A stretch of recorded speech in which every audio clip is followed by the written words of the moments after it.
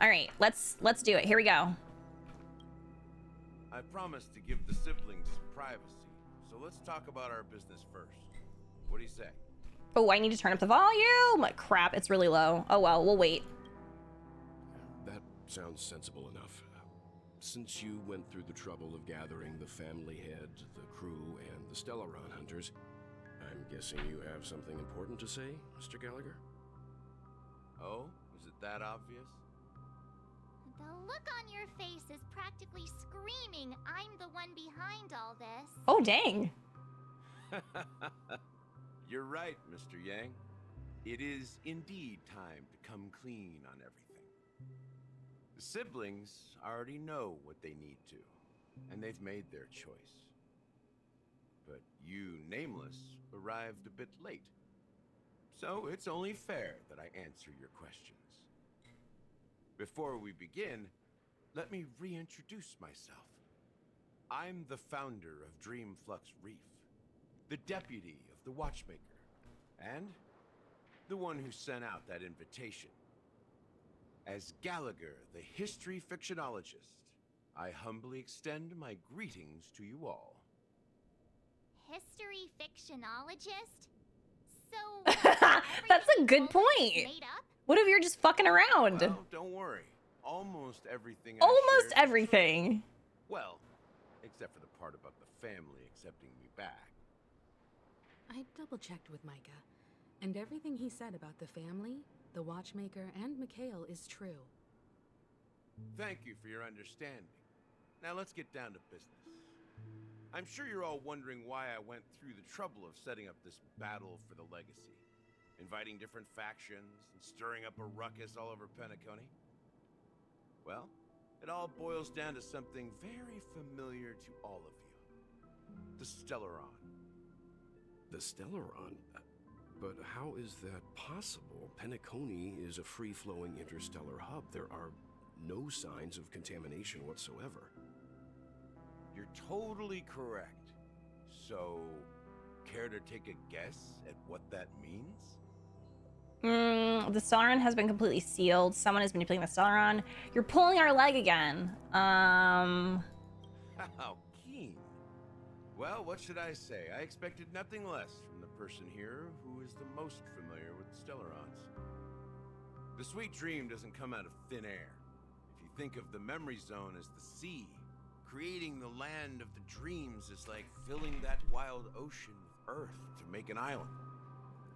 To achieve this feat, without the help Did that help a little bit? of remembrance or enigmata, the only way is to use a stellon. And that's not something you can achieve with a simple wish. It requires vast quantities of knowledge, time, and manpower. I'm sure you get what I'm hinting at. In Azdana, the planet of festivities itself is a stellon disaster. The planet of festivities itself is a stellon disaster? It all started a long time ago, back when the watchmaker and his crew liberated the frontier prison. They faced countless challenges as they began building Penacony from the ground up. That's when the idea of using the stellon came into play. Hold on, I have a question. First entered the Azdana system during the war. The Nameless warned everyone against the folly of attempting to tamper with such a power, and most heeded their words. But there are always people in the shadows with ulterior motives. I have a question. So when they're talking about liberating the prison, that's going back to like Hanu, right? Like, because isn't he the one that liberated the prison, or am I getting it confused? I'm trying to like remember. Wuthering Waves and the 1,000-Year Door come out next week. It's next week? Holy shit. Oh, okay. I was right. Okay. I was thinking, I feel like Little Man is related to this. Gallagher said in 2.1 that all the characters in the Clocky story are technically real people. Yeah. Okay, gotcha. I'll turn it up a little bit. I'm turning it up on my mixer, so I'm probably gonna need to adjust it. Actually, I guess I could keep it like this. I don't know. All right, we'll continue. The turning point came after Tiernan's death. With 2 of the Nameless gone, the Watchmaker had to go to the front lines. It was at that moment his rivals saw an opportunity. By the time a representative from the Montour System's family arrived at the Watchmaker's call, the Stellaron had already been activated and was seeping into the primordial synesthesia dreamscape. And I suppose the family happened to possess the knowledge to seal the Stellaron? Not just that. They knew far more about the Stellaron than the average person. They helped Mikhail swiftly quell the civil unrest and played a part in building Penacony under the disguise of the Harmony. Those 3 eras were known as the Age of Dreaming. The Watchmaker, who had been left in the dark, sent out invitations across the universe, spreading the hype around the land of the dreams. Then, how did they turn against each other?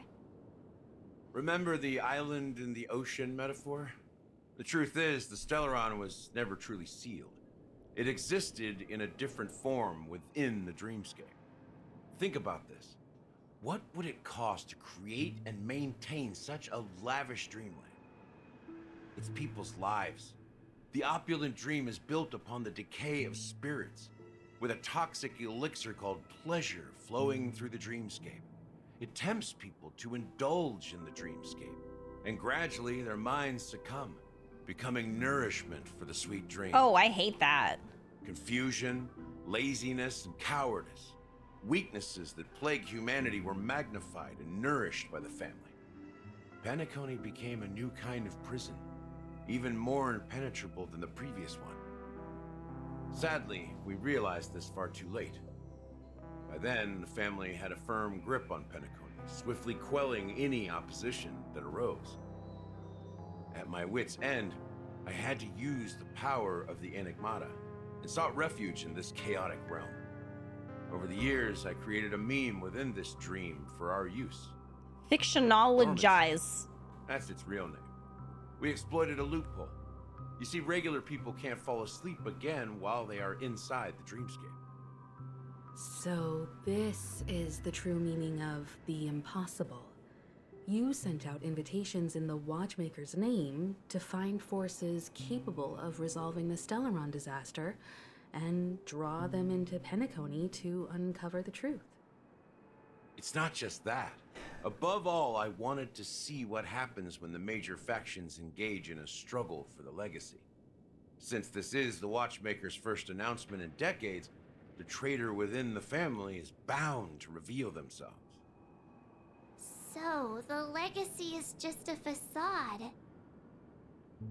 If you want to consider the Stellaron as the legacy, I'm totally fine with that. If that's the case, where is the Stellaron now? That's a question for Mr. Wings. The Stellaron is still under the family's control, and as the head of the Oak family, I'm sure he holds all the answers. You know, when he said Mr. Wings, I immediately went to Artem Wing from Tears of Themis.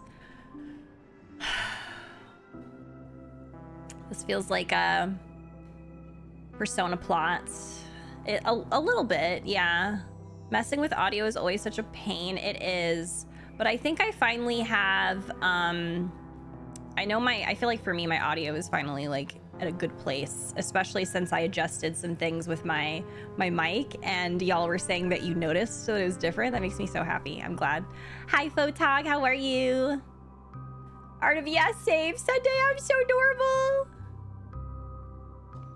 Yeah, that's a lot of lore. That was definitely like a lot of lore, a lot of information for sure. Understandable. How's the new PC going? It's going great. I love it. I love it.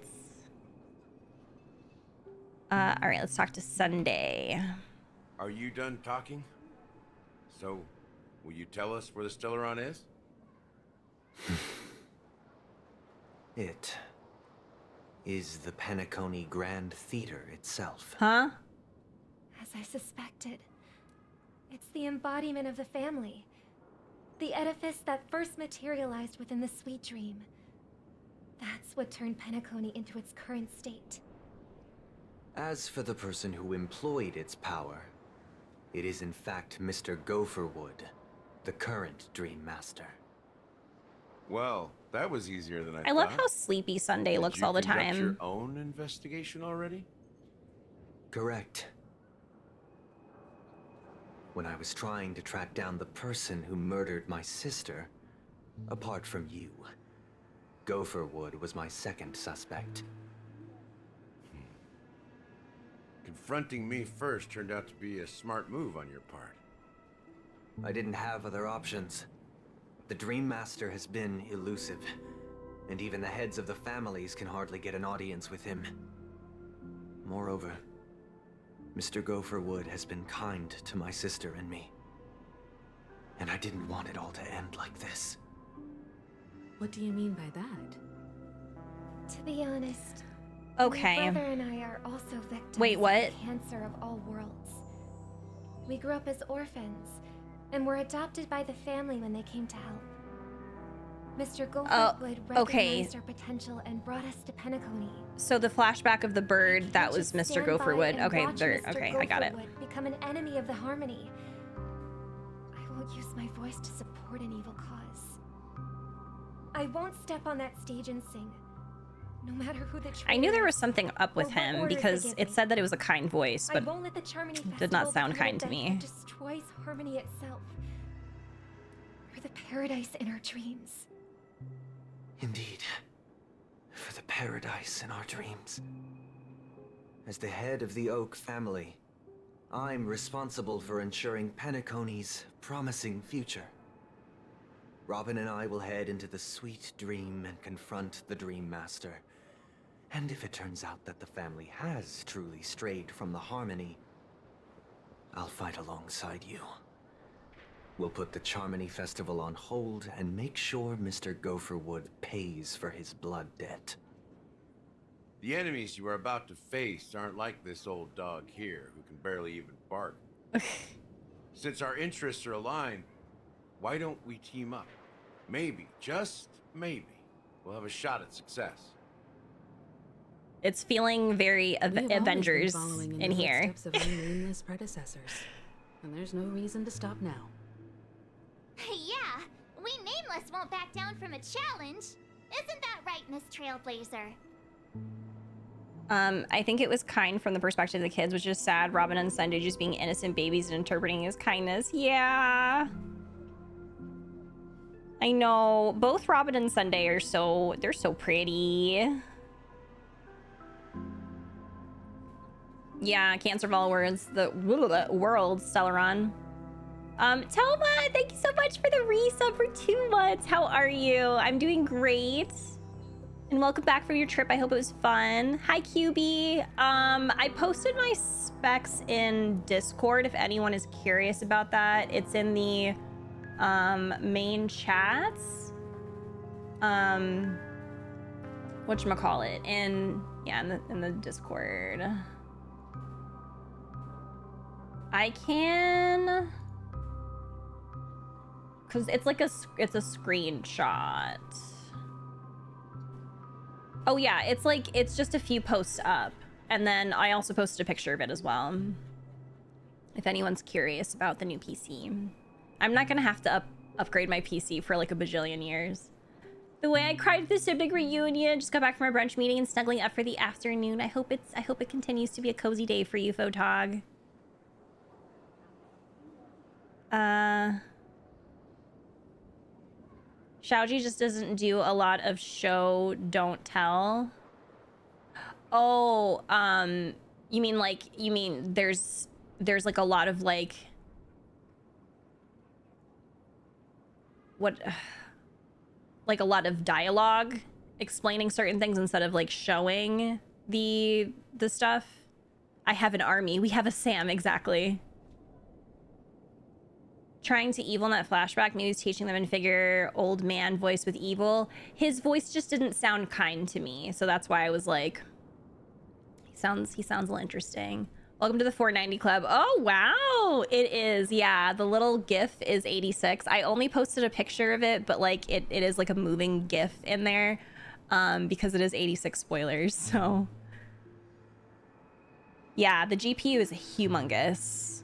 I would say your old PC was better than most. Yeah, honestly, I didn't really need to upgrade my old PC that much, but Effigy just decided to upgrade me.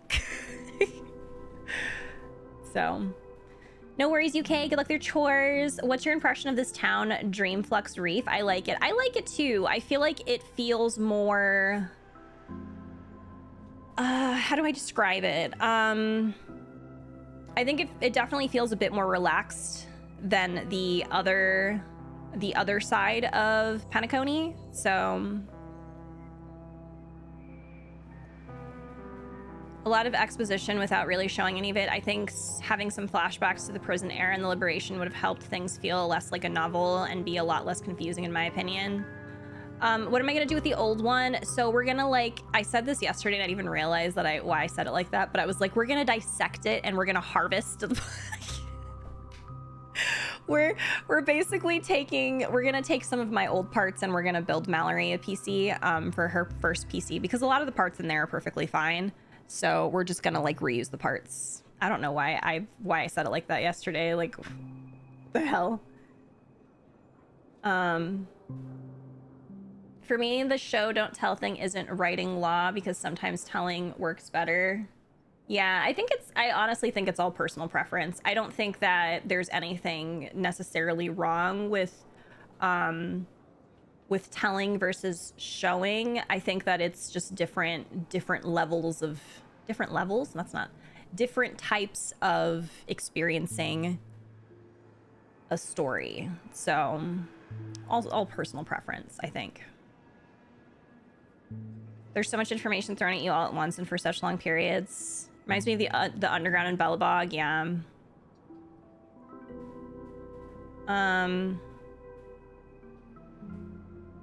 Single-mindedly hold on to the Eurocentric literary dogma of show, don't tell. Wait, what? Writing advice is more like, try this if you feel like it, yeah. Yeah, and like I said, I don't think they're, like, I think that people who don't necessarily connect with the way that some stories are told versus, like, I don't think that that's, like, a negative thing. I think it's just, like, preference, you know? So,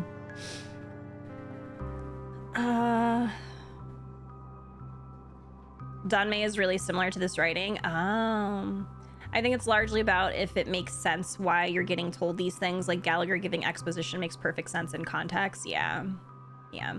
Obviously, though, I'm not done with it, so I will have my full opinion when I am done of what I feel about 2.2. So, all right, let's continue. Is that right, Lori? Ain't nothing to fear no more. We'd win. Heroes never back down. Peace was never an option. Going up against the Dream Master? Nah, I'd surrender. Peace was never an option. It's time for the crew to save the world. I need to get my blanket. Hang on. Rest assured, sitting on the sidelines isn't in our nature. Mr. Sunday, Miss Robin, I'm willing to accompany you on behalf of the Astral Express. Having a third party present should help with negotiations, and could make all the difference if things get ugly. Thank you, Mr. Yang. Thank you all very much. The Charmony Festival You're is about to start. welcome. You're so cute. And time is against us. We must hasten. Everyone, let's gather over here. We still need to make some preparations. Okay. Whoa, what the hell? Okay, I got lost for a second on my... Anyway. It has some of the most prosy and flowery dialogue I've ever seen in a video game. It feels like they use 50 words to say something they could have said in 10. I agree with that 100%. Why say lot word when few word work? I didn't mind the lore dump mostly because I did so much research in the Clocky stories that hearing it confirmed a lot of things and made a lot more sense.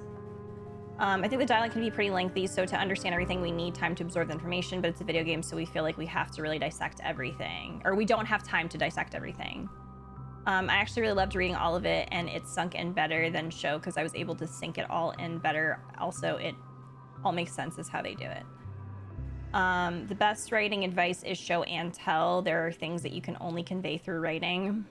Every story feels like a unique life form. I like going over them multiple times to get a better understanding, and I learn something new every time, I think.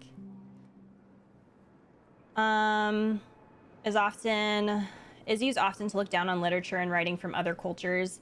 I mean, I don't think that that is necessarily what people are doing here. I feel like if somebody is struggling with the way that a story is being told, I think a lot of that it's related to different things. It's just different experiences. People experience fiction in different ways, and it resonates more with people in different ways. So I don't think anyone is necessarily like looking down on different cultures for that. I don't think that's what anyone is implying. I think it's more of just like the way that this is being told is hard for me to grasp, or for me to for it to sink in. I mean, I think it just depends. I do feel like it is definitely personal preference, and everyone has different preferences for how they do experience a story. So it's just kind of like reading books. I feel like I prefer when books are more like character driven and it's not so focused on like the overall plot. Sometimes excessive world building can get really, really tiring unless you are into that, which is totally fair. If you are into learning more about the world versus the focus being on like characters, like I think it's like similar, right? So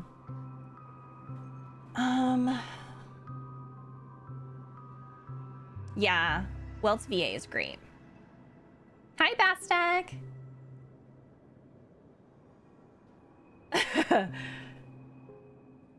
Yeah.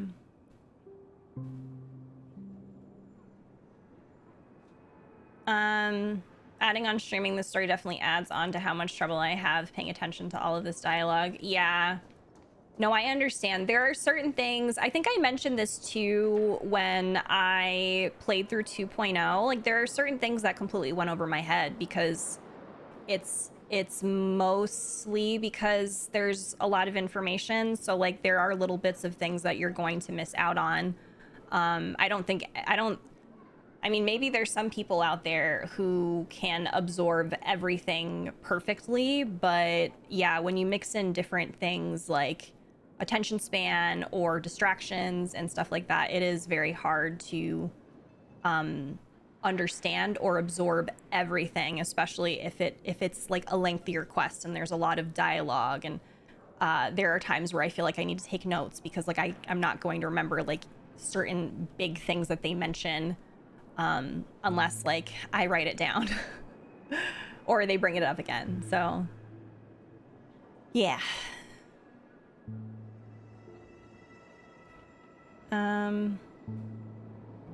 The story itself, I just didn't vibe with the way it was present at Munchjam. I think that's valid. I think that like it's better to have a criticism than to just be like, this fucking sucked. You know what I mean? Like, I feel like there's a difference, right? So I understand. Okay. I may have been quick to step up to the plate, but confronting the Dream Master could be a very dangerous affair. Huh? Even you're saying that, Mr. Yang? How powerful is that Dream Master?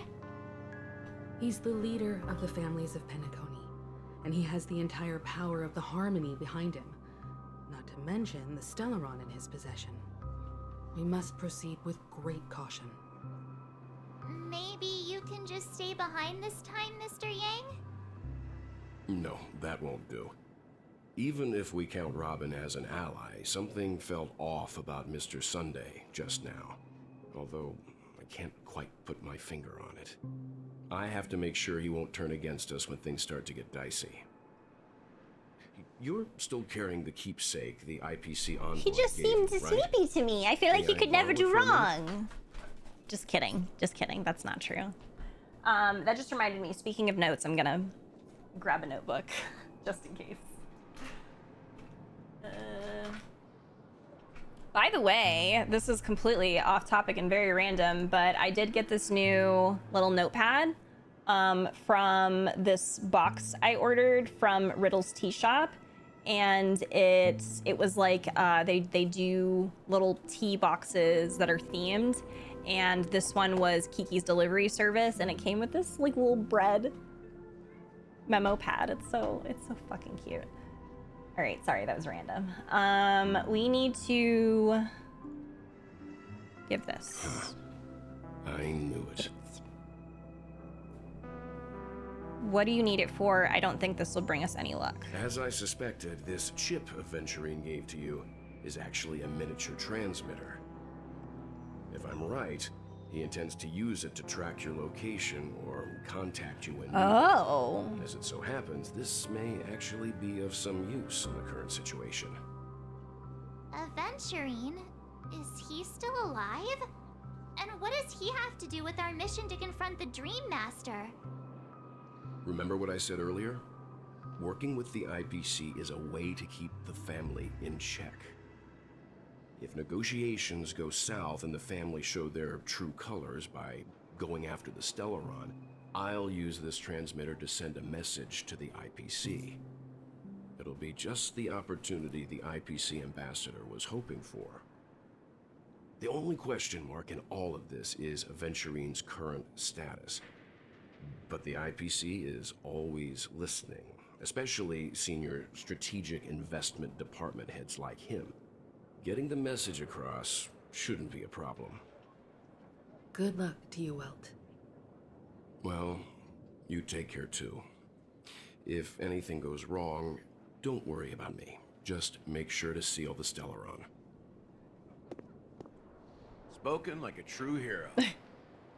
Even if the Dream Master is innocent, the family's corruption runs deep. I won't make the same mistake Mikhail did. Let's wish him the best of luck.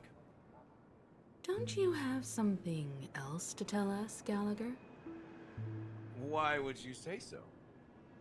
Before we departed, the conductor asked us to inquire about the 3 nameless in Penacony. We've already collected intel about Rosalina and Tiernan, so the only one left is legwork.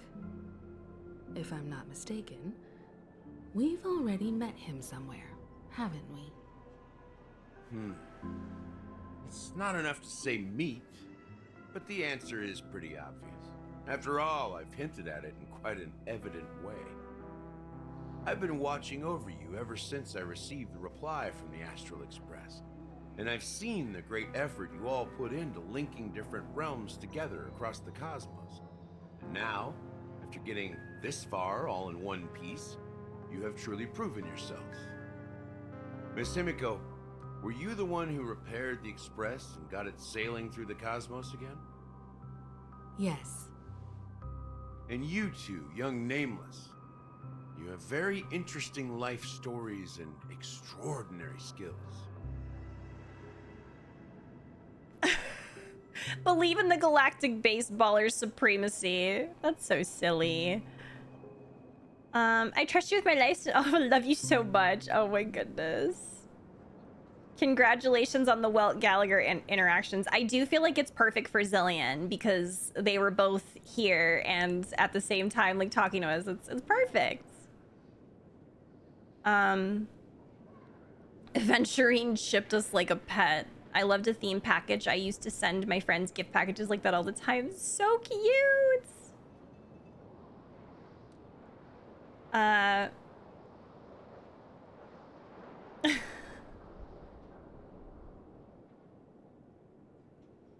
I also like Yap Fest because I don't like fighting. I end up watching the patches multiple times because different people point out different things. Yeah.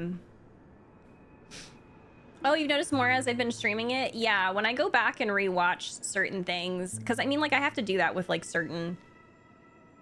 Well, I don't have to, but it's more of just like I want to. Like I've rewatched 86 like 5 times, and every time I do a rewatch, I notice something new about it that I didn't pick out before, or that I didn't see before. And then as I've been watching parts of Mystic and Krez's playthroughs of the Xenoblade games, I've been noticing things I didn't notice before. So yeah. So I understand that. Same thing with Nier Automata, yeah. Okay, we're gonna say this one, because it's silly. Hey, you can't just make up titles like that. I annoy March so much, I love it. You're full of energy. Please send my regards to the conductor, Pom Pom. Please let them know that their friend had fond memories from his time aboard the Express, which he reminisced on every time he had a good drink. As for the last nameless, he embarked, disembarked, and embarked again, traveling in a great circle, ending up back where he started. On his deathbed, he told me to find the Astral Express and deliver an invitation to the future nameless. He left behind a special gift, a true legacy, something that belongs only to the successors of the Trailblaze. Come with me. Now is the time to reveal it. They are super old. Oh, Pom Pom, yeah. I catch more on Lori's playthroughs because she happens to stream the story. If she didn't stream this, I'd remain confused or stop streaming the story. Oh, yeah. No, I get it. Because I mean, it's hard to find time to do that too, to rewatch certain things, unless it's like something that you're super, super interested in. And even then, things that you're really interested in, it's hard to really spend the time. I don't think that I would have rewatched 86 as many times as I've done if not for wanting to rewatch it with friends. So I get that. I understand. I annoy. I was reading chat. Sometimes I feel like you're still alive, old friend. Oh. Like you've still got so much to say. Oh, he's like yearning, huh? Kept my promise. Brought the future trailblazers you've waited so long for. I don't know why you were so obsessed with that train. Do you need a moment? But I remember Should we like walk away? Don't let us down, old man.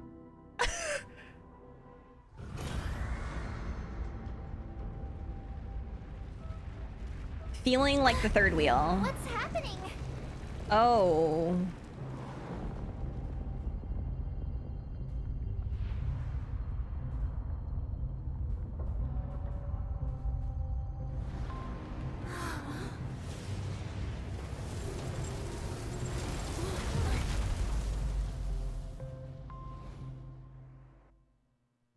The hell? Go ahead. His resting place lies in the garden up ahead. The first and last nameless of Penacony. Mikhail Char Legward, the watchmaker.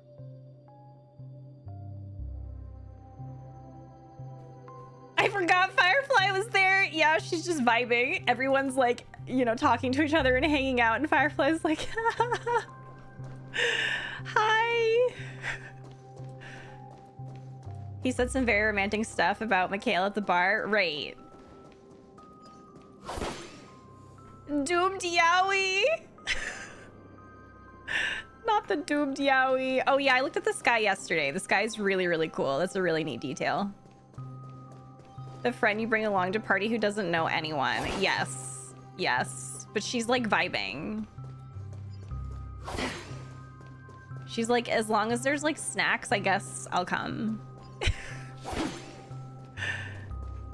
She would be the friend like going to find the pets at the house, not interacting with like any of the humans, but just going and petting like the cats and the dogs and stuff.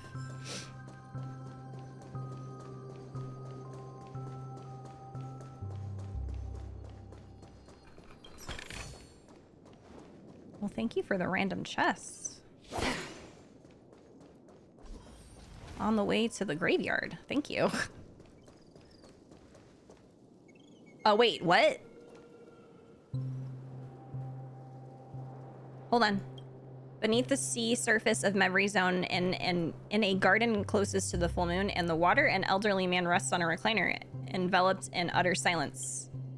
The watchmaker Mikhail Char Legwork has passed into that endless, timeless dream where no sound could ever awaken him. Sure enough, the watchmaker is the third nameless. Even I could guess that one.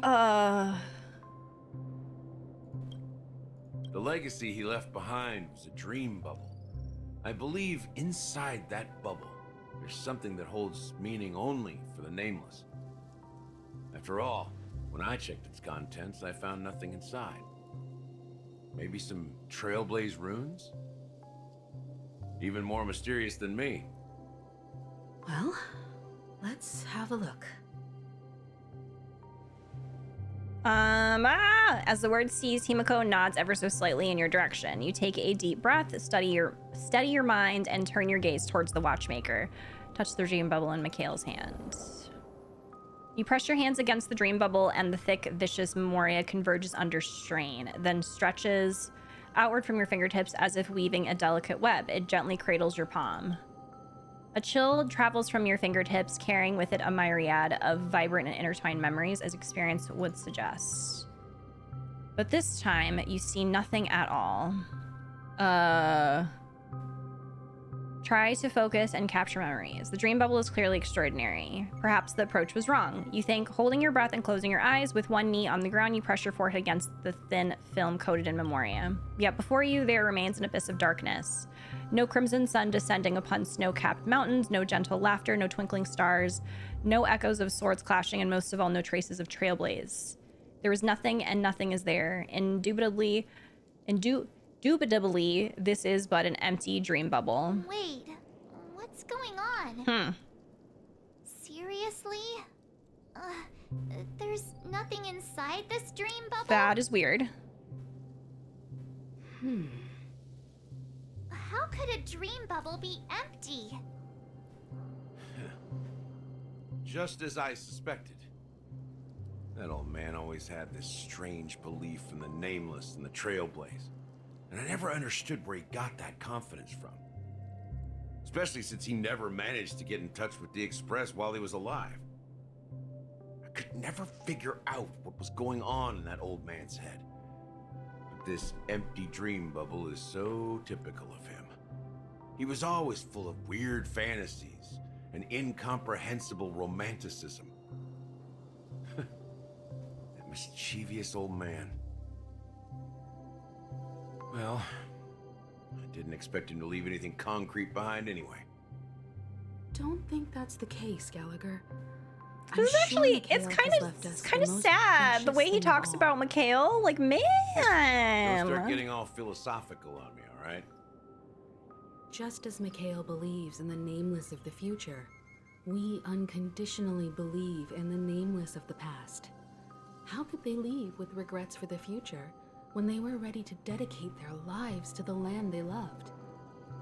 There must be something contained in this dream bubble.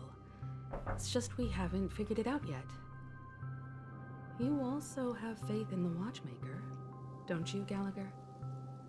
Well, I'm a follower of the Enigmata.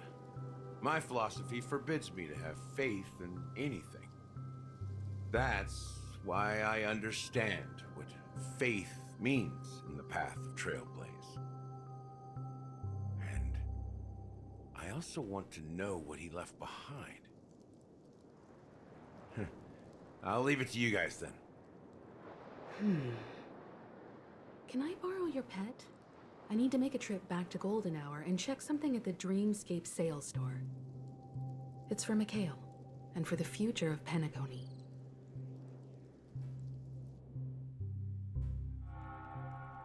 Oh! Welcome to the Reverie Hotel. How may I help you?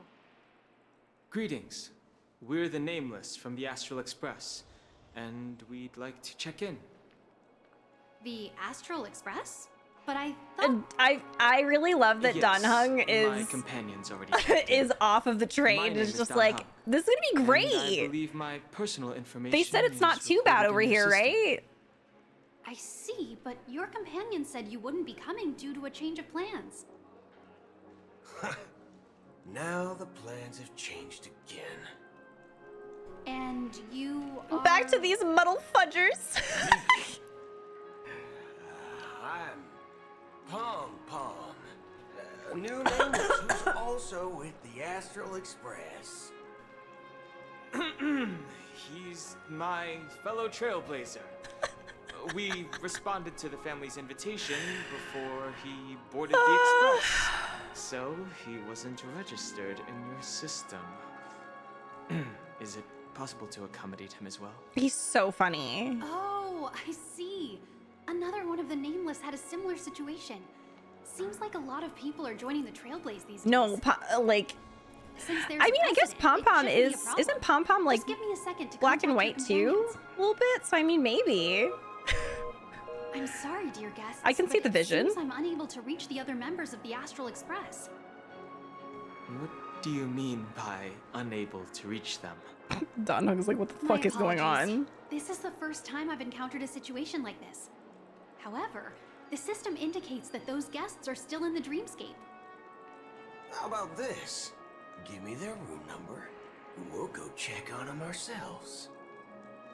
I'm afraid that's not possible. I need to verify both of your identities before I can share any guest information. How about you just wake up someone? Let's say, Welt? I'm sorry, but there are strict rules regarding forced awakening. It cannot be done without the proper clearance. So nothing works, huh? What's your solution then? Are you saying we sleep here? At the reception? Please be patient. We need to contact your companions in order to confirm your identities. And now it seems you need to confirm our identities before you can contact our companions. They're about to ask for the manager. It seems so. Oh, fudge. Look, nothing personal, but if you can't handle this, go find someone else. He who just can. asked for the manager! Okay? Please calm down, dear guests. I do recall that Mr. Sunday, the Oak family head, Get your personally supervisor handled on the this issue phone right earlier. now. Oh, please wait a moment while I contact him. I wasn't I don't expecting think she's that. trying to give us a hard time. She really just doesn't know what to do. Listen, I have to, hold on. Listen, I have something to say. Because I would, in this situation, I would be Boot Hill and Effigy would be Don Hung. Like, Effigy would be like, just calm down. Like, she's just doing her job. And I'm like, yeah, but she's not helping us. Can she, if she doesn't know the answer, then she needs to find somebody that does so we can figure this out. Like, I paid good money for this. There have been so many times where that's happened and Effigy's like, don't make a scene. Don't make a scene. Literally me and my ex, cause I tend to be that person anyway in like a group of people where like there have been so many instances where someone's just like, it's not a big deal. Like we'll just make do. And I'm like, no, you're not gonna make do. We will get somebody to figure this out.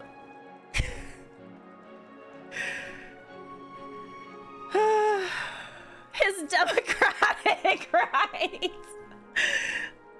Excuse me, he said no pickles, but he said no pickles. Exactly. That is me at all moments in life. I am the no pickles friend. Person, we can't reach your friends, but people are dying. Get the manager. No, I love Boot Hill. He's great. This is so wonderful. The poor underpaid employee. Exactly. I don't want to but that's the thing is I don't want to like make her job harder. So if she doesn't know what to do, then she can go and take a break and then go and get her manager and then I can yell at the manager instead. No, I'm just kidding. I don't yell at anyone. I just like, unless it's like something like super serious, I've never really yelled at anybody like that. I don't think so. Seeing the manager always, yeah, exactly. Introvert soul recharge for 2 patches and boot is already draining his social battery. Asking for the manager is so caring. That tends to be me, but I'm definitely I've had to work on being more firm with people in situations like this now. It's so hard. No, I get it. I get that it's really hard for people. I think that for me, like my dad kind of taught me to like always advocate for myself in situations where like, you know, obviously like it was very important to advocate for yourself. So I think it rubbed off on me a lot. So I just end up like exuding that, especially for other people who are unable to do it or like have a hard time doing it. Like I'm definitely the type of person too that if somebody has like social anxiety and like they struggle with making like phone calls or like appointments, like I'm fine with doing that for people. Like I'll make your doctor's appointment for you. Like I don't have a problem with that, like because I got used to it because of the way that like I was raised. So hi Hex Skater, how are you? Oh, I'm sorry you didn't get the notification. That's really weird.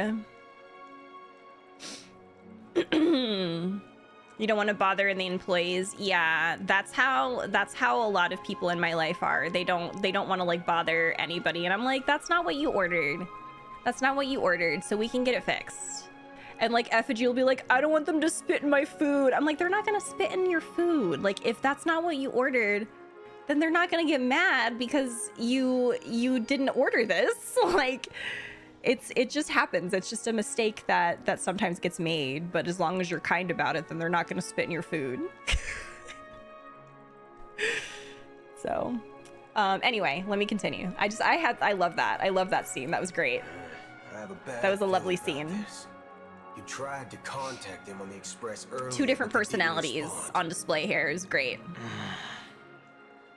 Something doesn't seem right. I need to leave for a moment. You can stay here with the receptionist. Don Hung's like, let me get the fuck out of here. Sure thing. Just don't keep me waiting forever. Don Hung seems pretty worried about his companions. I should give him some space. Stressing out about it won't help anything. Oh, we get to play as Boot Hill! Stop, this is so... No, I can't see!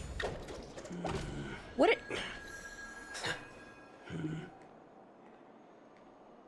did he just do? What did he just do?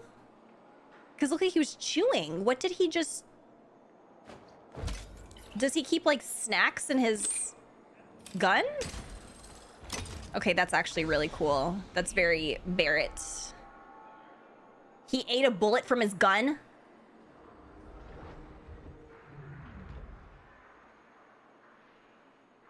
What? Derek, how are you? By the way, thank you so much for the resub. Yes, thank you so much for 33 months, Derek. I appreciate it. How are you? It's very good to see you. Sorry I missed the notification. I love that he's caressing it. He's like...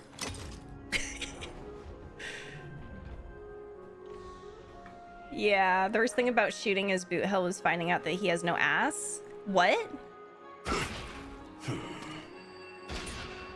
Oh my god.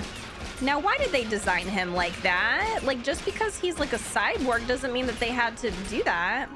Oh, look at his movements. He looks like he's... This is so...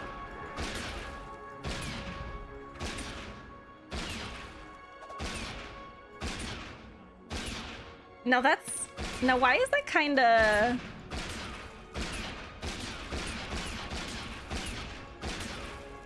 I like that I'm just shooting in the hotel.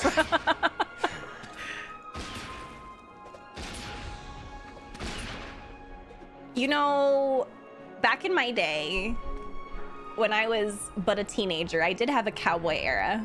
Like, as in, like, I was into cowboys. Maybe he's bringing that back for me. I'm not sure. The Charmony Festival is about to start. Oh crap! I need to do his technique. Yeah. Hey, you guys here for the Charmony Festival too? Well, He needs to be fined for insufficient booty. Honestly, Insufficient booty for Boot Hill. know what it's about, but I heard it's a lot of fun. Well, back in my homeworld, Anaria, we have festivals like that all the time. My dad threw me a birthday party one time that was just as extravagant as the Charmony Festival. Oh, come on. The Charmony Festival is a once-in-an-amber-era event. How can a birthday party compare? Well, you never know, right? Maybe on her world, birthdays only happen once in Amber Era. Anyway, let's forget about that. Have you heard about the, unsettling things happening in the dreamscape? Unsettling things? What could possibly go wrong? It better not ruin the Charmony Festival. I've been looking forward to it. Relax. With a big event like this, there's bound to be lots of gossip and rumors. Don't worry. If anything does happen, the family will be on top of it. Oh, that's a relief. I didn't come all this way to see the festival go down the drain. Well, looks like I won't get any fudging clues out of these two. They're clueless. Fudging clues. Who's hotter? Who's the hotter robot, Boot Hill or Svarog? I think I prefer Boot Hill. Also, Effigy got the voice pretty spot on too. He did. He chose the flat ass upgrade. Just running around shooting when I got there, right? Kaya ass flashbacks help. Hi, Iro. The bullet idol animation is wild. You can chooses idol animations to play in camera mode. Oh, neat. Is that why you married Effigy? Help! He does sound like a cowboy, but he's not.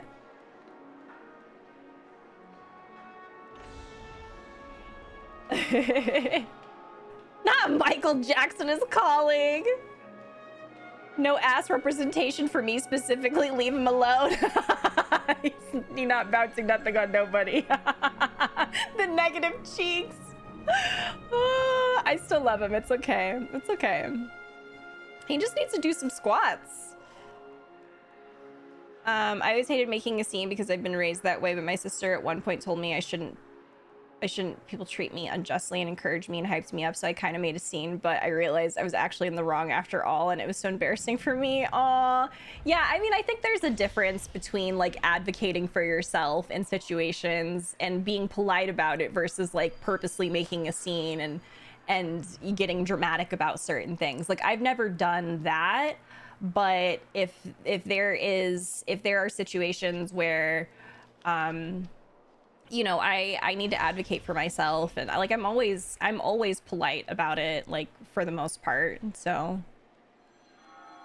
welcome in, Kind Spring. Hello.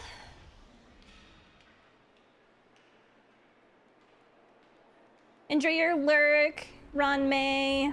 Does Farag have better cheeks? You know what? I didn't look. Farag got the better dad mods. Have you ever made Effigy say yeehaw? Oh yeah, he says yeehaw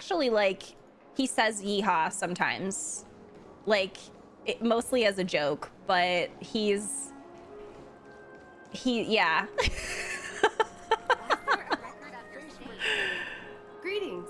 I'm Cody of the Bloodhound family, head of security for the hotel. How may I assist you? Hello. So, there's something I wanted to ask about. I've been hearing some unsettling rumors about certain incidents. Oh, Effigy's my husband. The Charmony Festival. Do you think there's anything to be worried about? I've traveled all the way from the Hayahi Federation, and I don't want my trip to be ruined. What do you mean? Wait. You haven't heard? I'm not sure where you heard those rumors, but they're completely baseless. I can assure you, as a representative of the Bloodhound family, that everything is going smoothly for the Charmony Festival. At present, all of the families are focused on making sure the festival starts on time. Even the Dream Master himself has arrived. So don't worry, your trip won't be in vain. Mm-hmm. That's a relief to hear. She doesn't appear to be acting. So, it seems that even the hotel staff are out of the loop. Back already? Yeah. Hasn't He's... she returned yet? Andrew Russell did a really good job with Boot Hill. I'm starting to wonder. Sending her to contact Sunday was a good idea.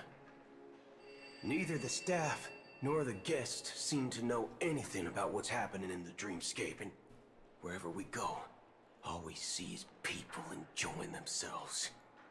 Definitely not a good sign. I agree. Another unusual thing is that the Oak family is supposed to be in charge of organizing the council and managing everything inside and outside the dreamscape. However, I walked around the hotel, but didn't meet a single member of the Oak family on such an important day.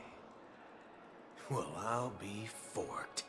If I remember correctly, the head of the Oak family is that Sunday guy, right? My favorite thing is that, like, no one We asked shouldn't about linger this. here too long. Like, forks? Let's go back to the Express for now. Everyone's just like, Not this is so fast. this is normal. Ever robbed VIPC, bro?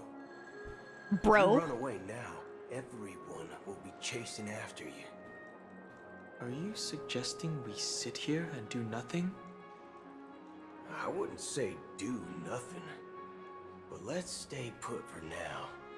Even if the family has ulterior motives, they couldn't have anticipated us showing up here. We're the surprise factor for them. They don't want to attract unwanted attention from certain outsiders, so they won't do anything reckless. See? The IPC lackeys are keeping a close eye on this hotel. If I were a family member, I'd find an official excuse and keep the surprise factors here. If we just wait here, that would be like walking into their trap. Of course, we don't need to walk into their trap. I gave a backup plan to the memo keeper. If it turns out we won't be allowed to enter the dreamscape, she'll order a drink for me in the VIP lounge at the hotel. In reality, A secret signal. That's right. Oh. That's right. They did have that Object conversation can on the indeed help phone. the memo keeper establish a connection with you. But Boot Hill, if you have more backup plans in the future, I hope you'll let me know in advance. I'm sorry, but it's one of my quirks. I have too many unreliable friends. Wait! And if I reveal that I have backup plans, What do you things mean? Things can go awry. And that would leave all backup plans completely useless. How do we get into the VIP lounge? I had, you know what? I had theories about Boot Hill after the preview, and I'm really curious if like that's gonna come into fruition, especially after he said that. Like he just, I feel like his backstory is gonna end up being like really sad, just based off of like his whatchamacallit. Yeah, based off of his light cone. I hope it's a heart-wrenching. The All About Boot Hill event is coming today on Asia server. Oh, heck yeah. Donahoe giving tired mom energy. Maybe his Max Ascension line when he released is a single fuck yeah. I love it. They sneak it in a readable or something. Oh, they should sneak it in for him cursing. Yes. Once per year, fuck.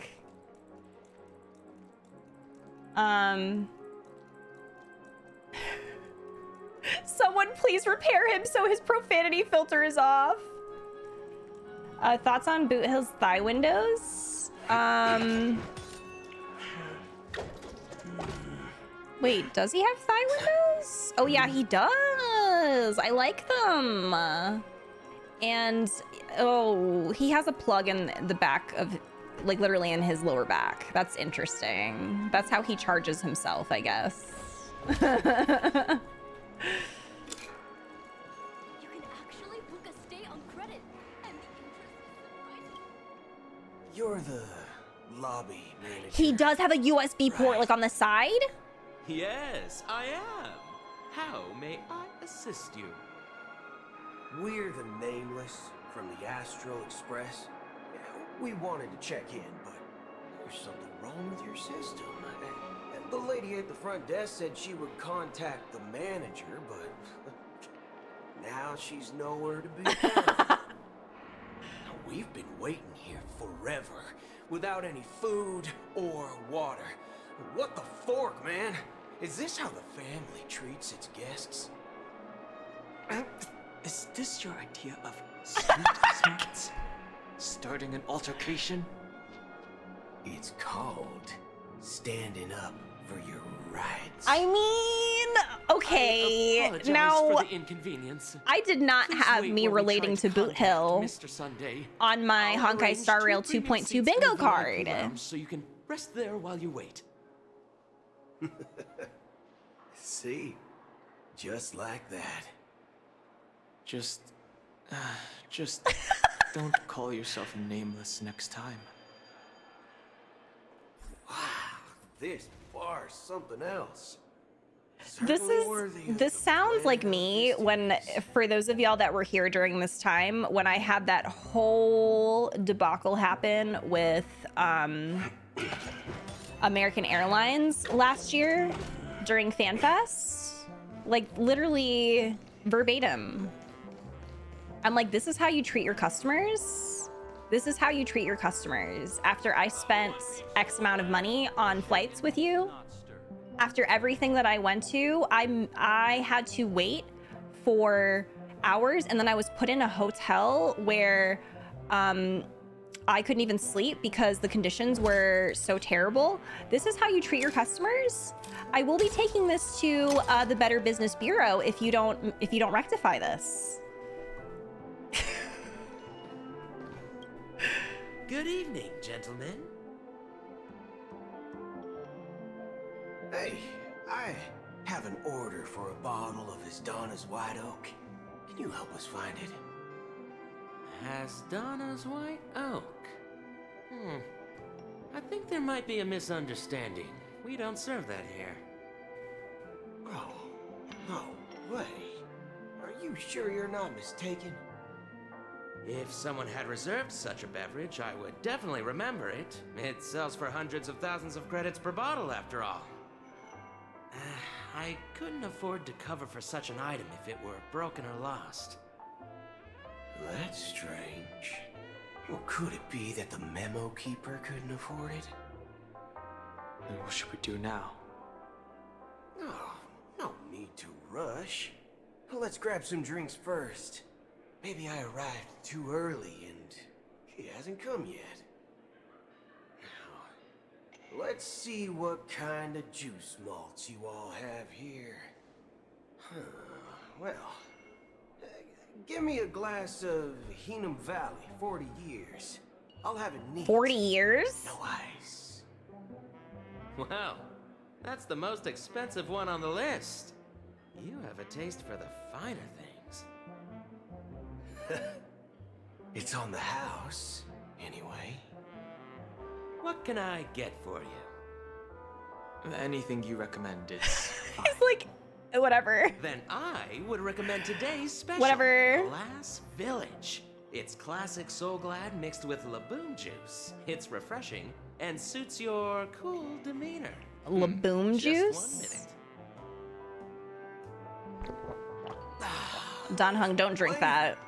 Dynamite barbecue with rocket fuel. Ooh, really hits the spot. Truly the finest sherry cask aged malt juice in the cosmos. Dynamite barbecue with rocket fuel. Is that really something that humans enjoy? Hey, this guy doesn't know anything at all.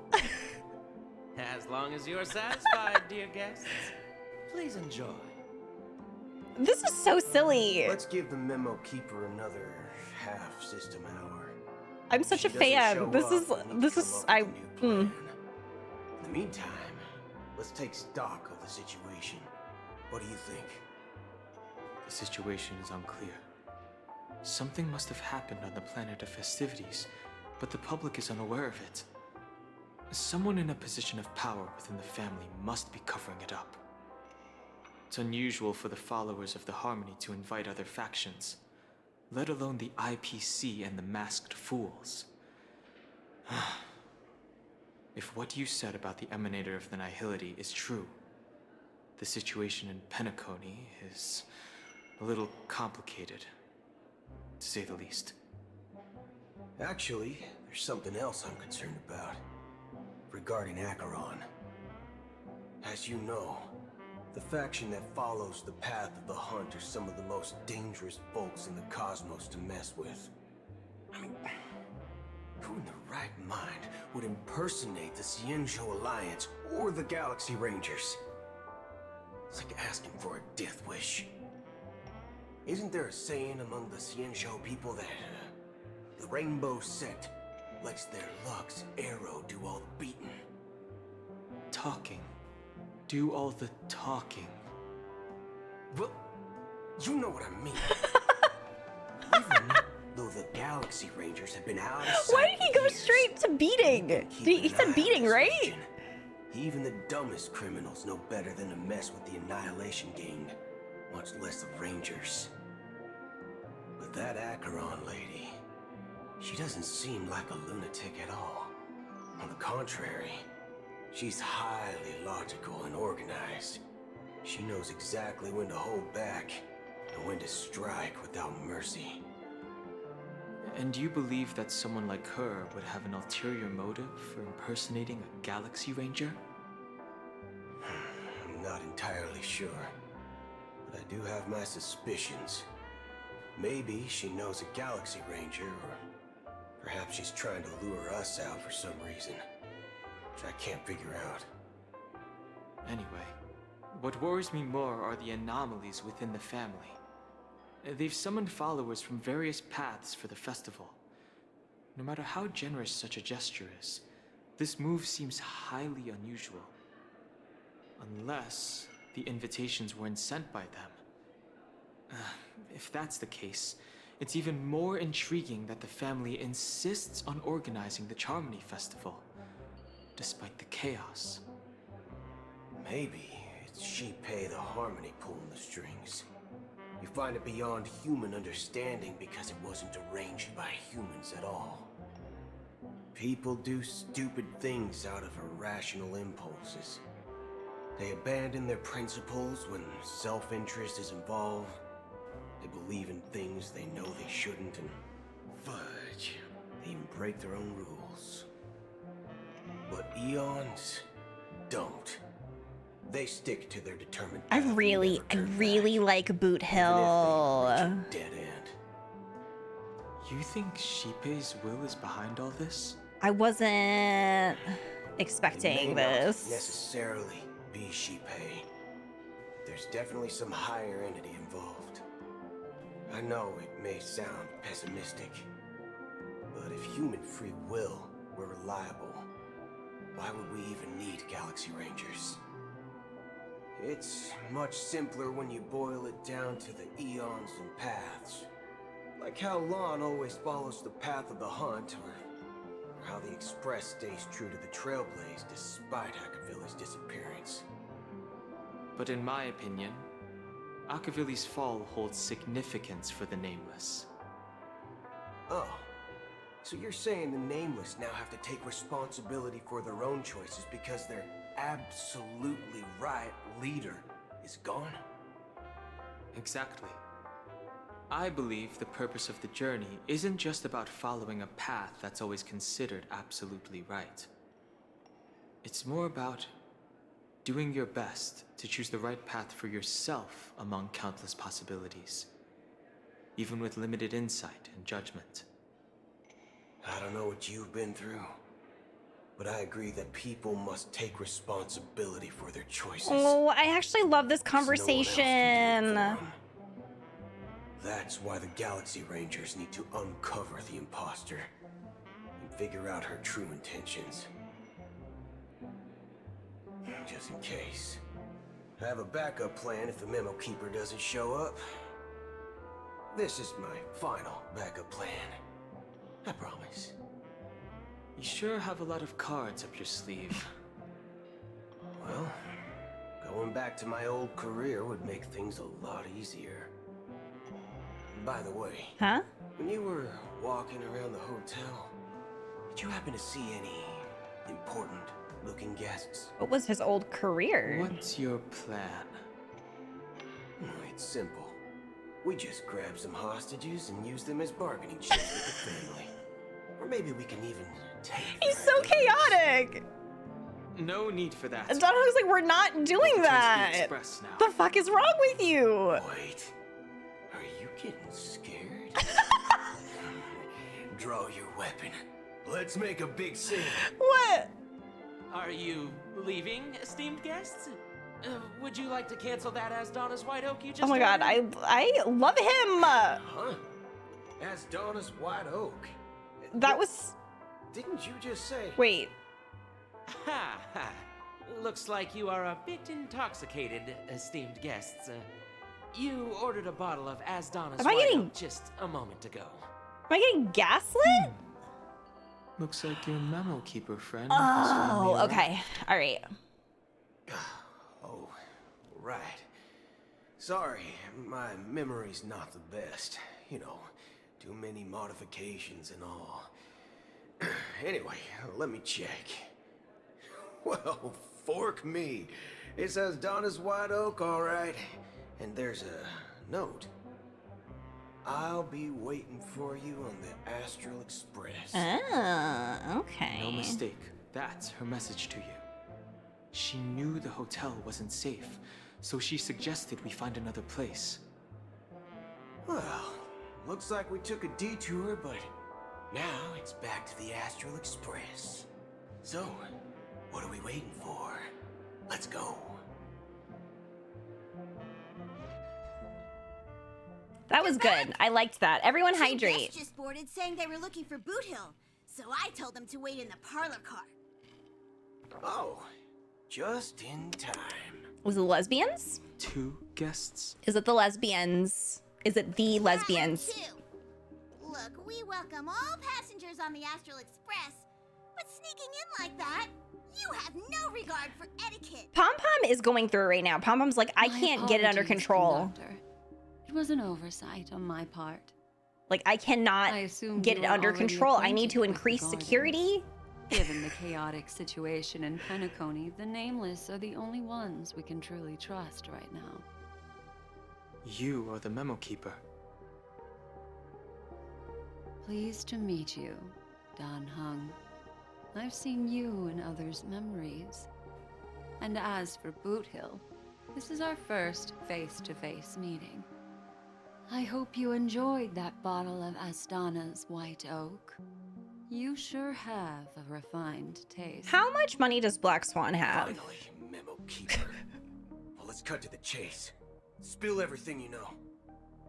That's precisely what I intend to do. But before that, please allow me to introduce myself. My name is Black Swan, and I serve the Garden of Recollection as Is there about to be a brawl, though? As for Acheron's story, I'm sure she knows it better than I do. Boot Hill, don't shoot Greetings. her. I'm Acheron. What? You Garden of Recollection shirtbag! Shirtbag! I apologize, but she did that at my request. Due to certain reasons, I have been exiled by the family. Thankfully, this memo keeper came to my aid and helped me escape their surveillance unnoticed. To be honest, it was more like stalking than helping. And the process was far from unnoticed. But we did escape. Actually, I was I stalking asked you. her to guide me to a place beyond the family's reach and to contact a few trustworthy individuals, namely all of you. Trustworthy? Son of a nice lady. You think Son I'm of a dumb nice or lady. something? How about this? I said don't shoot her! And see what's Oh my god! Not the gay on gay violence again! Talk about trust. It doesn't have to be like that. I'm willing to answer all your questions, but not right now. If my cover hadn't been blown, we might have had more time, but at the moment, we don't have any other options. No other options? What do you mean?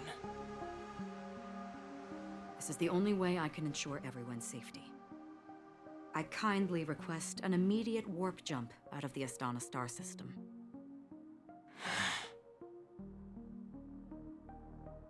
This passenger is requesting. Pom Pom is so. I just imagine Pom Pom As being far as so I can tired. tell, she's not a threat and seems to be telling the truth. I've briefly traveled with your companions and know their whereabouts, Dan Heng. Please rest assured, your nameless companions are safe, but they need our help. As for Boot Hill, you may have guessed. I've been waiting for you. Galaxy Rangers are known for their elusive nature and limited contact with each other, so this was the only way I could reach out to you. Only by doing this can I find a true Galaxy Ranger and fulfill a long-standing promise. To return his relics to their rightful owner. Someone once told me that every rainfall is like a gift from the heavens, a sign of their mercy upon the world. Raindrops are said to be the tears of the gods, shed in response to the sorrows of the world. Their constant pouring is a reminder that the gods haven't abandoned us yet. Aww. So, how long has this rain been going on for? I used to believe. Hi, Naku. How are you? That it would eventually stop. Years and decades passed. And in the end, such hope faded away before the rain did. Oh yeah, this is very ASMR. Looks like the god you mentioned doesn't exist after all.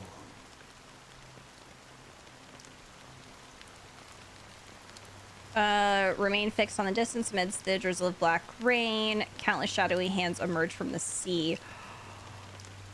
Oh, you know what? This is so funny because I didn't even realize this was the sea until now. And I didn't realize these were hands. I thought these were like tree sprouts or something. Okay, all right. That makes this scene like even creepier. Let me. I'm doing good. It's good to see you. Mortals who walk the paths are like sailors on a vast ocean, leaving behind a trail that creates countless ripples of possibilities. These ripples last longer than the fleeting lifetimes of humans. And for some, their presence leaves such a strong mark that it's reflected in the waves. Like those shadows on the ocean.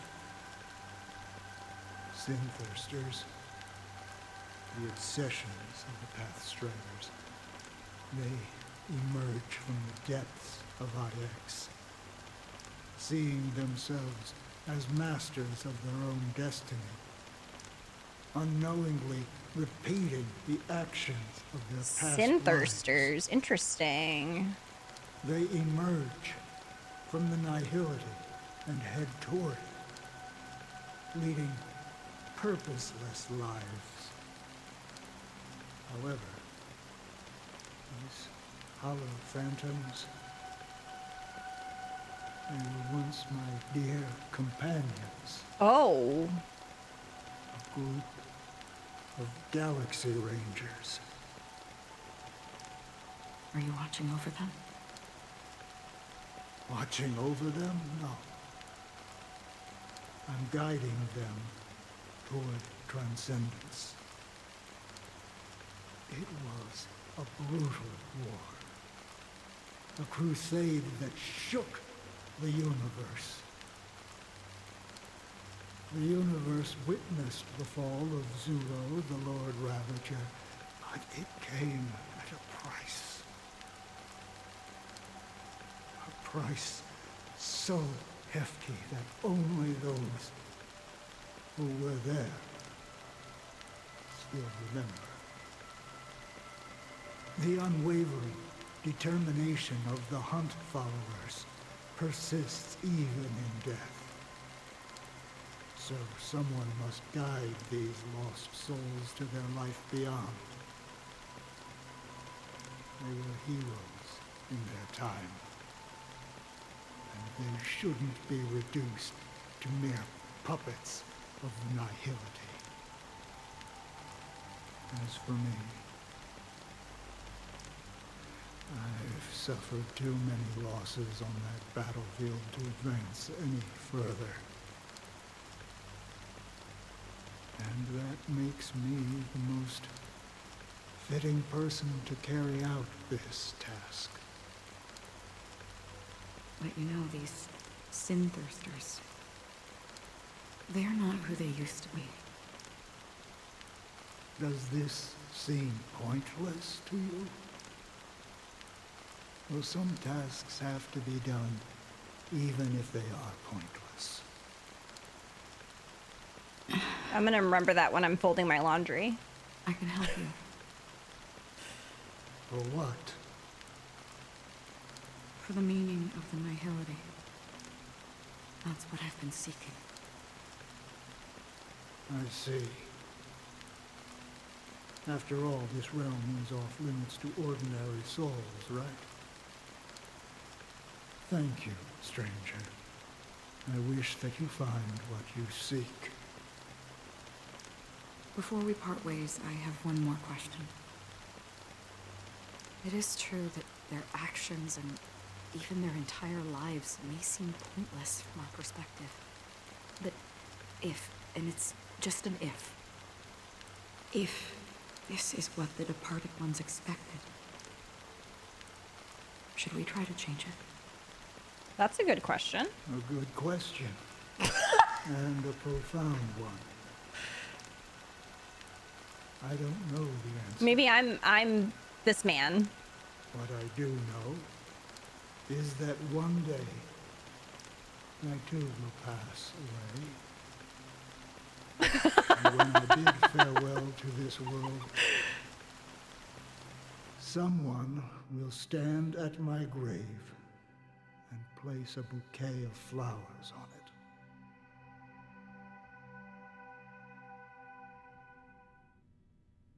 See, maybe I'm not this man because I don't want a bouquet of flowers. I want people Appeared as a to... child, my speech, mindset, and soul reflected immaturity and innocence. This is gonna be whiplash, but I don't want people to put flowers on my grave. I want people to, if they're going to mourn me, I need them to come to my grave, and every time they visit me, they play the thong song. Like, just put it on your phone or anything. Just play the thong song when you visit me at my grave, and that's how you will pay. You will memorialize me that way. Okay, sorry for the whiplash. As I grew into adulthood, I feel like this is gonna be I sad. left behind my childlike side.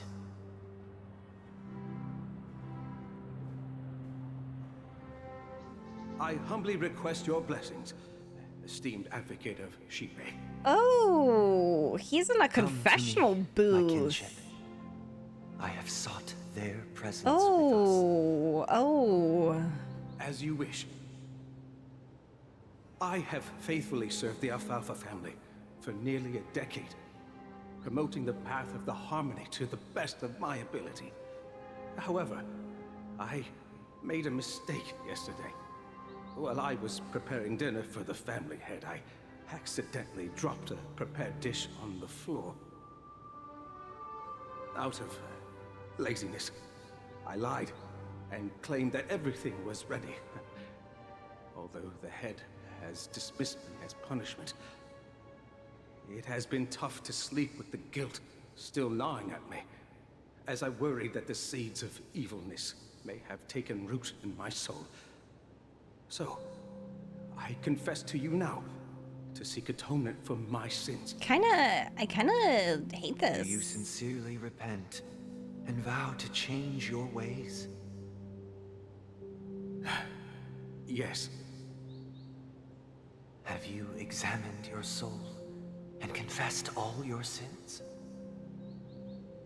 Oh, yes. Are you willing to accept the process of atonement? Yes. Very well. Show your dedication and goodwill to the family, and you shall be reinstated among them. Now, please, leave in peace. Oh, praise Shipe. And thank you, esteemed advocate. Next, please step forward. I wholeheartedly confess to you. Please, pardon my sins. Rest assured, I have implored their presence to be with us. As long as you are sincere. This is so... Anybody else, like, get to this part and you just feel like this gross... Oh, great. You know... feeling in your stomach. I arrived in Penacony as a stowaway. This is so uncomfortable. I sold everything to get a ticket. My house, my land, and my 2 children. Oh! I see. Please. He sold his children? My children were starving, and I hoped they'd have a chance at survival if they became slaves here. If I can strike it rich here, I'll lift them out of that situation and give them the life they deserve. But the Bloodhound family got wind of it. They're on my tail, hunting me down. I thought I could bring my kids here. It was all my fault. All my fault. The family is ready to forgive all sinners. I'll ask the Bloodhound family to cease their pursuit. You don't need to live in fear anymore. Oh, thank you. Thank you. I'll work my hardest to redeem my children and make them part of the family. Praise the harmony. Next, please step forward. Hey, long time no see, Mr. Sunday. The most esteemed individual in Penacony, and the next leader of the Oak family, right? I have sought their presence with us. Let us proceed. Sure, let's just get this over with. I have sinned, please forgive me. I wasted half a pizza at breakfast, and a bottle of Soul Glad. That's it. Nothing more. Can we wrap this up? I've got a robo-ball game to catch, you know? Do you seek to atone for your sins through good deeds? My sins? Well, starting to sound like a saint, huh? Well, let me tell you something. Neither the family nor you have the right to judge me. You think nobody knows what your precious family has done? Oh, damn. About the watchmaker? Huh? Don't kid yourself, Featherbrain. Those dream chasers might be fooled by your act, but don't fool yourself. Before you start spouting off your holy verses, answer me this. Where does the power of the Oak family come from? And your power? What makes you think you can sit there all high and mighty, looking down on everyone else? Well, I've spent enough time in confession today to enter the Harmony's paradise, right? Then I'll take my leave. Good luck with your election, and, don't make me regret my investments in you.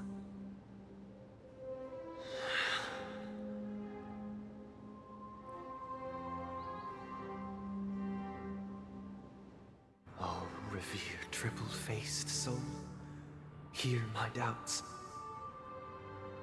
Who can judge the strong when their power hides their crimes? Oh. Who can vouch for the weak when they will pay any price to survive? Oh. Who can comfort the purest souls when even they get led astray? If the strong defending the weak is truly the foundation of paradise, then who is responsible for the suffering and anguish in this wretched world?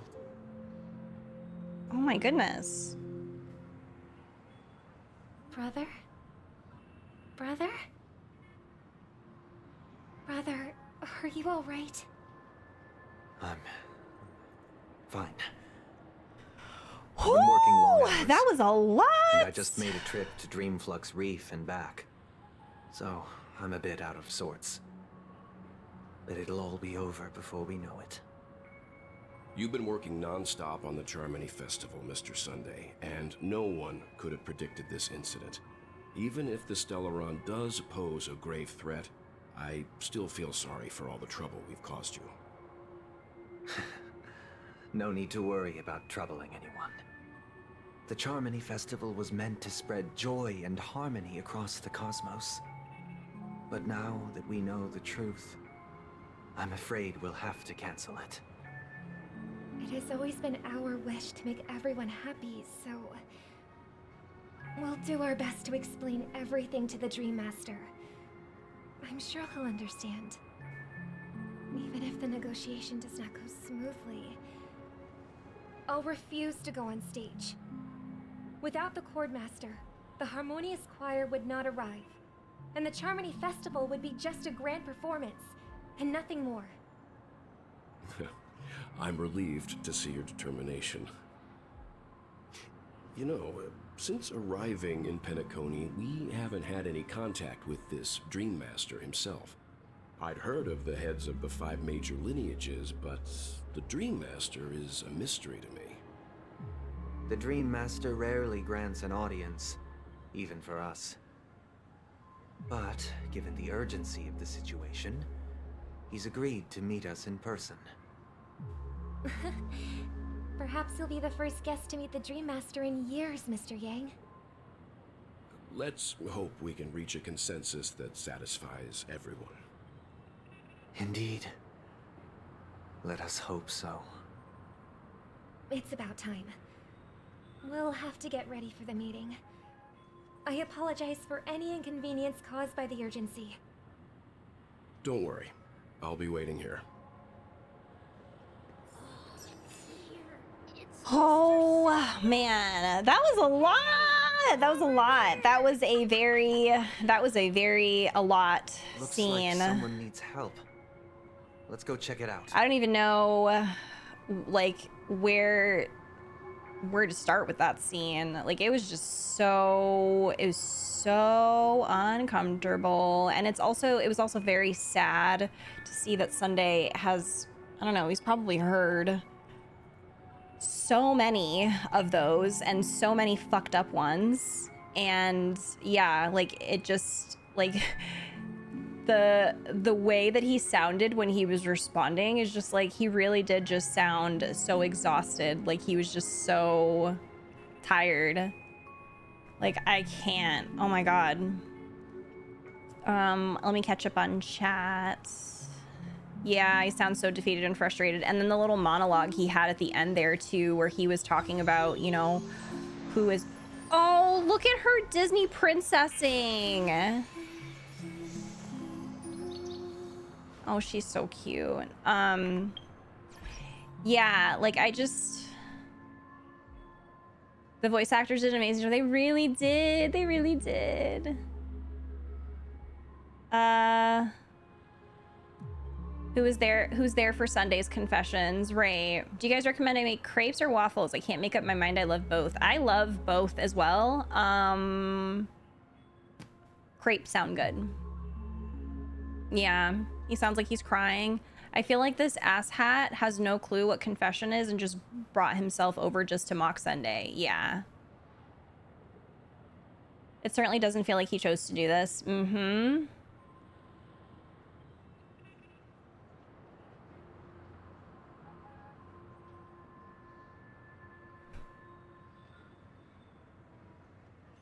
So much because religious trauma is no joke. Yes. I think it's supposed to be uncomfortable. You know what though? I think it's funny. By the way, hi Frosty. I think it's funny because I am very curious to see what some people say about that scene who are religious, because I definitely have a feeling that not everyone is going to read between the lines. Is that the right idiom? They're not going to pick up on that being like the looking deeper into that with Sunday. I mean, there are still people out there that think the IPC are fine. So despite all of the context of the IPC being bad. She was raised Catholic and had some feelings. Oh. When I went to Orthodox church every week as a teen and had to tell the priest I had bad thoughts again. Ugh. They really went full Catholic. They did.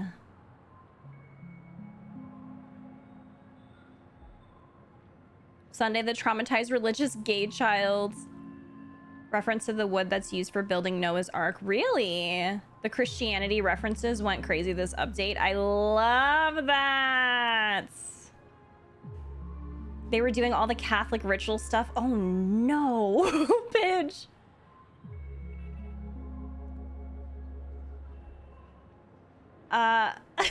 Didn't know you were the scriptwriter for 2.2. Lori Ghostwriter help. Oh, Frosty, thank you so much for 54 months as well. I appreciate you. Thank you. Thank you so much. Acheron is general, very abstract. Absolutely love her, but she talks so cryptically so often. Same goes for the other person. I do feel like a lot of Acheron's stuff is like to me so far, like obviously Acheron is a different person in Star Rail, but I do feel like Acheron's existence in Star Rail is very much like Easter eggy for like Honkai Impact players. Not that she doesn't have her own story in Star Rail, and not that she isn't like, you know, a relevant part obviously of the main story here, but I do feel like a lot of the things related to Acheron seem very Easter eggy for Honkai Impact players. I also feel Welt is the same case, but I feel like Welt doesn't seem as much as Acheron. Sorry, I'm just catching up on chat.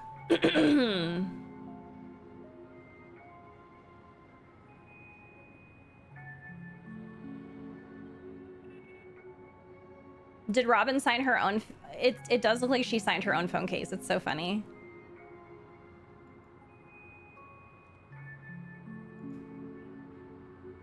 Can't stand how like almost every Pepeshi we've met is an asshole with a kid's voice. Oh no. Hi Kelly, how are you? I am religious, but I'm not Catholic, so it felt weird to me. Huh. Just a lot to say about that scene. I'm so curious because I wasn't raised Catholic, but my grandmother was very Catholic. Like she went to church every Sunday. And, you know, but her faith was always personal to her. Like, she was not the type of, like, Catholic or, like, of that nature to ever push it on anyone else, or judge anyone because of her religion. It was very personal for her. So, and my dad was not religious at all. My dad and I were spiritual people. So, like, we were not religious. My dad was very anti-organized religion. Just because we like Topaz and Venturine doesn't mean their employer or they are good. Oh no, the IPC and the characters that we have met that are a part of the IPC are their own separate things. Like, obviously there's so much context that the IPC takes advantage of people, and a lot of people who have dealt with the IPC are victims. So I just think the general idea of the IPC just is not good. There's lots of context in the game about that.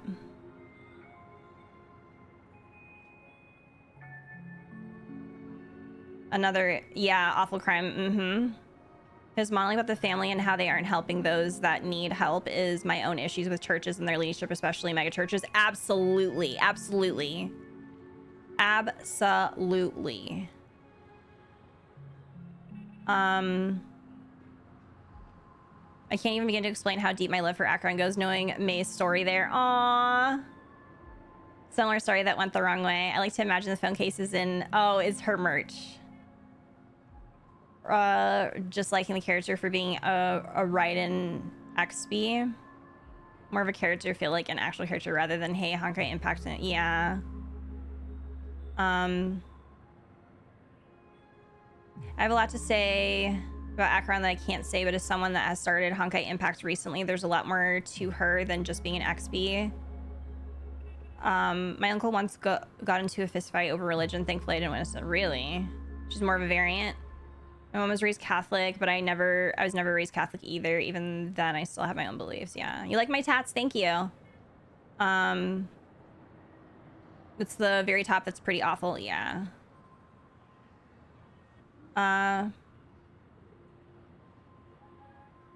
Coming from someone who played Honkai Impact, she has her own story and a lot more than just, hey, here's fan service for Honkai Impact players. Yeah, like, I mean, and that's kind of what I was trying to say, is that, I mean, like, I haven't played much of Honkai Impact, so I don't have an opinion there. But I do feel like with the way that the devs really love May as a character, and like they were even saying it in the preview, like I do feel like a lot of her is like this love letter to May from that game. Not that she doesn't have her own story in this game, not that she isn't her own character, not that she isn't like a relevant part of the big story going on in Star Rail, but it is obvious that like because of their love of May being the favorite child, that they're going to have connections there. But like that's just my perspective of it so far, and like who knows, like maybe I don't know. I don't have that background of Honkai Impact, but I do agree that there's been like a lot of things that have kind of gone over my head personally, because, and then people have said, oh, that's a Honkai Impact reference, or when I did the reaction for one of, or actually I think it was several Acheron, like the trailer and the myriad and stuff like that, I remember people were typing like essays in my YouTube comments explaining Honkai Impact to me. So, and that's my experience of Acheron and Honkai Impact, and what I have gauged so far based off of that. So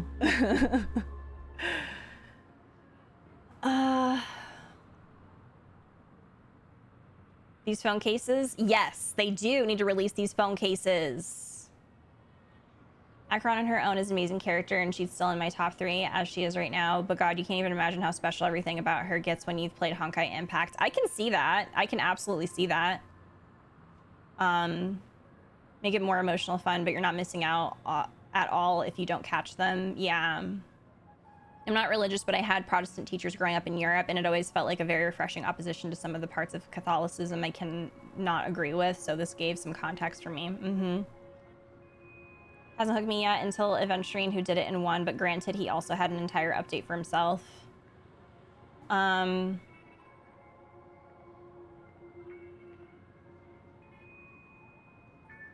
The legacy of being one of the main 3, her, Bronny, and Kiana, but there is much left to be found. It's like how Genshin introduced Makoto and A. Yeah. Even not knowing some of the Honkai Impact lore, the trailers really sold me on Acheron. Hey, Maltizer! Welcome in! The religious trauma the siblings face definitely means Robin has more parallels to Emily Dickinson than Marilyn Monroe, in my opinion. Emily was religious, but was also critical of how Christianity was practiced during her time and desired freedom. Yeah. Are people comparing her to Marilyn Monroe? I haven't seen that at all. I've seen Emily Dickinson, and obviously there is context there for Emily Dickinson, but I haven't seen, I mean, there was that whole thing, was it in her trailer or something, where she did like the Marilyn Monroe dress thing, but like that's really it, besides her being like a pop star. Unless there's something I haven't seen. Who's not played Honkai Impact, even though she is her own character, since her connection being so strongly compared to other people like Zila and Branya.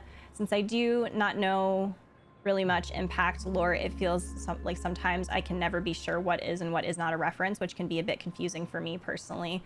Yeah, I've noticed that myself too. And it's fine. Like I think that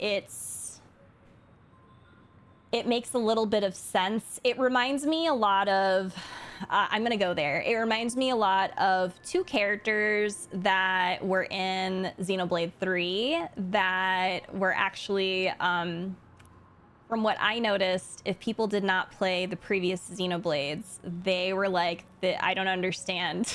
I don't understand that, or that reference, or why this is so meaningful to people. Like, you could still enjoy Xenoblade 3 for what it was, but when those 2 characters were introduced and references started coming up from the previous games, I've noticed that people who didn't play those 2 games started to say that the second half of Xenoblade 3 fell flat for them. When, for me, the second part of Xenoblade 3 was my absolute favorite. And that's what it kind of reminds me of, is that, like, if you have that deeper connection to Acheron as a character, maybe from Honkai Impact, then she's much more meaningful, obviously. Like, I still like Acheron, even if I haven't played Honkai Impact. I think she's such a cool character, and she's so interesting, and she's obviously her own character in this game, but I don't think there's no denying that there are a lot of different things involved with her that are connecting her back to Honkai Impact too. Even that whole conversation that she had with Welt in 2.1, that went over my head completely. I didn't know what the fuck they were talking about, but it was like, but then I found out it was an entire reference to Honkai Impact. So, like, you know, and of course, like, you can still be like, okay, that's an interesting story, but like that entire conversation connected back to something that happened there, and it was very meaningful to a lot of people who played Honkai Impact. But to somebody who didn't play, it's like, oh, and then the OST changed, and then apparently the OST was from Honkai Impact, so that's just kind of like my thoughts on that.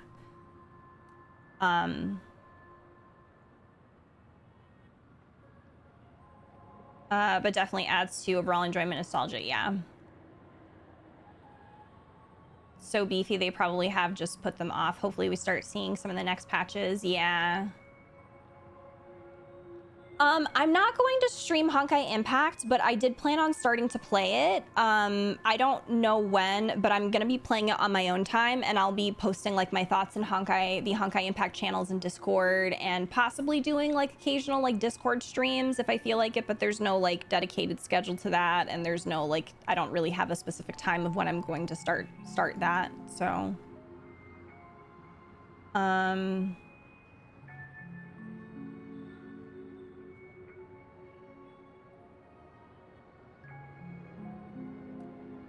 Yeah.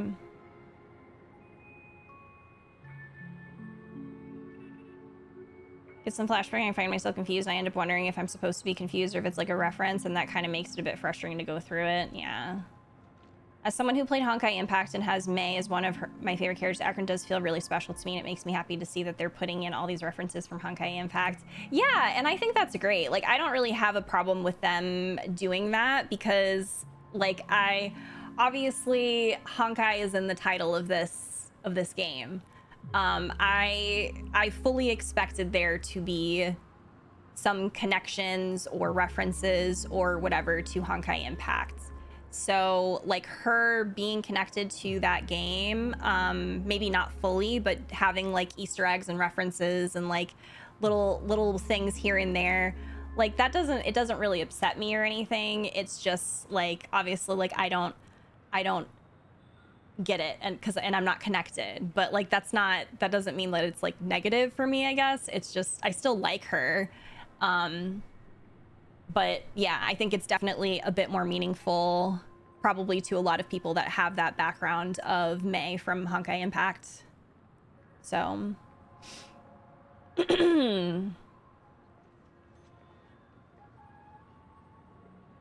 I've met and followed someone that does minor voices in Honkai Star Rail. Oh, nice.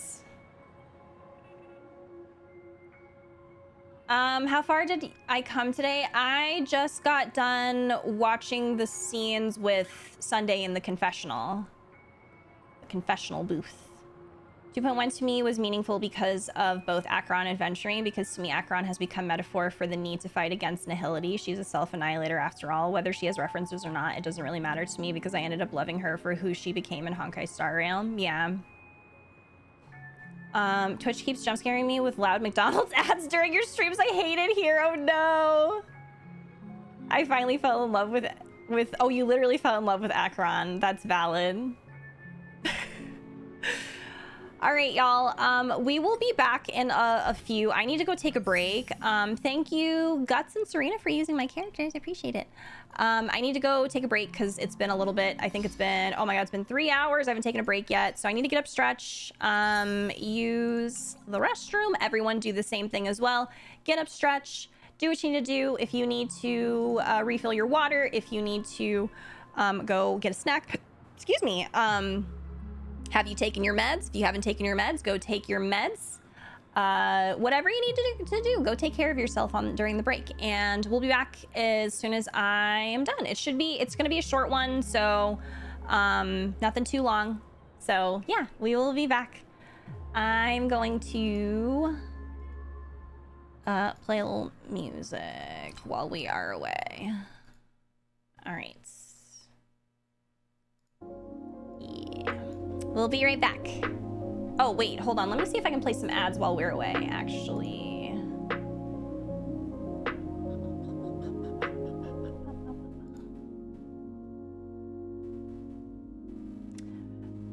Bro, I didn't even see the ad play. Apparently an ad already played recently. Okay, well, that's fine, I guess. I just wish that I had seen that pop up, but like I'm having like an issue with pop-ups, man. I have no idea when an ad is playing. All right, y'all, we'll be right back.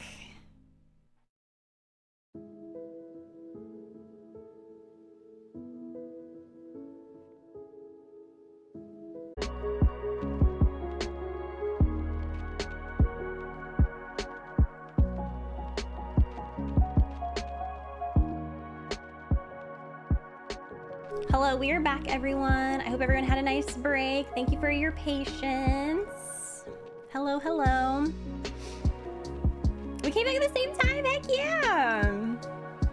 We'll welcome back. Welcome back. I hope everyone had a good break. Twitch's ads seem unhinged. I can almost never delay yours. Oh, really? Wait, Aiden, have you not gotten the ad pop-up at all, or?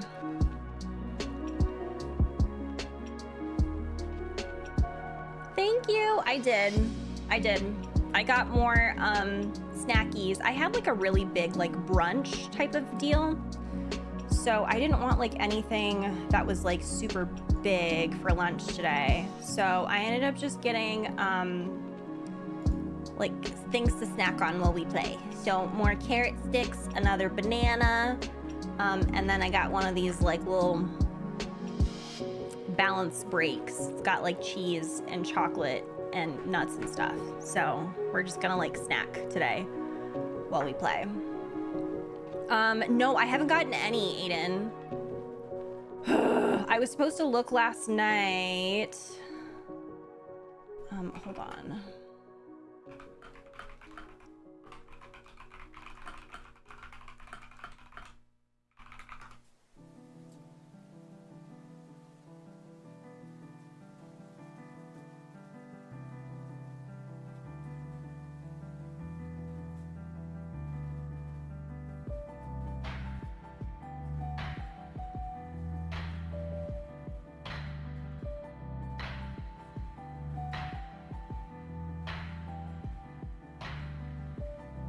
Nope, that's not it.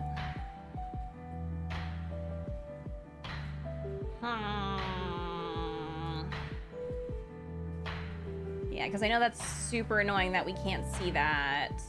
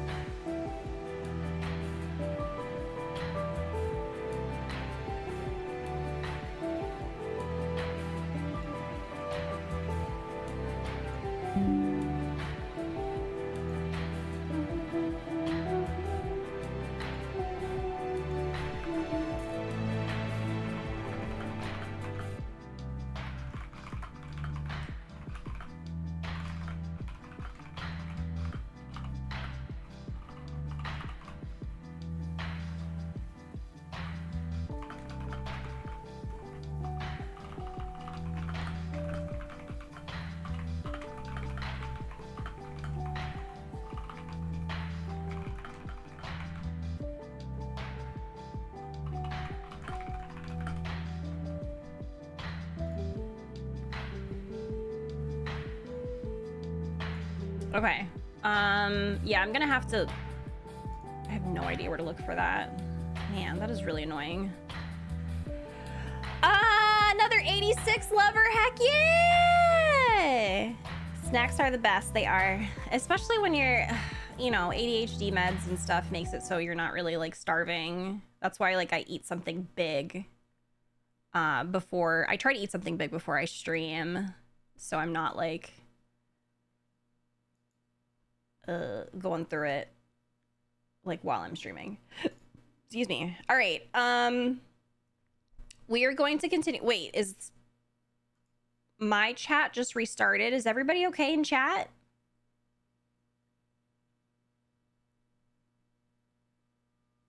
Now I'm concerned.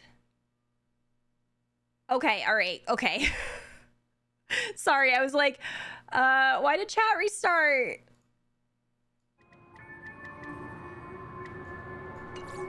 Actually, what am I doing? Nope. Okay, because I turned it up on my mixer, so anyway. Okay, we are continuing.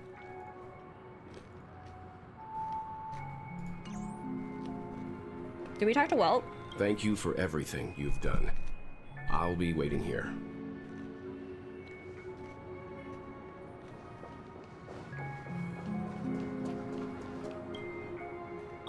Mr. Sunday. Hey there! Okay, see the moon in the sky? It's about the size of the cap on my Soul Glad bottle. I just reached out my hand, I could grab the moon, couldn't I? The moon? You mean the Grand Theater? Yeah. Look at me. I've been away from home for too long. I must be missing that moon. But it's no big deal. The Grand Theater here looks much better than the moon back home. It's just magnificent. This was... They told me not to sell everything I had just to come to Penacony. This was me How short-sighted. last weekend Selling everything you had. when Why I was would you having go a to little such lengths? fun time with some drinks.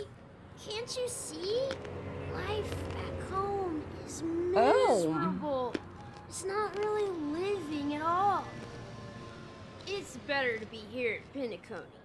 No pain, no worries about tomorrow, just sweet dreams. You can do whatever you want. That's what I call living. Yeah, now this is the life.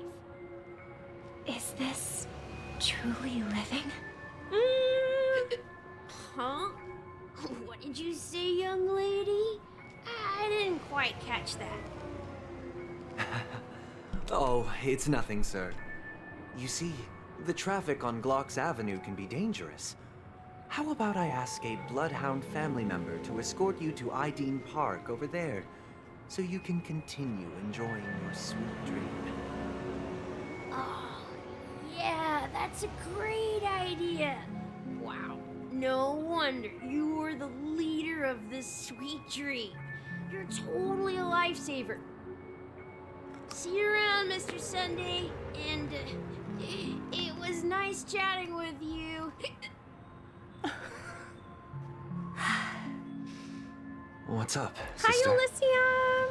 This is the land of the dreams. But why do they live like this? The man we ran into, he doesn't seem happy at all. Even though sweet dreams are nice, they're just illusions. But for him, they're the only way to survive, even if it means giving up on reality.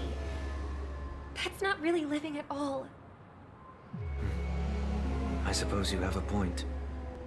But, in my opinion, that's how most people live their lives. Why do you say that?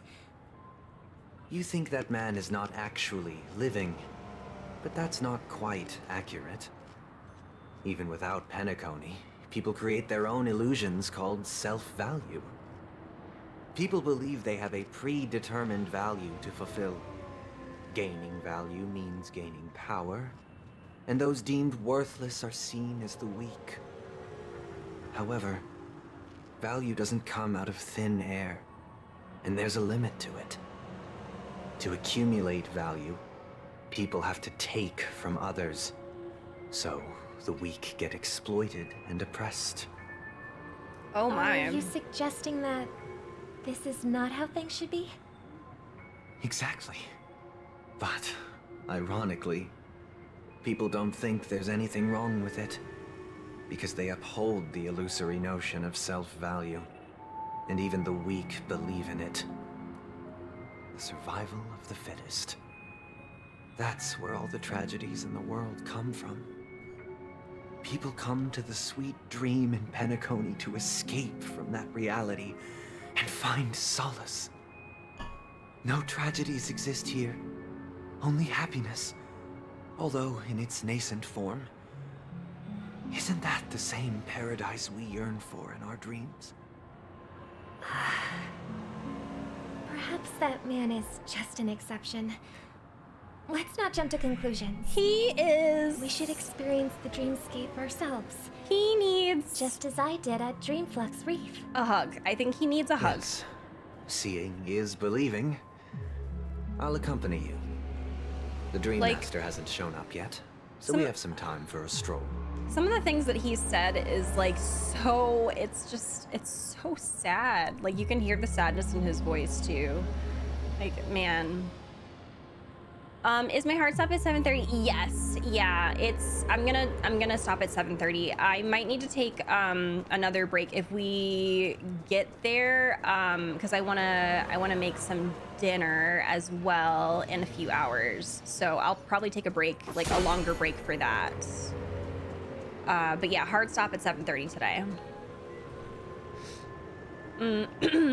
I've been told that sweet dreams are made of this.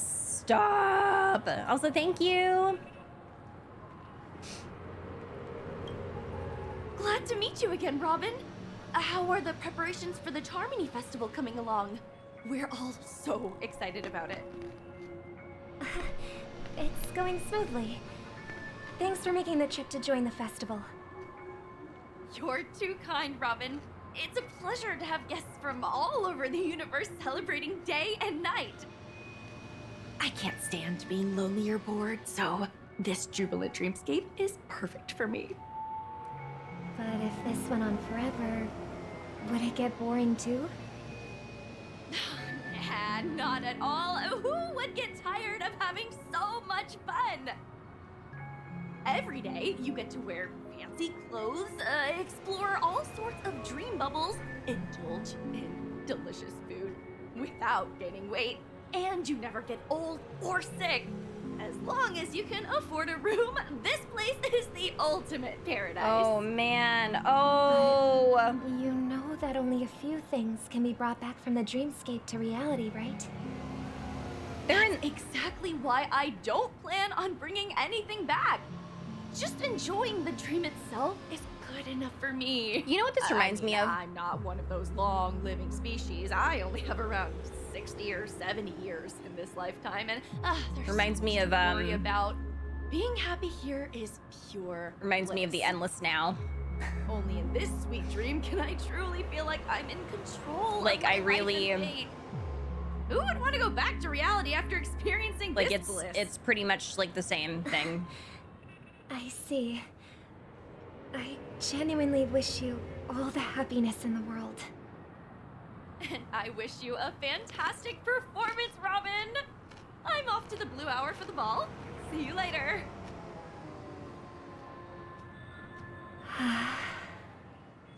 Seems like that guest's perspective didn't resonate with you either. She had a valid point. I could sense her genuine happiness. It's just that... What you're trying to say is, she thinks she's in control of her life. But in reality, she's just escaping from reality and seeking solace in this sweet dream. Once she steps out of this sanctuary, everything will be lost.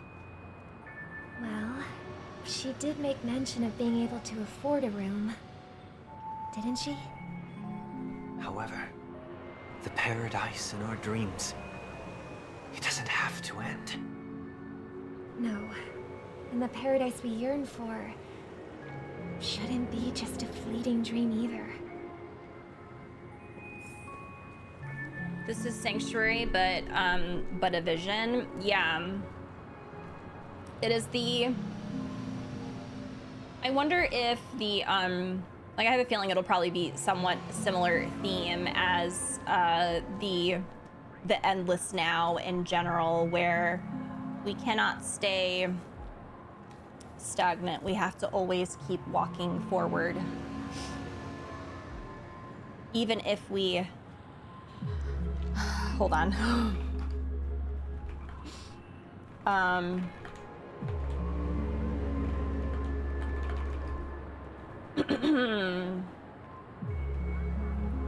Wait, where is it?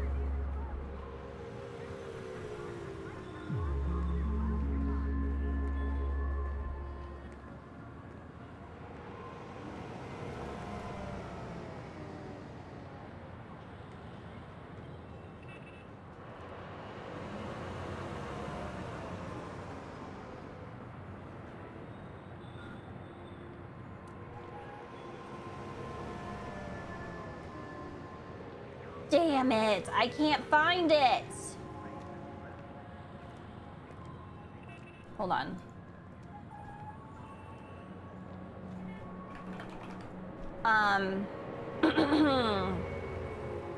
I feel like it'll be, I don't know, like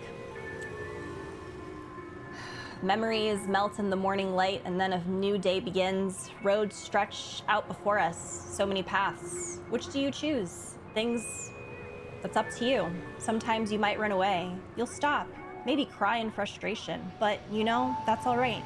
For the roads, they go on without end. So look up, face forward toward your chosen horizon and just walk on. I wonder if it'll be the same. I wonder if it'll be a similar moral of the story. We cannot stay within the dream. We have to just walk on. The scenery in this dreamscape is truly breathtaking, isn't it? No? Robin, Why would it be Xenoblade 3? That would be really weird. Here. What an honor. She's yapping about Xenoblade Right. again. Even though time stands still in this dreamscape, it always feels fresh. I find something new every time. A philosophical mind. I hope I'm not intruding. Oh, not at all, no. With little time left, I yearn for meaningful conversations, especially with someone as esteemed as you. Do you mind if we chat? It's my pleasure. No need to be formal. Just speak your mind. You said, with little time left. Please, forgive me for being blunt. But is that why Hey, you came to Captain, how are Penacony? you? Yeah. I was part of a war, and while escaping from the Sarkosian mothership, I got exposed to some radioactive materials. And then, all my comrades died, and my hometown was wiped out by neutron bombardments. I couldn't bear to live with everything I knew gone. Oh. That's when I heard about a possible solution here, so I came. How heart-wrenching. I hope the family has been able to help you. They have, and I'm truly grateful for that. They provided me with a comfortable room, the most advanced life support devices in the cosmos, and a stellar team of caregivers. Sorry, there was a dog that walked by the house, so of course my dogs were like, "How dare you!"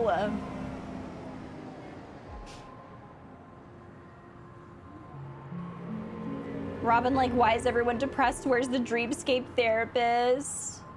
Nobody wants therapy when they can stay in a dream. Therapy would be helping deal with the reality. It was all a Xenoblade reference the entire time.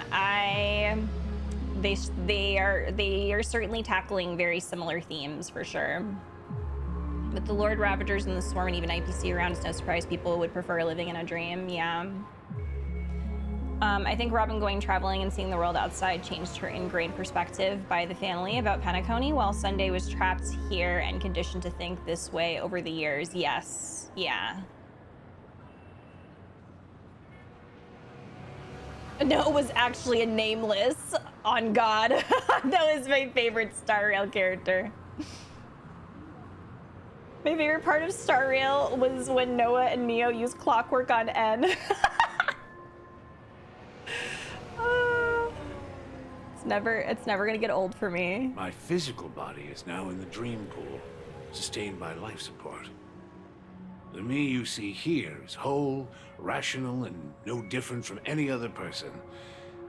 But I can't say the same for the me in the hotel room. My true appearance. Well, I hope you never have to witness it, Robin. Oh, So, man. You'll be living forever in this dreamscape. Right? Just being able to live at all is good enough for me. Whether it's in this dreamscape or not, well, I don't really have much say in the matter. My world has been torn apart, and my life could end any second.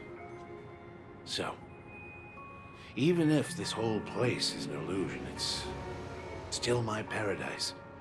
And I'll treasure every moment I spend here. Now I envy those everlasting things. That old man's story. It's so I feel like, tragic. yeah, I feel like this is... Fortunately, this sweet dream gives him joyful memories to hold on to. It's very for the rest of his complicated. life.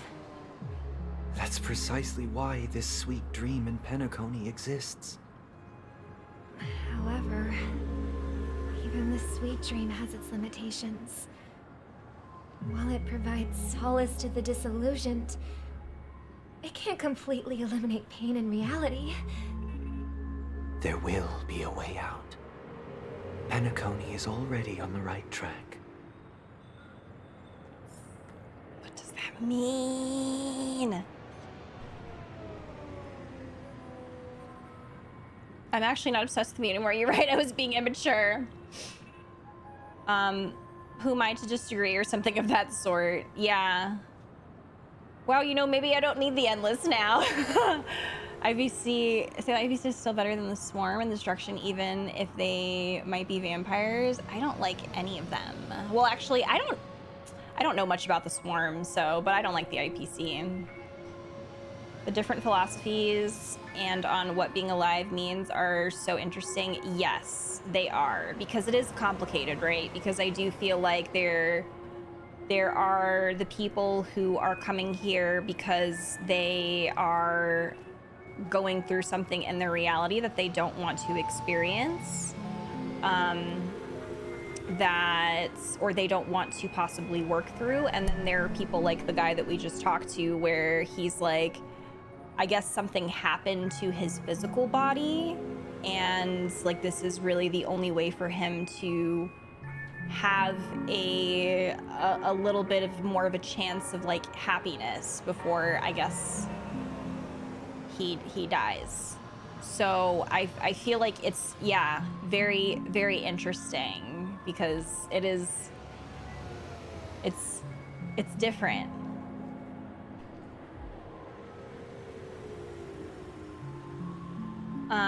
Well, his face is still like, right, like, Sunday, what the hell did that mean?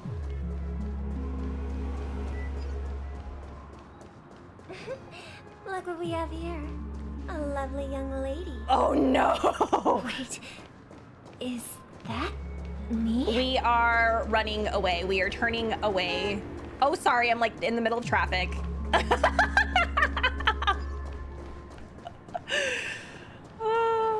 It's about propagation. I don't think there's anything to know about them. Oh, there's no like lore about the Swarm then.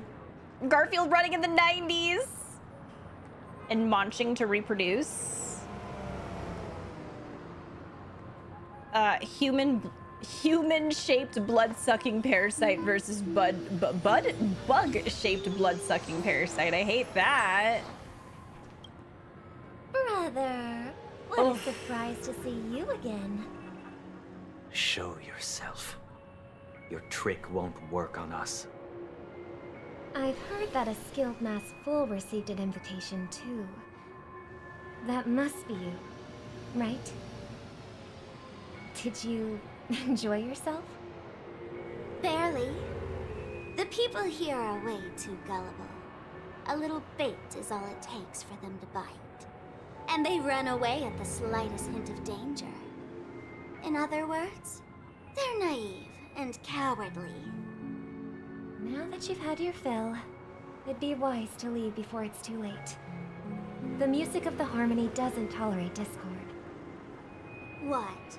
Now that you have the real Robin, I'm useless? Oh, how disheartening. I've done so much for the family. You should be thanking me, because if it weren't for me cleaning up this mess, Penacony would still be in shambles. Don't you think?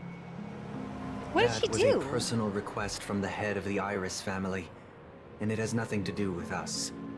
Step aside and stop causing trouble for the Charmony Festival. The Charmony Festival? You think you can scare me? You think I have no idea what you're planning? I don't care what you're thinking, chicken wing boy. But I'm pretty sure our lovely Robin won't be appearing on stage.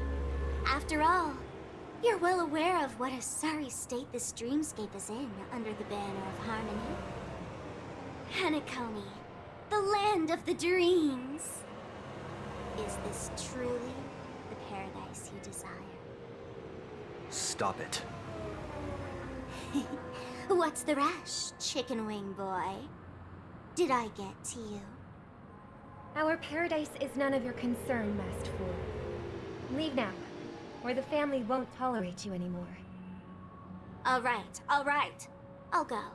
But Robin, I suggest you seriously consider this. Do you really believe those living in dreams can escape pain and find true happiness? Well, I've done my part, and now I'm simply waiting for the fireworks to begin. Here, the last 2 gifts for both of you. And don't lose them. Is she gonna give them buttons? If by some Explodey buttons. chance the Charmony Festival starts against all odds, remember to use them during the show. And it'll be thrilling. Bang! I heard a raven cawing in the distance. It seems the Dream Master will arrive soon. My goodness.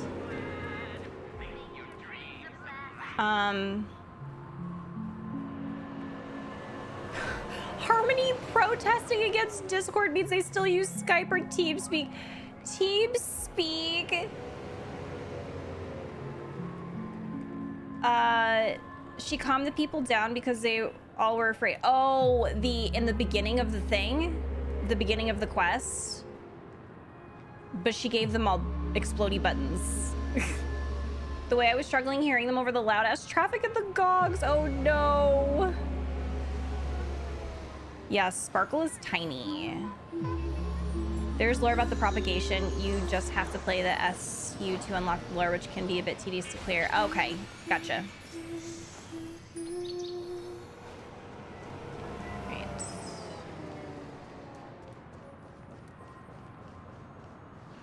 Let's wait here for the Dream Master to arrive. Okay. By the way, brother, I heard you no longer have a sweet tooth. Back when we were kids, you used to steal my desserts. Oh, he's not into sweets anymore. Like a lot has changed during my absence. What exactly happened? Well, someone has to stay awake even in this sweet dream. But that someone doesn't have to be you, or anyone in particular. You're carrying too much on your shoulders, brother. The paradise in our dreams. It shouldn't be like this. Penacony is nothing more than a dream. It can't erase the worries and pain of reality, or bring true happiness. It only offers an escape from reality. Nothing more. Remember the old man we met earlier? Without this dream, That's he might have completely lost kind of what I himself. was saying. It's complicated. It might be true, but I do understand what Robin is without saying. Penacony, he could have chosen another path. But As far as I know, the Intelligentsia Guild has been promoting that man the was a perfect rehabilitation example of it techniques being for a like long time now. That path may have been more a good ordinary and choice. challenging, but now he is receiving hospice care in a comatose state, and his fate is sealed. Is Penacony granting these people a future, or is it taking it away from them? Well, don't forget this. Not everyone really has a future. The future for humanity is like the sky for birds. People mistakenly believe that flight is inherent to birds because they've never witnessed those birds crashing to their death. Do you remember how we took in that little Charmony dove when we were young? Yeah, we took care of it. Provided food and water, groomed its feathers. And later, when I decided to leave Penacony, I opened the cage and set it free. Well, I didn't mention what happened to it in my letters because I didn't want to upset you. Shortly after you left, it crashed to its death right in front of your window. I had surmised as much. I knew you wouldn't have avoided mentioning the bird for no reason. Despite that unfortunate outcome, I still believe it was the right decision. Birds aren't meant to spend their lives in cages.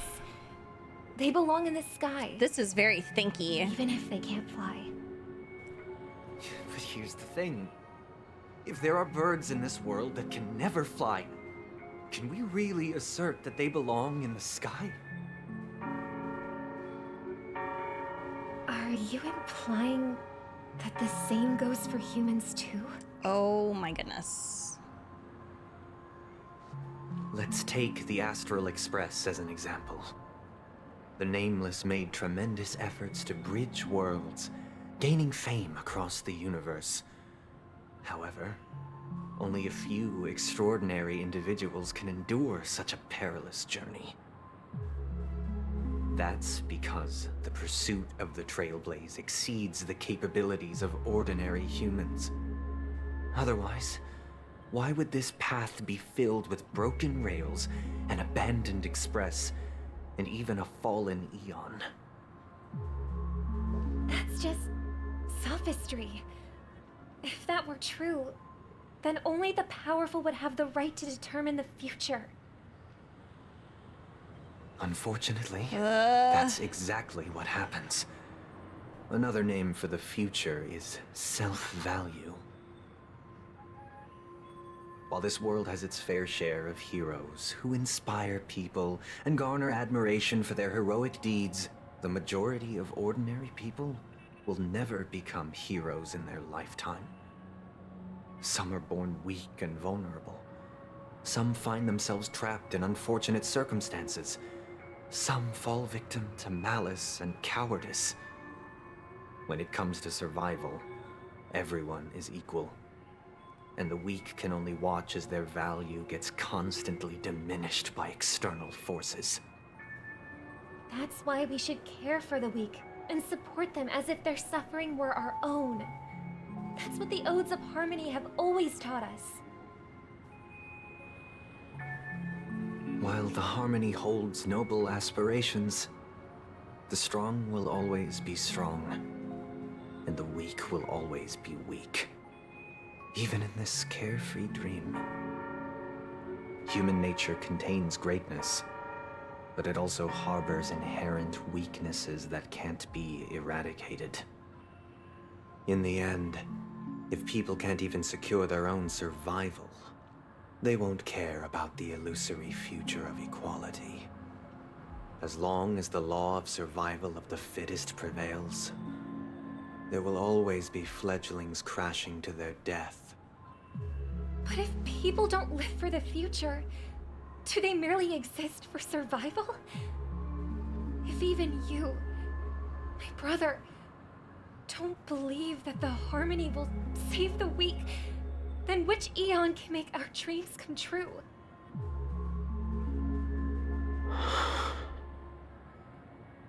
People often forget that when the first bird took flight, the entire world envisioned a future where no more fledglings would ever crash to their death. Are you reading, sister? What are you reading? Mr. Gopherwood gave me a picture book. It's about the story of the harmonic strings. If I could become a chord master, I'd like to summon Dominicus, the harmonious choir. I want to sing with everyone and spread our wishes so that all can feel happiness and joy. Oh. I see. Then I would summon the harmonious choir too. Don't you have a wish of your own, brother? Of course I do. It's just that it includes your wish and everyone else's. I long for a true paradise where everyone can find peace, stage there and invite everyone to our performance so that both our wishes come true through the power of the harmonious choir. It's a deal then. Yeah, it's a deal. How can I become He a really choir master? wanted everybody to live in peace. Maybe And I feel like you will have to become a star. I feel like first. he's still trying to pursue that, but I feel like in a way it's, I don't know, like it's You're definitely. back sooner than I thought. Any Hold results? on. I want to catch up on chat because I do feel like that was another conversation that was so interesting and so complicated because I feel like both of how they feel are completely valid. And I think that obviously Robin feels like there is hope for people, and she feels like everybody has everyone has a chance and they shouldn't be essentially like stuck in something that isn't realistic, I guess realistic. But I feel like Sunday is essentially saying like, no, not everybody, like it is what it is. Like not everybody has that chance. And some people are literally like born this way, or like this is what happens. And so there's nothing wrong with what they're doing. And I do feel like it becomes very complicated because from the examples given, there are obviously people who are choosing to stay in the dream because of very like almost like superficial reasons, right? There was that lady that was like, ooh, I can keep eating and not gain any weight, or, you know, I get to go to parties every day, and, you know, stuff like that. And like essentially like not wanting to live in the like reality, just like kind of stay in this like escapism place. But then there was the old guy who obviously had been through some very traumatic experiences. It sounds like something happened to his body, which makes it unable for him to even be like, I don't know, like functional. So him being here is like his chance to still experience life, at least like some semblance of life. So it's definitely, it's hard to say. I just don't feel like there is obviously a right or wrong answer, because it's personal for everyone. So,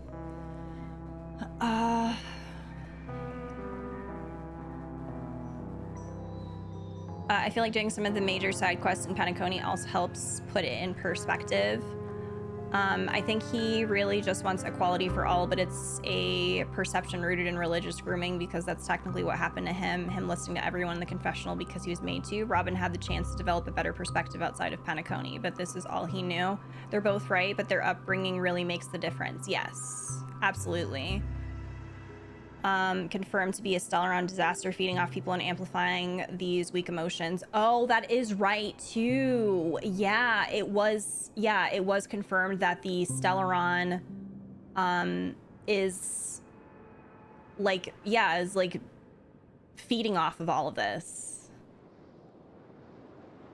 Has the help of having been to so many places and seeing how her good deeds can help the weak. Something Sunday hasn't been exposed to. Yeah.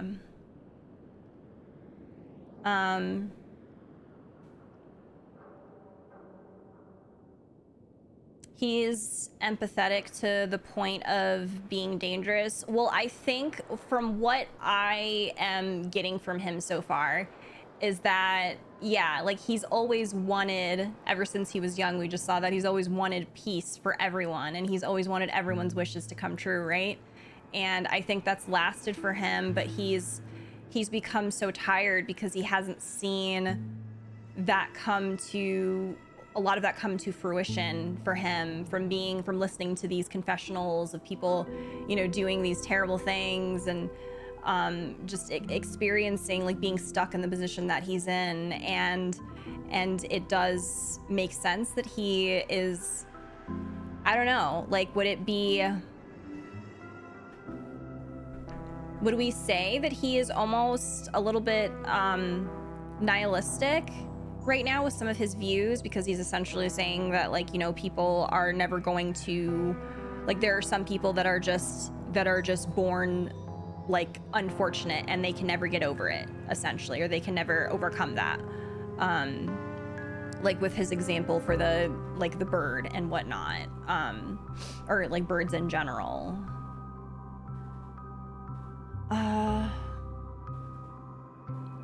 Different mindsets, how to get there. Yeah.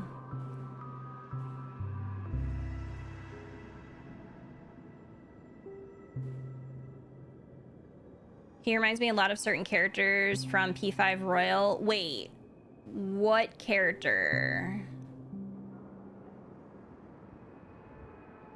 I think it was the land of dreams because people with problems come there to forget. If they share their most traumatic experience with him, his view on life will be severely affected by them. He's fixated on the bird metaphor. It's not hard to believe he's heard a lot of awful things. Oh yeah. So it makes sense she'd be better now. Coming from, but he's taking it too far with how weakness should be treated. It's okay, Sunday, if you support your ideals, please let me hit. Which goes to what the other person in this chat was saying about Robin's perspective being built outside Penacony and his being built only within. Yes.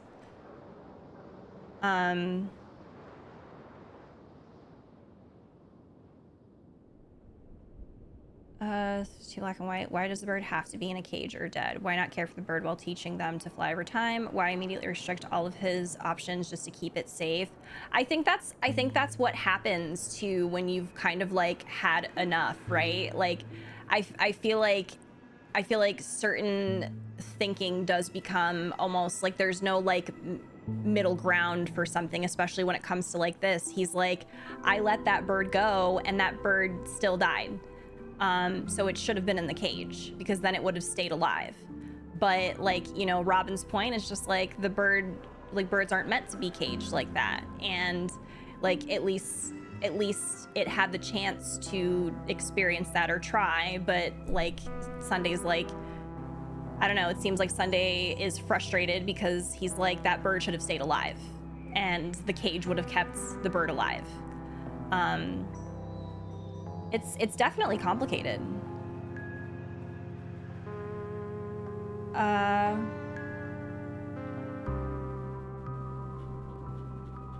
right, I'm catching up.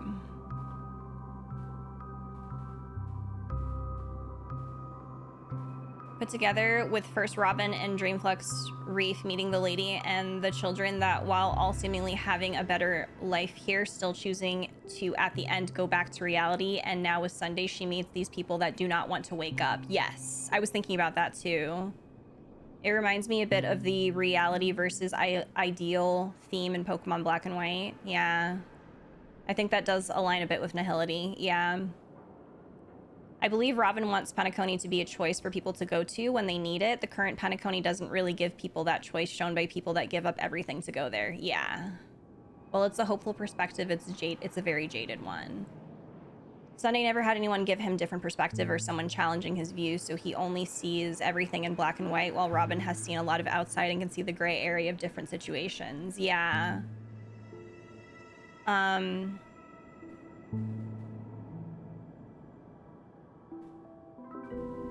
You're back from homemaking. Welcome back, Pidge. I hope everything went well. Oh, it's a royal thing. Okay, I gotcha.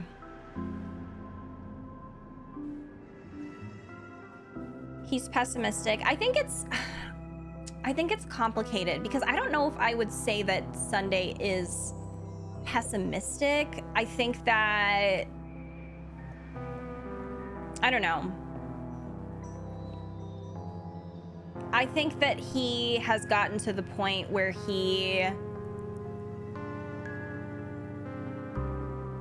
because I feel like the way he was explaining it too, he was like, yeah, there are people who are absolutely heroes in the world. Like, he knows that there are people that can like overcome things and can be the heroes, or well, kind of overcome things. But like he was saying is that there are also people who have struggles or like things that went on where like it's never gonna get better for them. And I just like I don't know if that's necessary. I don't know. I guess to me it doesn't really feel like pessimism, because I feel like it would be more pessimistic for him to be like, you know, everyone eventually is gonna have a hard time, so they just should escape. But like he also mentioned that there are like people that don't have a hard time and can possibly like overcome things, I guess. But I don't know. He's lost hope for humanity and believes humanity should be sheltered. Yeah, that's kind of what I was getting from it too. Well, he hasn't lost hope, but more of just like he knows that there are a lot of people that aren't ever going to, or he feels like that people aren't ever going to overcome certain things. But like but he says that very like, I don't know, is all or nothing the right term? Because he'll say that without even attempting to try to give them a chance, I guess. But given his background, it makes sense as to how he became this way. We only heard 3, but how many has he heard? Like, how many horrors has he been exposed to? Yes, I was thinking about 2, because he probably heard so many horrible things.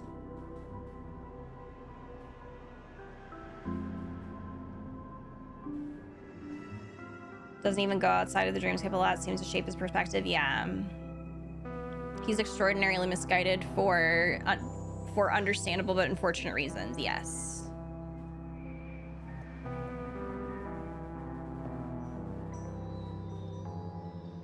I think with Robin, when it comes to the religious aspect, I feel like Robin is a good example of somebody who was able to leave it's almost like somebody who was born into a very religious family and all they knew was that, but they got the chance to finally step outside of that. Like they moved out of the house and they basically got a chance to break away and see other perspectives and learn on their own and formulate their own thoughts and opinions on the world. Whereas Sunday never got that chance. Like he's stayed essentially in a bubble, whereas Robin didn't. So even if she were still that way, it's not like extreme. Yeah, more cynical. I feel like that's a better description. Like his thinking is a bit cynical. Yeah.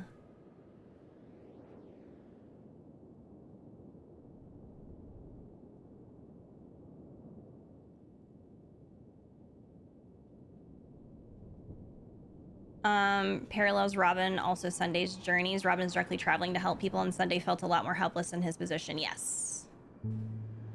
You could argue those hardships make us stronger and better people, but not everyone can overcome those hardships and may die or lose themselves trying. Yeah, that's why I think it's so interesting, because I think it's very dependent, and us being shown different examples of why people feel it's beneficial to them and why the dreamscape is important to them. I think that I think it's so interesting. Like there have been plot lines that kind of went here. Something similar to this, and it was always the fight to be able to choose your own future and not the fight to forge your own path and not stay within the past or what is essentially your fate. So yeah, I'm curious to see how this is going to go, because so far the way that we were kind of shown those perspectives from Sunday and Robin, like neither of them are wrong. But obviously Sunday, I feel like Sunday for me, there's definitely something there that I feel like he's definitely a bit misguided, just the way that he's talking, because it just sounds like at that point he doesn't want to give people a choice anymore. If that is their fate, then that is what they're fated to become, and they don't get to choose, or they don't get to try. That's just it. And I do feel like that is definitely like not not good to not give people a choice.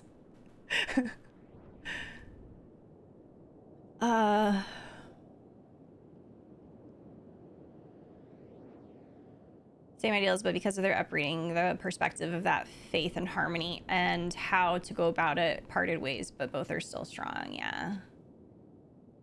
People have differing views. Yeah. Yeah, Xylax, I was exactly, like, that is exactly what I was thinking of.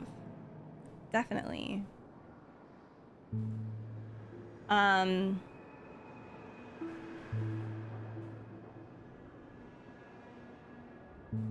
Hi, Axel. I think you saw it when you were here. When I was giving the tour. It's a very existentialist matter. Hardships and pain don't always make people stronger, but there's a lot of love for human beings there, which I find very sad and beautiful. Gonna make everything about one man, but also makes me think of Ratio's perspective on the weak deserving a chance to pursue something even if they fail. Yes.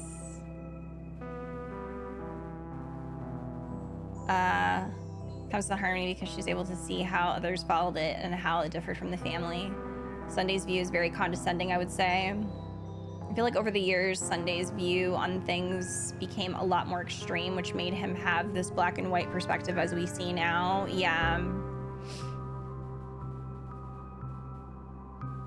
Harmony teachings that it's a lot more black and white. Yeah. Dr. Retweet needs to put up a forum on this. Yeah, it's very, very interesting. And I am very excited to see what they do with this. Because I think that empathizing with how Sunday got here and then seeing the background of that it's like, it just makes sense. And it's very sad that he's essentially become this way where he's like, I don't know, he seems to believe that, like, yeah, if it is somebody's fate to be this way, then that's never going to change. And it's just because he's seen it like over and over again. He's seen people, you know, come into confessional over and over again. They keep doing the same shitty things, or you know, just being stuck in the environment that he's in, and then of course being surrounded by different people who are in there for different reasons. And yeah, I think he's definitely, it's sad because I do feel like he hasn't had a chance to experience the things that Robin has experienced and seen that it doesn't have to be that way. And that bird crashing and dying, like, it's like, we don't know, I guess using it as a metaphor, like, some people want to experience things, I don't know, or at least try, I guess. I feel like I'm like going in not maybe circles with what I'm saying, but yeah, this is all so fascinating to me. Definitely left him feeling like there's only so many options people have if they want to be happy and maybe even reach salvation. Yeah. To kind of use Christianity parallels here, for me, it kind of feels like Robin is someone who deeply believes in the idea of love thy neighbor and wants to live by a harmonious principle, like someone who likes the idea of the belief. While Sunday is more stuck in the institution behind the religion. Yeah, I can see that. I can absolutely see that. Like, she's definitely had a chance to look beyond certain things where, like, he hasn't. So this is kind of where he's ended up, and of course, like, that line of thinking has become worse over time. So he's stuck in the institution and not the actual belief system but how people have warped it. Yeah. Without directly referencing it, because it feels like a lot of media tiptoe around sensitive topics like this. Oh, I have some fantastic recommendations for, wait, Aloha, you've played Xenoblade. Like, it's the same thing. Like, it's really great. I love when media, they don't tiptoe around stuff and they go directly at the source. I feel like Xenoblade 2 also did a really good job with the whole religious traumas and stuff.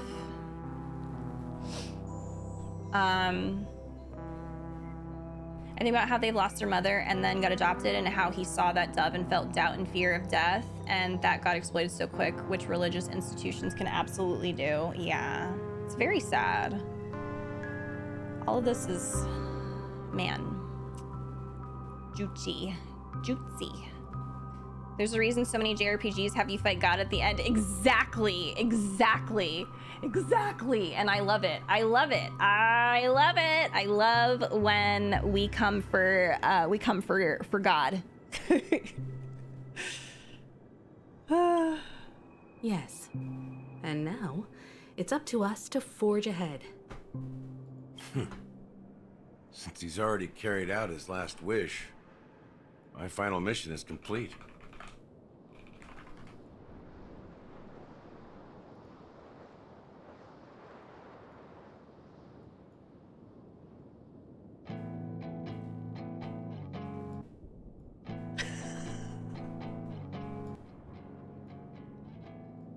But pardon me if I sound curt.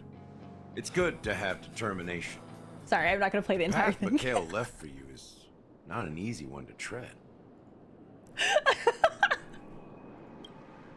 Why else would he have chosen to sleep If in you know, solitude, you know. staking everything on some nameless in the future? But you have the numbers, and in numbers comes strength. So that might just delay your inevitable a little more. Got any more encouraging words? As I see it, relying on Welt's negotiations alone is far from enough. Regardless of whether the other party will be compliant, negotiating simply allows us to meet them as equals and won't grant us an upper hand. Penacony is our rival's home turf, and we already have very few chips left to play with. Rather than idly sit around while the family's got us blocked off, an offensive approach might be a wiser course of action. We're more familiar with the Stellaron's properties than most, and since it's the key to stabilizing the sweet dream, it's vital to the family's interests. By attacking their core interests, they're bound to retaliate hastily. And as the saying goes, haste makes waste. That's right. As long as we pose I've never heard of that before.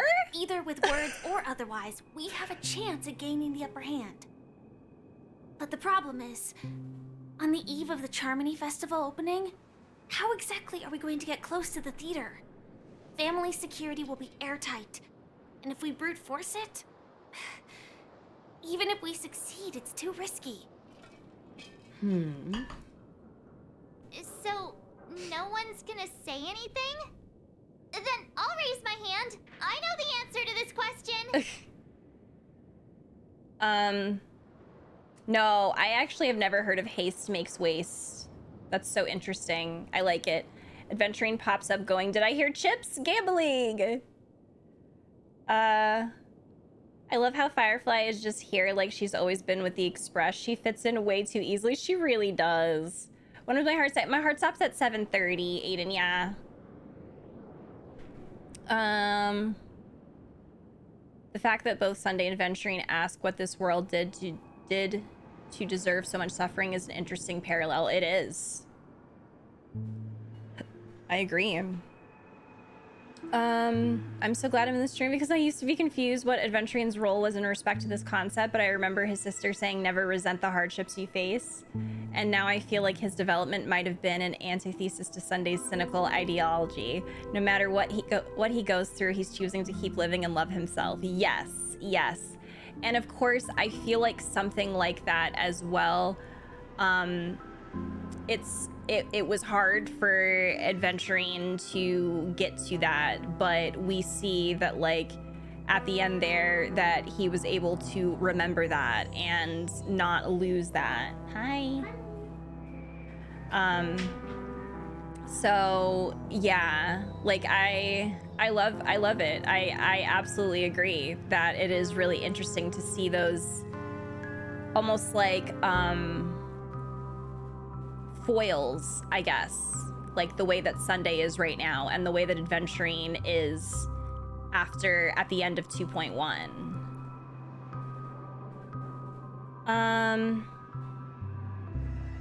No, it's all good, Angel. It's fine if people just want to listen to the conversation. No one ever has to join if they don't want to. No worries at all. Lurking is totally a-okay. I was currently info jumping about the new Assassin's Creed game. I'm excited about the new Assassin's Creed game. It's making the bigots pop off. That's not the reason why like I'm excited about it, but like I think it's hilarious that the bigots are popping off about the new Assassin's Creed game. Rank Xenoblade games depending on which you like the most. You want to see something. Xenoblade 3 is my absolute favorite. If we're going by the DLC, Xenoblade 3, Future Redeemed, which is the DLC for Future Redeemed, Xenoblade 1, Torna, Xenoblade 1, Xenoblade 2, Future Connected, and then Xenoblade 2. I think Xenoblade 2 might be the last, actually, but it's not by like a big margin. Like, I love all of the Xenoblade stories extreme, very much amount, and there isn't like a large margin between any of those games when it comes to ranking. All right, I was catching up on chat. You just ordered Xenoblade! Zamped, if you ever want to, like, come over and, like, play it, like, in front of me, like, I'd totally be cool with that. Or if you decide to stream it.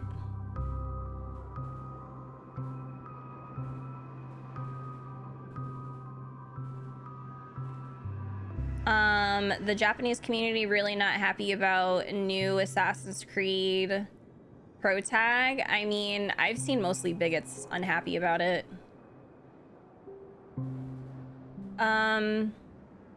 What is happening with the new AC game? I don't even know. Didn't know if they're making one. Why is it hated? Oh, because the main protagonist is based off of Yasuke, who was a black samurai.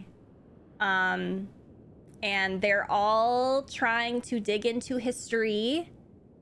And it's funny to me because most of these people probably failed middle school history, and suddenly they know all about you know, that era of Japan. Like all of a sudden they know what they're talking about, and they know all about history, which is hilarious to me because if anyone has played Assassin's Creed, you fucking know that yes, there are historical references, but it's not accurate. Like, I wonder if they know that Ezio didn't actually like get help from Leonardo da Vinci. Like, I don't know if they know that. Maybe they truly believe that Ezio was a real person who actually got help from Leonardo da Vinci. And even then, like, it's all funny to see. It's just hilarious. Suddenly they are so knowledgeable in history when they didn't give a fuck all of this time. Anyway, sorry to go on a rant about that. I had a friend who skipped Xenoblade 2 because he said from what he knew it was pretty incel-ish. So I personally disagree. Yes, Xenoblade 2 has a lot more like anime tropes. Some of the designs are you're gonna come from Xenoblade 1 and then you're gonna see Xenoblade 2 and you're gonna be like, oh, these designs. But Xenoblade 2 has incredible storytelling, some of the best characters I've seen in fiction, and it has very, very important themes. I don't recommend skipping Xenoblade 2. Like, I know that there's some aspects of that game that people don't like, and I think that criticism is totally valid. But if you want to have a full experience of Xenoblade 3 and the DLC for Xenoblade 3, Xenoblade 2 is absolutely worth it. Not to mention that I think that just the overall story of Xenoblade 2 is worth it in general. Those characters are so worth it. Plus, you're skipping out on Torna, and Torna is amazing. I actually liked Torna more than I liked Xenoblade 2. So, anyway. Also, as an interesting parallel is the religion they both have. Sunday preaches that his and wants to somewhat spread his religion, while Adventuring is forced into a situation where he now works for some other and deity. He never let go of his culture, not because he wants to spread, but because it gives him hope and connects him to his family. Yes.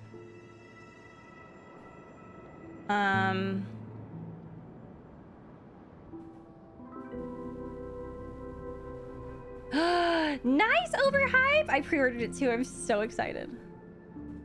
Yes, tonight is anime night. Yes. Didn't Da Vinci make a bunch of assassin weapons? Historically, yeah, it's absolutely historical history. He made specifically for Ezio, who is absolutely a real person. Arno totally helped Napoleon. Connor from Assassin's Creed 3 was like besties with George Washington. It's all real.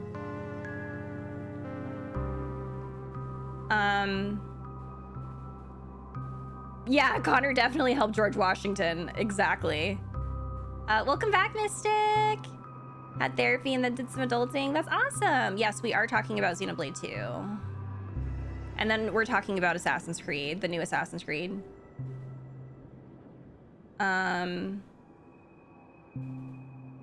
The Hades 2 thing with Hestia. Wait, people are being awful about the Hades 2 designs? That doesn't fucking surprise me. I get the complaint about some of the blade designs, which doesn't tarnish the rest of the game or how good it is. Yeah, I feel like it's just, whenever people are getting into Xenoblade 2 and they are like, this feels a little different than Xenoblade 1, I tell them that the themes and the storytelling, it's all still there. Like, yes, there was a very much focus on some anime tropes, and there's definitely a bit of fan service, but like if you dig into like the overall story and the characters and stuff, it is like, that's a gem. Like there are the gem, an absolute gem. Xenoblade 2 has Mallows. That's already indeed peak fiction. Xenoblade 2 has Jin, and you're not gonna find another Jin anywhere else. Xenoblade 2 has Nia. You're not gonna find another Nia anywhere else. Zeke and Pandoria. Where are you gonna find them? Nowhere else. The lesbians, Bridget and Morag. I mean, like, I'm just saying. Xenoblade 2 has all of you guys.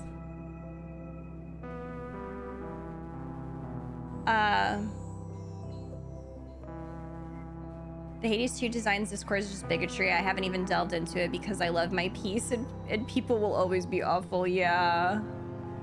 We're so used to anime tropes, we just skip them mentally and find our favorite shows ever. I think that for me, I definitely have a level of anime tropes that I just can't tolerate. Like, fan service to me is, as long as it's not like excessively over the top, then I'm like, I know that that's always, it's most likely it has the potential to be there in anime. But if it's like extremely excessive, then that's like a massive turnoff for me. Especially if the characters are like minors. I'm like, I'm too old for this. I can't do this. Yeah, and there are some that I just like, hard stop for me. I can't do certain things. Can't do incest. Get me out of here. Nope, I'm done. Any inkling of incest, I'm out. Goodbye. Bye. Like, no. There's a level of anime trope that like I'm cutting myself off. Extreme anime tropes are also extremely prominent in the beginning, so you kind of have to get through that. Yeah, that's kind of why I describe Xenoblade 2 is like you do have to dig to get to the gold. I get the reference now. Not the all of you guys. Aphrodite not being feminine and pretty enough as if I'm not ready to fight Ares for her. Oh my god.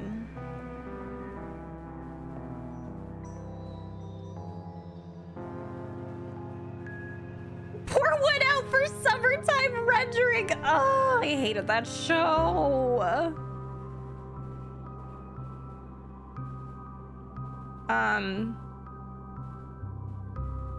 Harems never made sense to me because why the fuck are all these different girls in love with the most bland guy ever who does the bare minimum? See, I'm okay with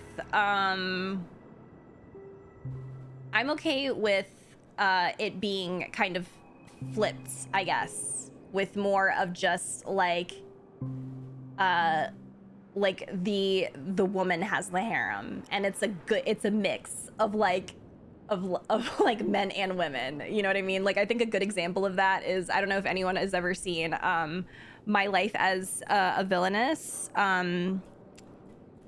All Routes Lead to Doom. That's a good example. I loved seeing that because I do feel like she has her own little harem and like everyone's obsessed with her, but she's just like, she doesn't even realize it. I love that. Yeah. Have I watched Romantic Killer? I haven't. But yeah, otherwise I'm not a fan of like stuff that has harems. Some people could say that, like, I guess Xenoblade 2 has a little bit of a harem thing going on, but I do feel like it's a little bit different. I feel like there's spoilers for that. And I feel like that's like a whole essay as to why...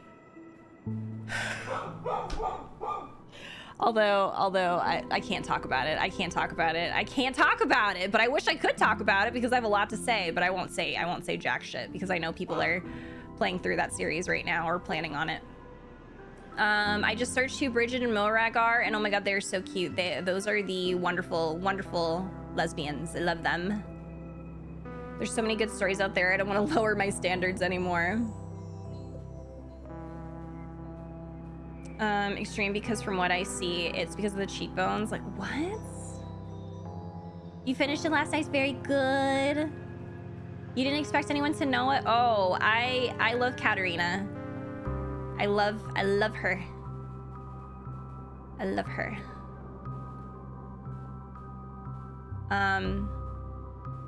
The Xenoblade 2 fanboys will attack you and yell that it's Polly. Yeah, like... I have a lot to say, but I won't say. Spoilers. But I do feel like in the context of Xenoblade 2 specifically, I didn't really see that as a harem, but spoilers. But then something happened. I don't know. Okay, anyway, I'm gonna keep going. Before I accidentally spoil one of these games. So no one's gonna say anything, then I'll raise my hand. I know the answer to this question. You of all people? Of course you do. I never doubted you for a sec. Look, we have one more ace up our sleeves. Time for the master stroke! Why are you speaking like the general of the Law Fu? So, I heard that before the Charmony Festival begins, there'll be a pageant to kick off the festival. It's called the Soulglad TM Festivity Auditions, or something. Soulglad TM! Going to be held in the moment of Scorch Sand. As long as we clinch the top spot, we'll be able to attain the title of Festive Superstar, and be able to personally bask in the graces of Miss Robin. Not that that's important. What's crucial is that we can enter the Grand Theater before the audience arrives. So... how do we go about participating in these festivity auditions? I've already procured special invite tickets from Miss Robin's fan club. To tell you the truth, I had been preparing to join the auditions all along, but now it looks like even if I scrape through, I probably still won't have the chance to shake Miss Robin's hand. Oh. So they're still running this. Poor thing, baby. huh? It was originally just a publicity stunt, set up by Mikhail to drum up attention. But it looks like it might be worth a shot. We'll follow Marge's plan. Mr. Gallagher, will you be joining us? I'm afraid I won't have the time. As a virtual character, I've already completed my final mission. Mm-hmm. Whether Penacony can awaken I like how from they're this like dream fictionologists, by the way. all down to you. Should we ever cross paths again? I'd love for you to visit the Express. All right. I'll have to add to that data bank of yours you've got on the Express. And Miss Firefly, we thank you for all your support. We're faced with a formidable enemy. As long as the Astral Express and Stellon Hunters' objectives are aligned, we're willing to cooperate with you. We've already come this far together. I'd like to join you for the rest of your journey on Penacony. I'm pleased that we can finally fight shoulder to shoulder. Aww. I couldn't ask for a better ending. This is also the spirit of the Trailblaze. Now, everyone. She's an honorary trailblazer. I love.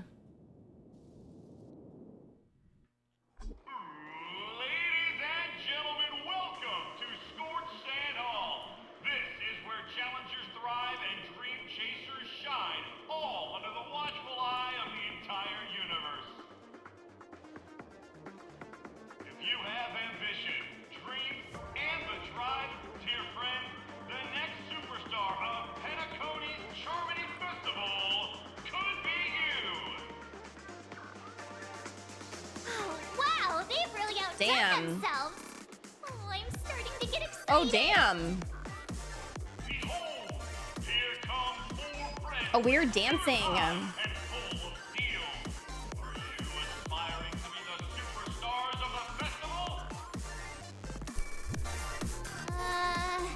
Is he talking about us?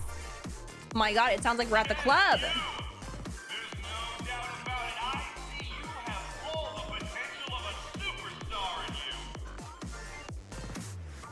Excuse me, you four. What are you hoping to get out of all this?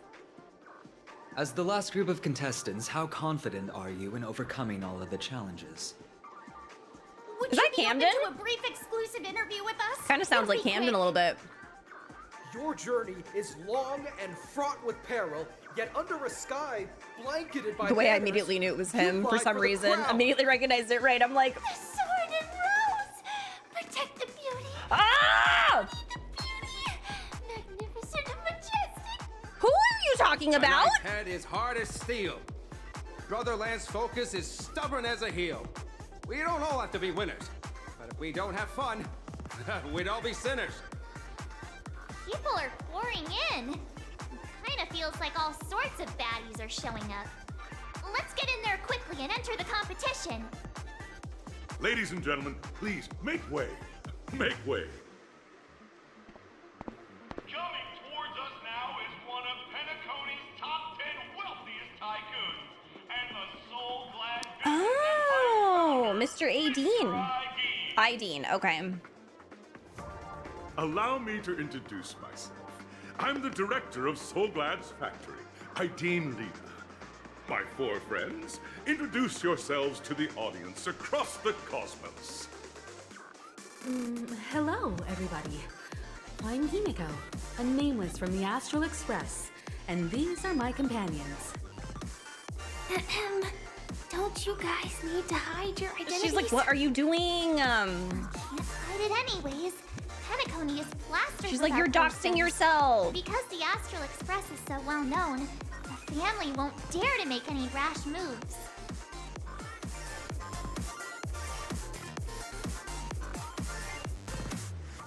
Everyone he voices is Coffee Dad to me. I feel that. I feel that so much. I am the same way. I'm like, it's Coffee Dad. Gordon Ramsay meme, yes. That's because Himiko and Kafka are divorced, so it's complicated.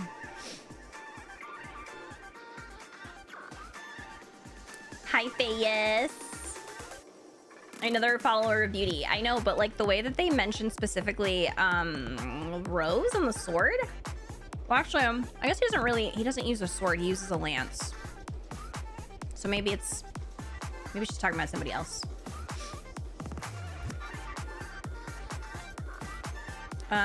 Catching up. How's the new PC running? It's running great. I've been enjoying it. Rob's a singer, Mart has a type, and it's a musician woman. She does. She does.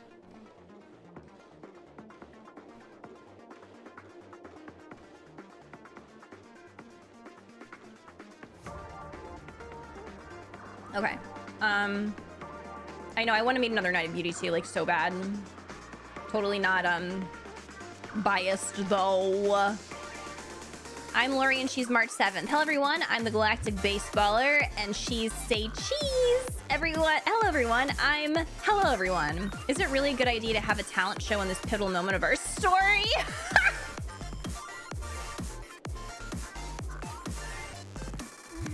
Given the situation, this is our best hope. But let's just get it over with quickly. Hello, the whiplash everyone. again. I'm March 7th. I'm an ordinary girl who loves adventures.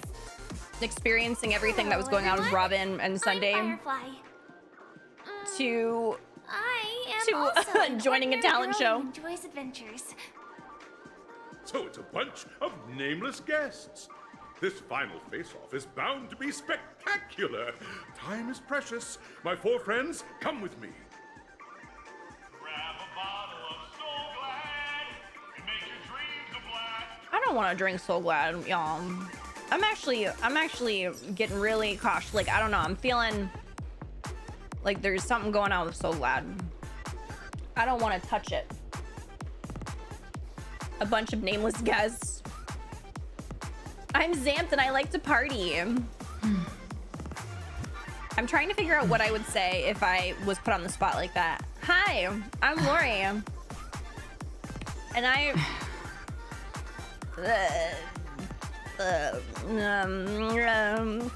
like to eat. I don't know. Just do my YouTube intro. I need 10 playable Nights of Beauty alongside my 10 stone hearts. That would be amazing. Deepa, thank you for 34 months. How are you? Bring the next Night of Beauty as a woman. I would love that. Do you know Sojour's voice actor's professor? There was a video recently of one of his students cosplaying as Sojour and he looks like, that's so cute. They did not have to drop this banger for me to shake my ass to. Wait, did Pidge say the same thing? Throwing it back immediately after Wally. Why did we all had the same? What the hell? That's so funny. We really are a hive mind.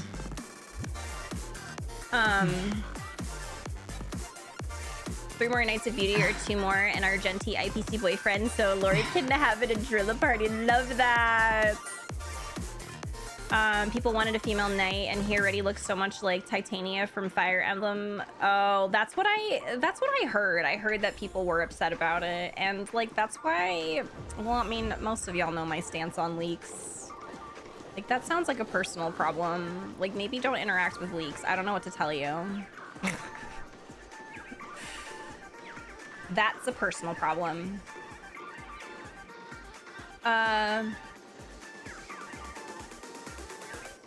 For others, IPC. For me, it's the Shienzo generals. That's very valid. It's just simply a soda. I don't know if I trust it. I don't know. I feel like there's something going on. I don't know why I walked away from this. I meant to grab these really quick. Okay.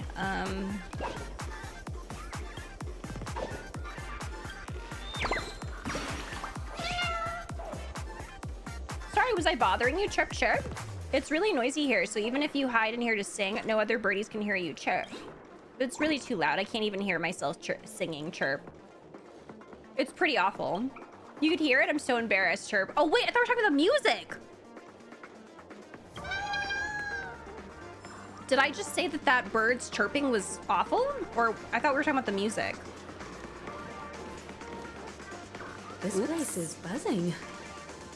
That's right. My bad. I didn't mean to say that to the bird. I thought the bird was saying that the music was really loud, and I was like, yeah, it's awful because it's very loud. Did not mean that. Big and stick to the birds. Wait, what? Oh, okay. Hello, welcome to the origami bird flying race. May you attain the best results, Chip. Let's take a look at your wings. Oh, you must be here to spectate the races, Chip. But even if you're not participating, you mustn't slack off on your training, or you'll be pushed around by Boss Stone, Chip. Another bird that needs guidance over there. See you later, my wingless friend, Chip. I know, I did not mean to hurt that bird's feelings.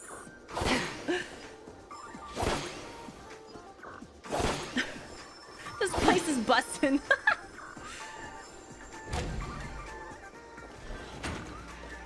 Dang, this is like...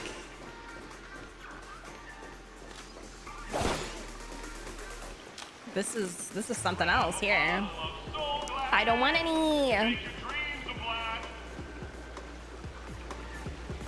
You know what's interesting about Soulglad? It kind of reminds me like the way that the aesthetic of it and the way that they talk about it. It reminds me of Nuka-Cola. Lured here by the watchmaker's ads, full of zeal and ready to make my first fortune in life. Once, during a particularly grueling day, I passed out and was resuscitated by a drink from Mr. Sousa. That sweet taste has since been etched in my mind, and that was what drove me to create the Soulglad that we all know and love today. The dream-chasing era was truly a wondrous time. Oh, I miss those days, and the watchmaker. Scorched Sand Hall is my homage to that time of boundless possibilities. I wholeheartedly hope you make it to the finish and emerge as the next superstars of Penacony. Now then, is there anything you'd like to say before the competition officially begins? Nah, we'd win. Gonna get the ball rolling ready. I ain't got all day, capiche? Rest assured we're gonna take an L in this. I can feel it. Help! Oh my god. The translators, they must have a lot of fun.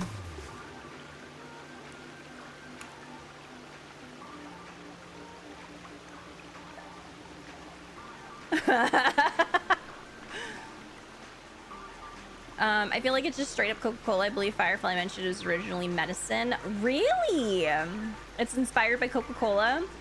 I think that was the same thing with Nuka-Cola too. I think, like, if anyone has played Fallout or I guess watched the show now, Nuka-Cola literally is like, if you look at the label and stuff, it's whatchamacallit, it looks like Coke. Like, they literally just hijacked the Coke logo. There we go. I think it also heals you in the game too. I think Nuka-Cola heals you. But I think it's great. I think it's great. Yeah, if anyone wants to see the logo, like, literally so funny. Wait, does it? Do you get radiation from Nuka-Cola? Well, it heals you, but you also can get radiation at the same time.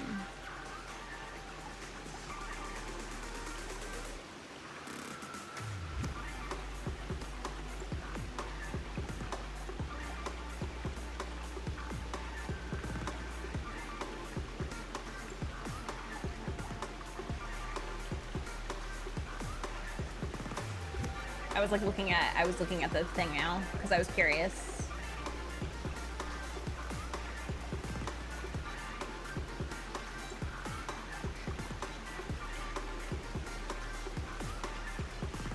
Oh, does quantum radiate you? I can't remember. It's been so long since I played Fallout. There, by the way, when I googled it, apparently there is a special Jones soda Nuka-Cola, I need to send this to Effigy like stat, because this looks actually really good.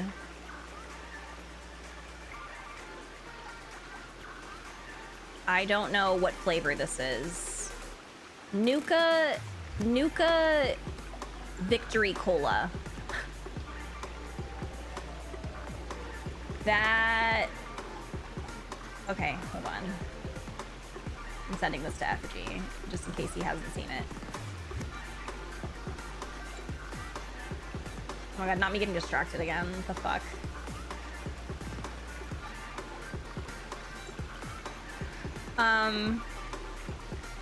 They made like 3. Nah, I'd win. Yeah, the localizers of Brain Rot, so funny. I saw the pistachio cake. It looks really good, Xylax. That one internet historian video. Wait, what? A little bit of Deltarune Chapter 2. I haven't played Deltarune. I'm gonna say it. I also have not finished the first game. Forget what it's called. Undertale. Hello, everyone! Next up, get ready for the Mega March 7th adventure, where I'm going to break the speedrun world record! Trailblazing into the uncharted speedrunner? and challenging the limits. That's Miss March 7th for you. How about Miss Firefly? I hope that by the end of this journey, everyone will have achieved the outcome that they hoped for. Oh, she's so sweet. Ah, a wonderful wish. Miss Himiko, what are you expecting from your team? Safety first, everyone. Okay, Mom. Simple words, but full of warmth. Waiting for you are 3 stages, each connected to that era. The first 2 stages offer 2 distinct paths to choose from, with unique challenges on each route. And in the last stage, you will face off against a champion who has defended the title to this very day. A beloved contender whose noble virtues are unrivaled. Those are the rules. Simple. Everyone clear? Now, I hereby announce that the 33rd Scorched Sand Festival of the 20th season, sponsored by Soul Glad Enterprises, has started.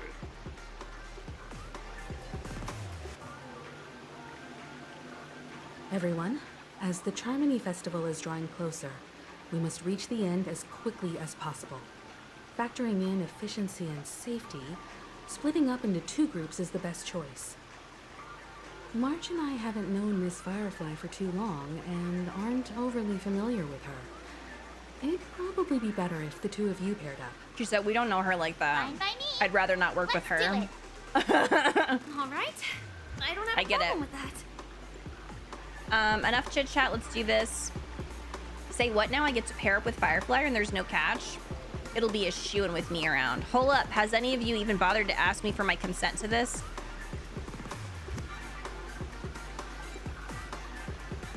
No, what are they doing? I'm gonna say that one.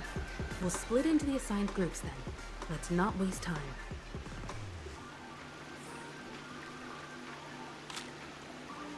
Pun time.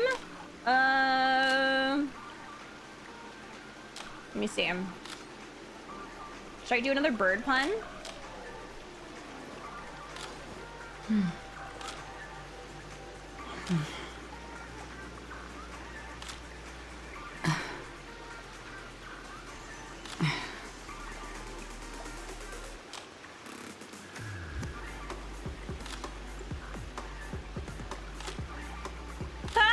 Wait, hold on. No, actually that's, hold on.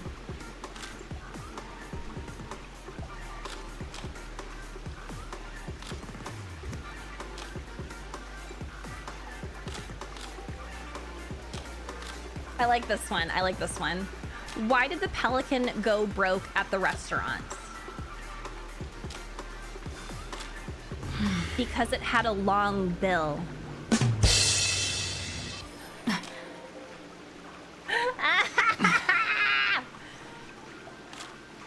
So So funny. I know. It's hilarious. Oh my god, it's so funny. I know. Comedian, this natural comedian. I know.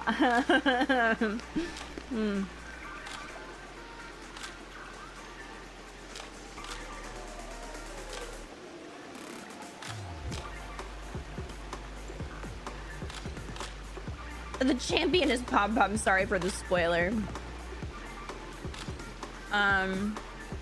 Oh, Undertale is very good, but that fandom, I don't know if they've simmered down by now, but what a time when that game came out. I started to play it a long time ago on stream, but I never finished it. So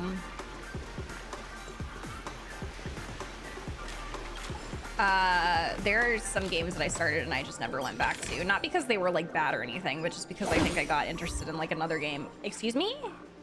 What's that? Break all boss stone balloons in the... Oh. Cool.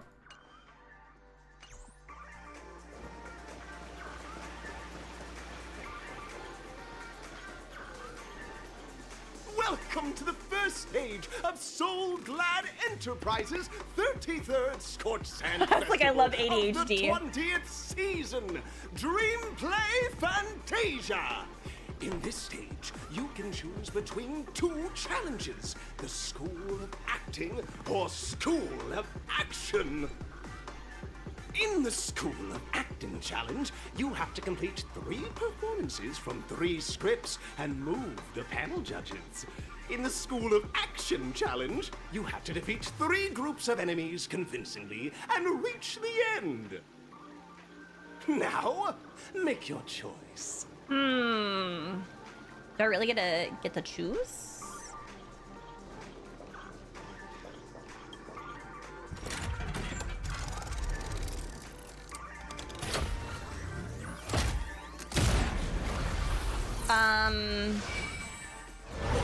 Holy crap.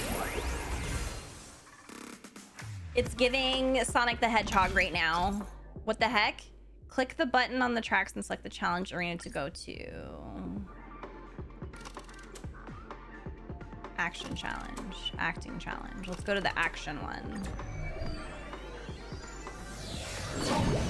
The champion's crown awaits you on the stage.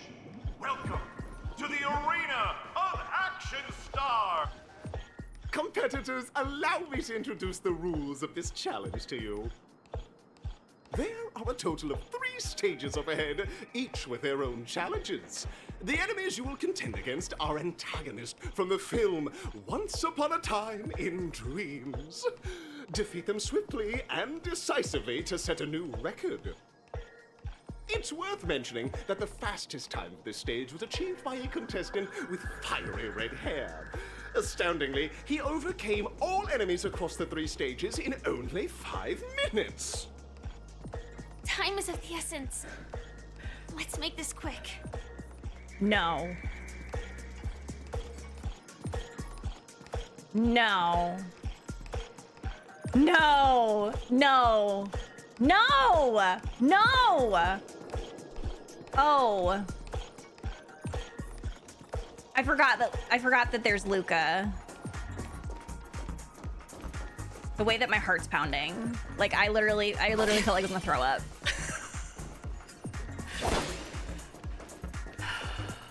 Contestants, you are about to confront the monsters of the primordial dreamscape. I'm really going through it right now. I'm like, Penacony was nothing but a barren wasteland. The dreamscape was fraught with strife and disorder, with memory zone memes running rampant.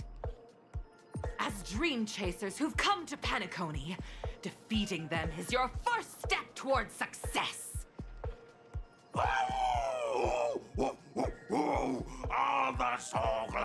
the way that I'm not even focusing right now because I'm like, there's no way.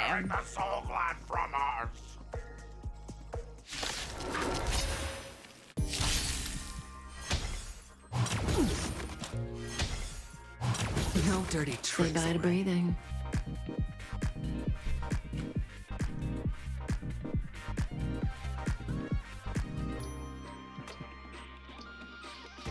Okay.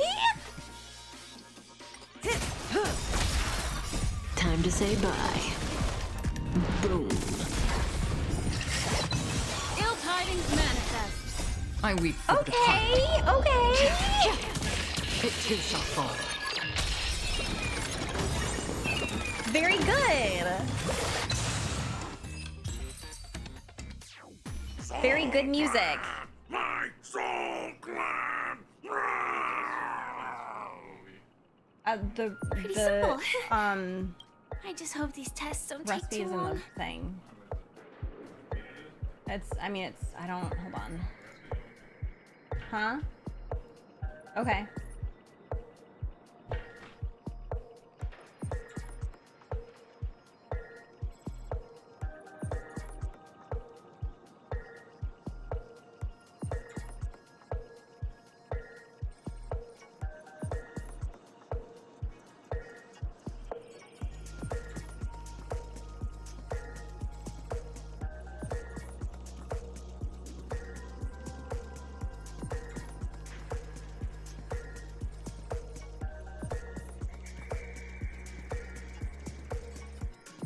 I can picture Sunday twerking to this.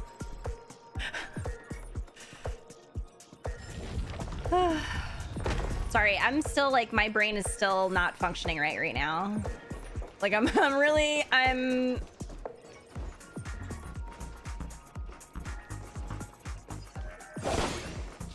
just really thinking. But also, I also don't think there's any way. I don't. I feel like I'm getting my hopes up. I'm not even reading the bird. Oh my god, the bird is like going and I'm not even reading the bird. Okay. Whatever. Sputtering. I don't understand. Goodbye. Sorry. Fuck you, bird. Sorry. Hi, Percelia. Congratulations on becoming the first group of dream chasers. Answering the call from the watchmaker, you are disappointed to learn that Penacony isn't paved with gold. Resigned to your current plight, you start from the hierarchical dredges, biding your time for a chance at success. Just as you're about to give up, a downpour sparks a business idea. You enter the umbrella business! But just as things are looking up, you encounter a competitor. Defeat them and emerge victorious from this trade war. Why is our opponent so glad?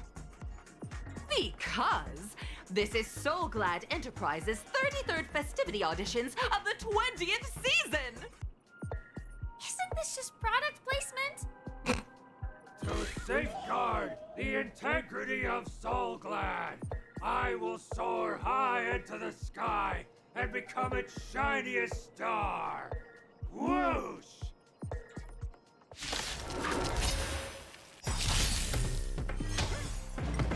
Didn't hurt. Bust. Or maybe I'll take it all. No dirty tricks, alright? This music is so good. I can't get over it. It too shall fall. Ill fate descends. Yeah, they talked. Well, I mean, I guess an there endless wasn't like abyss. voice acted, but there was talking in that one like drink event from these. Yeah, Time to say bye. Boom. That's how you're treating them now. My brain is just elsewhere right now. I feel like I don't have any peace right now. Now I can't even. Pain, and I provide with Soul Glad in return. Whoosh!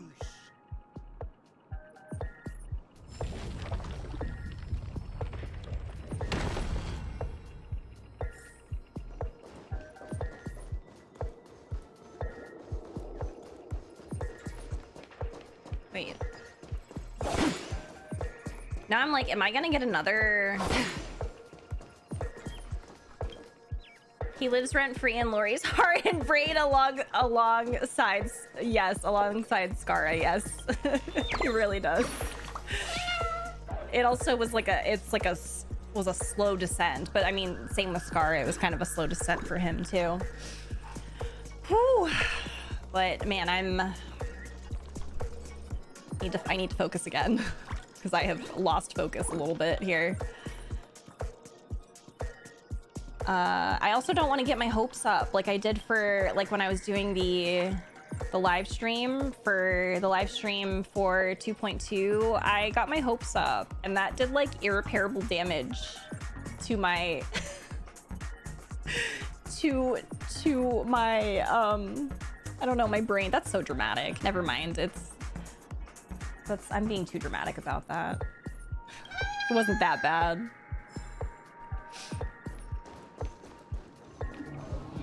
Congratulations to our 2 dream chasers for establishing yourselves as budding stars in Penacony.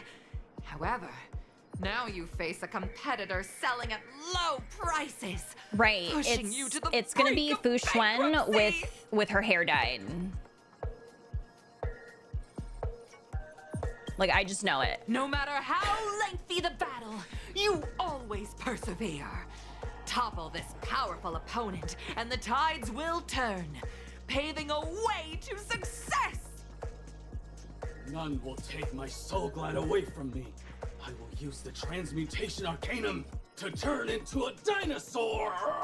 Roar! Oh, dinosaur! Devour my enemies! Roar! Grab a bottle of soul glad and make your dreams a blast!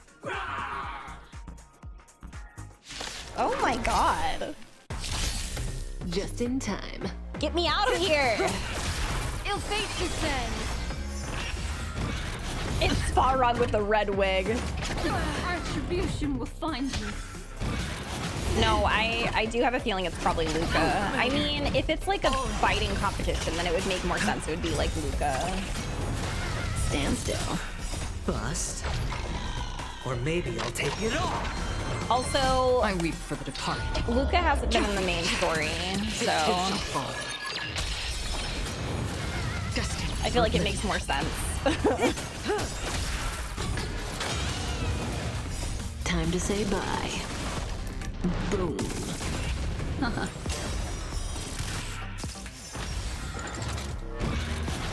Retribution will find you. Beneath the waters lies an endless abyss. Still waters of oblivion.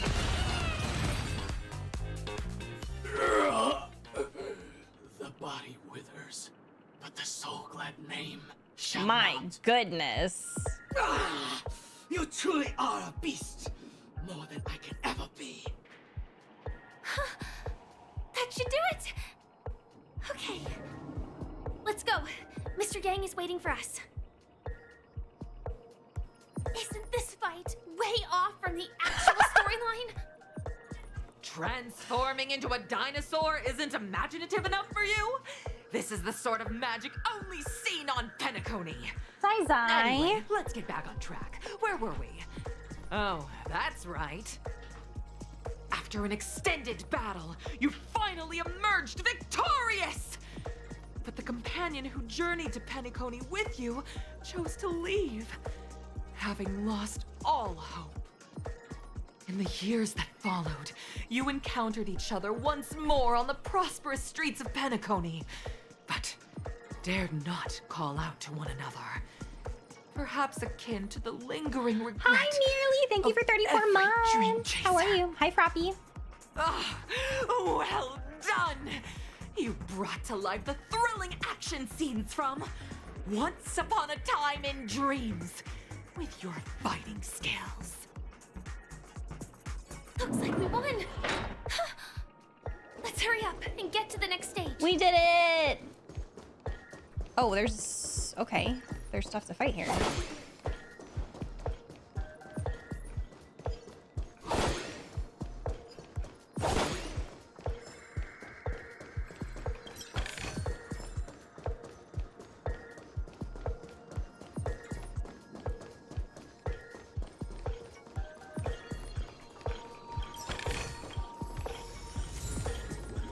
Some like it hot. Is that this song that's playing or the battle music? Congrats to both of you for clearing the stage, but more importantly, are you having fun? Fun is more important than success. Look at the time! You finished much faster than that red-haired contestant did. Can you stop? Red-haired contestant. Who is that exactly? You'll find out eventually, but only if you clear the next test first. Welcome to the second stage of the 33rd Scorched Sand Festival in the 20th season, sponsored by Soul Glad Enterprises. The way I'm gonna throw up. Gunfire time! You have the option to choose gunfire and undergo Brother Hanu's trial, or time, where you'll face Clucky's trial. Can I just get disqualified so I can go make your choice. And meet the red-haired person? This is agony, actually.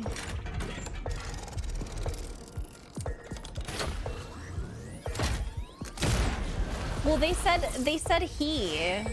So, but honestly, like I said, I've already kind of like, I'm almost certain it's Luca because like, it's a fighting competition. That was like his whole thing. Wait, hold on. Oh, right here. Gunfire trial or time trial. I don't want to do a time trial. I'm gonna do a gunfire trial.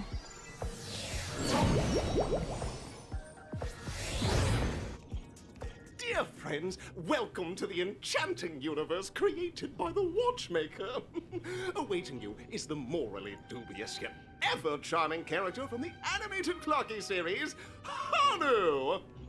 Hanu! It is said that these cartoon characters were inspired by the Watchmaker's own experiences. According to research by Clocky scholars, the original Hanu of reality shared a deep friendship with the Watchmaker, akin to comrades in arms. A deep friendship, huh? Enter into the world of Hanu via the TV by the entrance and partake in an enchanting and suspenseful story with him. Good luck in there. If it's a gunfire trial, we should be able to settle this with a fight, right? Action time. This won't waste too much of our time. Sambo dragging Luca to Penacony from Bellabog fits so well. Like, that's why it makes sense. It is Zila's second rerun banner for 2.3 announcement where she has a new hair color. No. Yeah. Wait, what the hell? Oh, I've been picking the opposite of your choices. Add Luca to Lori's A-list with Fushwen. Listen, I'll be happy to see Luca too, because I really liked Luca when we did the companion missions. So like, I'll be happy to see Luca. Obviously, won't be the same type of happiness as seeing him, but it's fine. I've tried my bestest to hide myself, and you still found me, Chip. When everyone hid in the balloon, I was the only one who chose a unique hiding spot, Chip. I even got upside down to conceal my hair, Chip. Seen this a million times. What? Other birdies also know about the statue's hiding spot? I wasn't the first one who found it, Chip. This is unacceptable, Chip. Just you wait. You'll never be able to find me the next round. I couldn't read that. Luca's really sweet. I know. I ended up really liking him because of that. Like, he's so wonderful. Ready? 1, 2. It's morphin' time. Hey, John, how are ya? Are we both in control of this Hanu character? Very good. It's time for a little man. Like you've got the hang of it. In this Hanu's Adventure episode, Boss Stone has gathered his battleships for an assault on Dreamville. Old Buzzfly, Cousin Wolf, and Bombhead are all raring to go. The brave Hanu must thwart their advance and protect his alas. Hanu presently is ill-equipped to fend off the malevolent mischief makers, which is why he is preparing to seek out the Puzzle Gentleman's aid. Go. Okay. The way I'm anxious as fuck now, y'all. Oh, brave Hanu, you look like you could really use some help. Long time no see, Hanu. You look pretty stressed out. How about an intense and thrilling game of Dream Jigsaw to blow off some steam? The plot dictates that you directly provide aid to us. Let out a really cool sounding. I'm gonna do it. Oh, it might be the coolest in history. Telling me that Boss Stone has rallied the villains to seize Dreamville? What a dreadful twist of fate! Listen closely, Hanu. I'm aware you're in need of a suitable weapon. And I also know there's one just upstairs. But you know what? You'll have to play an exhilarating round of Dream Jigsaw first. No Jigsaw, no moving forward. Yes, another one. Only someone as cool as you could produce such a cool perfection. Now scurry along, Hanu, but tread carefully. Two ne'er-do-wells are also eyeing those jigsaw pieces. Either outsmart them with the quick knockout, or ensure they don't catch you in the act. I can't wait to see you finish the Dream Jigsaw. Best of luck, Hanu. Let's stay alert and make sure those monsters don't spot us. Okay. I almost... It appears we can't climb this... I almost just ran right into them.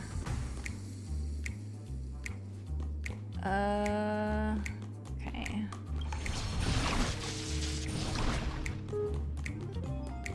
Look up there! If we... Push.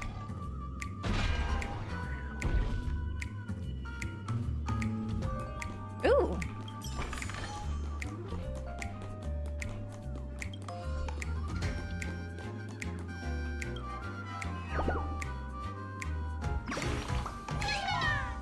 Down this alley, please, Brother Hanu. I stacked these books just for you, Chip. But it's Brother Hanu. Why is there a need to stack books for such a low step, Chip? Yes.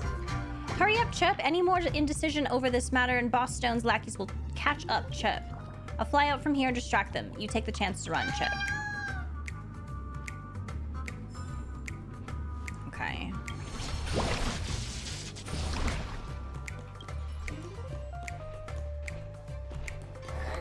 Oh, geez. I messed up. That was scary. It's all the jigsaw pieces. Let's hurry back. Was there nothing else over here?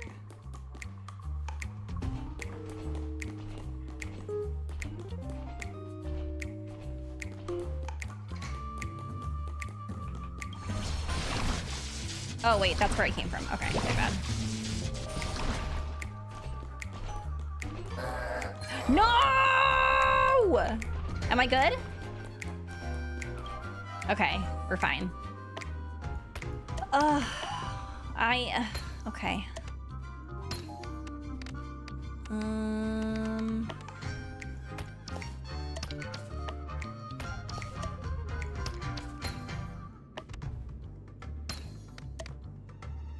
Yeah, I don't even know how I managed to do that, but that works. Oh my! The exquisite sensation of perfect alignment! My organizational itch has been quite thoroughly scratched. Oh, he's very similar to me. I do love a good organization. Touch that TV set and transform back into your own self. Then head upstairs. Your weapon awaits you there. Are such haphazard instructions really okay?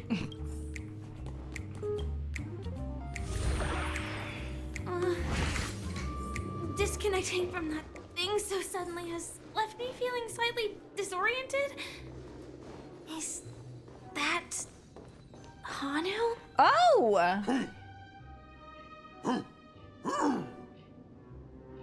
What are you talking about? Is staying in character this much really necessary? Aha, I know the answer for this one.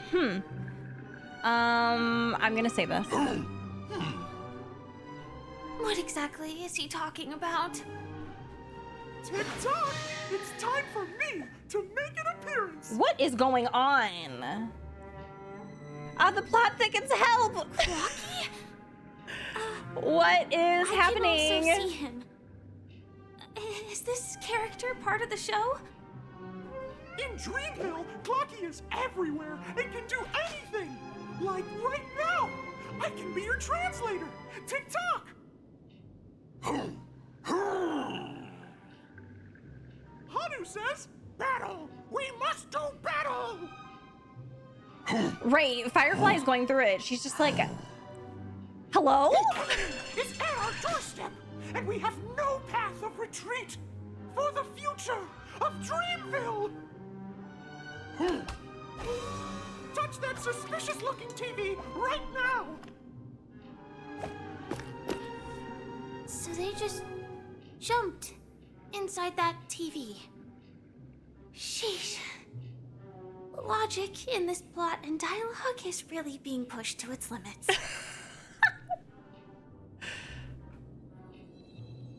I fear Here we she's had go enough. again. Ready? Wait, is there something? Hanu hates this unopened IPC download history text. Ooh, okay. I understand never wilts. Firefly doesn't like fun. Such a old buzzflying bombhead can sit still. Run them out of town. Don't panic, friend. We're nothing like those baddies who scream and shout, because by the moment the words running the baddies out of town comes into minds, we're oh jeez. Okay, that's fine. The IPC.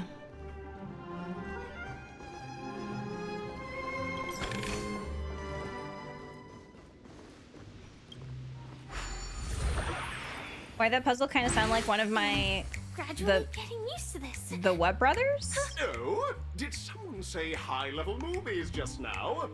That's right, pal. The upcoming script is just exploding with all sorts of high-level shenanigans. Last we saw, Hanu was preparing for battle.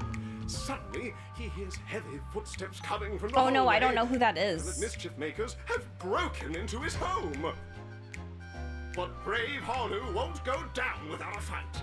He instantly sprints for the storage room, ready for a do-or-die showdown against the baddies.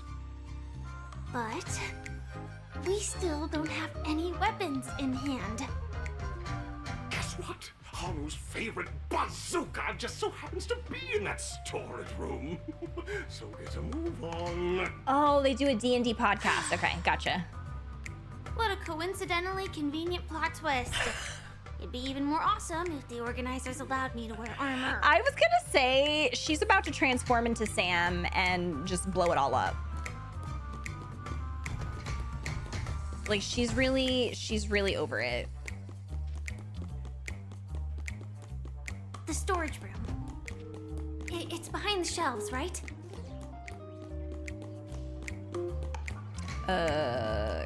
This way? He wasn't lying. There's actually a bazooka here. Hey, now we Roblox, should how have are a way of you? dealing with those baddies. This thing feels just like the soaring locust too. The what?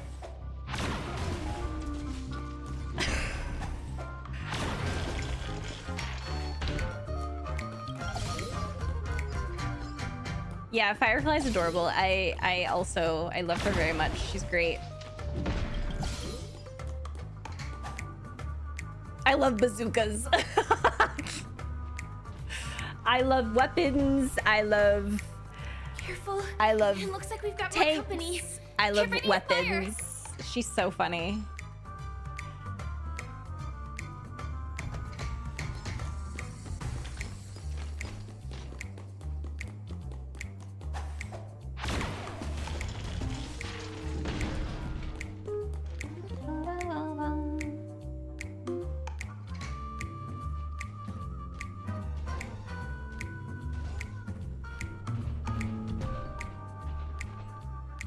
Here we go again.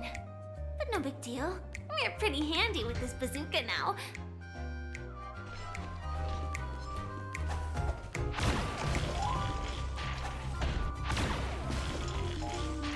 Okay, but the way that I'm definitely like that one I missed, and I still hit it. I love it. That should be all of them, right? Oh my! Haru is on a streak! A weapon date? Everyone, the stage is complete! Quickly! Head through the TV to the next stage!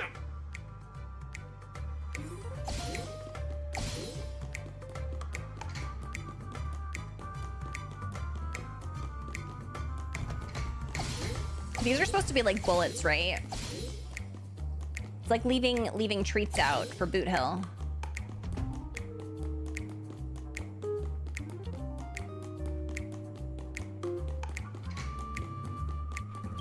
Oh, okay. I guess I can't.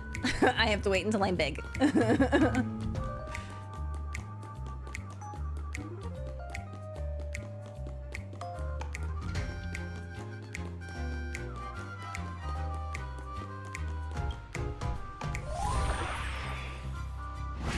Oh, that Robin has a Hanu plushie? But it is gonna be hard to let go of this bazooka. Girl. Never mind. Let's hurry over to the next stage. She's like, I'm just being a little silly.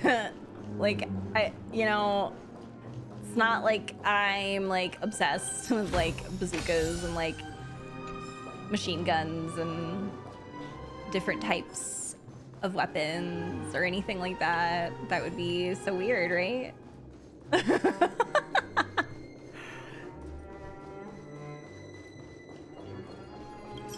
Thinking about it now, I can see why Kafka and Firefly would get along, because they both would be Second Amendment supporters, probably.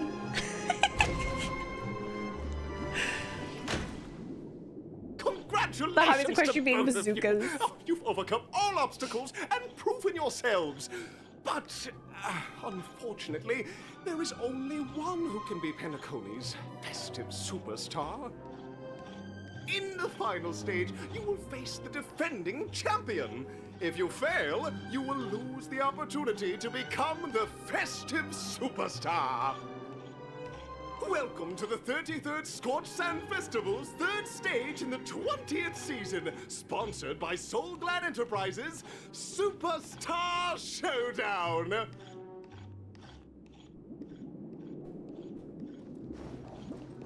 Oh, do we get to meet this person now?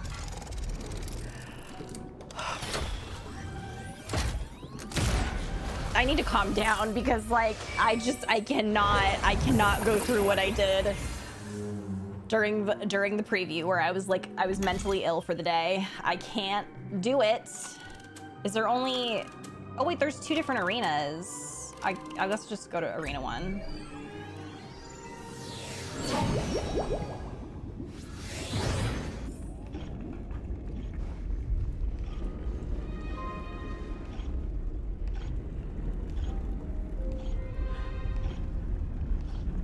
Okay, maybe it's...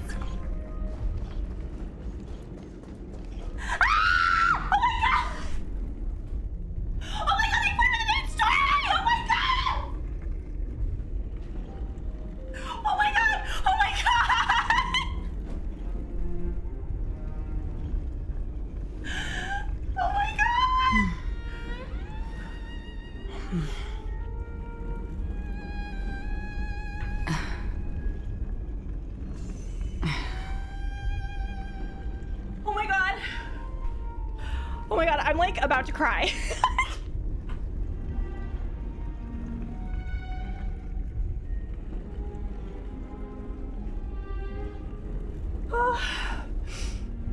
I think I'm just going through it a little bit because I'm like shaking. I did not like what?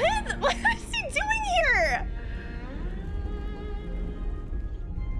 I was joking. I was like, oh my. No way. I think I just saw someone extraordinary.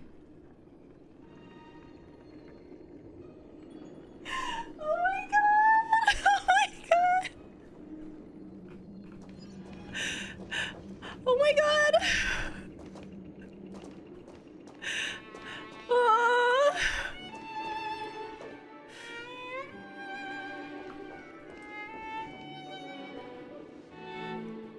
Wait! Is my game broken? Or is he not voiced?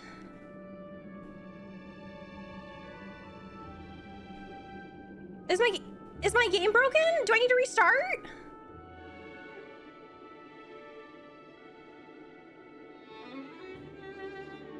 What?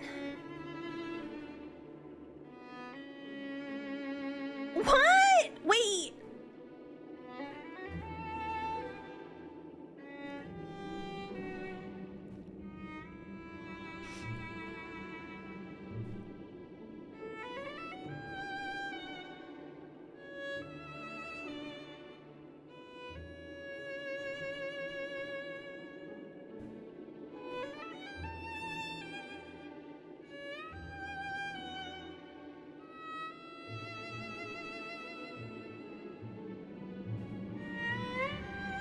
Is that the bug that y'all were talking about?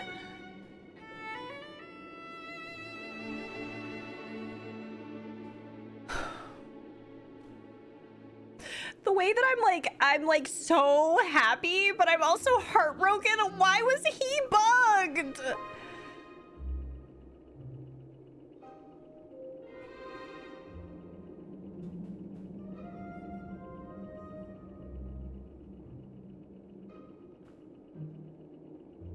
I feel like I'm gonna throw up. I feel like what is he doing here? What is he doing here? What is he, like, I'm not upset, but like, oh my God, y'all, I have been fucking yapping about him for like weeks now. And I kept being Delulu, and I was like, oh my God, wouldn't it be so silly if like he was like friends with Boot Hill and like Boot Hill called him over, and then that was how he made his entrance into the main story, since he hasn't been in the main story yet. But he's here in the main story, and this is so weird that it's because he's in a talent show or whatever the hell this is, but he's in the main story, but he's not voiced because it's a bug, and I'm like going through it. Sorry. Oh my God. Yeah, I know that he had, like, I know that they invited the Knights of Beauty, but like they didn't respond. They left the invitation on red. So like, but I also had like all of those things where I was like walking around, and then there was that NPC we talked to, and I was just like, he could show up. He could definitely show up. Like, why? This is a perfect time for him to show up for, who knows? But, okay, sorry. I'm going through it. I'm being extremely normal right now. The secret Hoyoverse and play listen to it and threw him into 2.2. I'm so convinced that the Hoyoverse secret agent in this stream, like really? Really? You didn't play last week, and it was like, it's divine intervention, y'all will get fixed until then. It did not, and I was going through the stages of grief. It's the Arlecchino barbecue moment again. It's getting weird. It's getting really weird. It's getting really weird in here. Hold on. If it's a bug, then I'm gonna do something. I don't know if this will...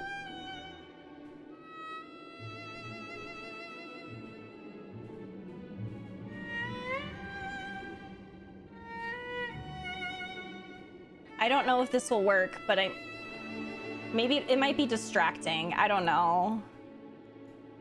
What's up, guys? Adam Gold here in the studio, and we are getting ready to do some Liam Neeson. So, buckle up your seatbelts as we get ready to go back in time to the movie Taken. It's almost like he's here. Kidnapped by an international. Well, he's doing Liam Neeson now, but like, you know, in the beginning it was fine. Or we could do... what's this one?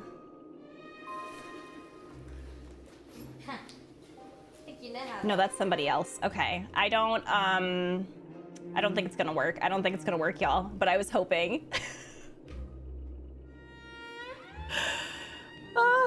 Merely, thank you for gifting to Zillion.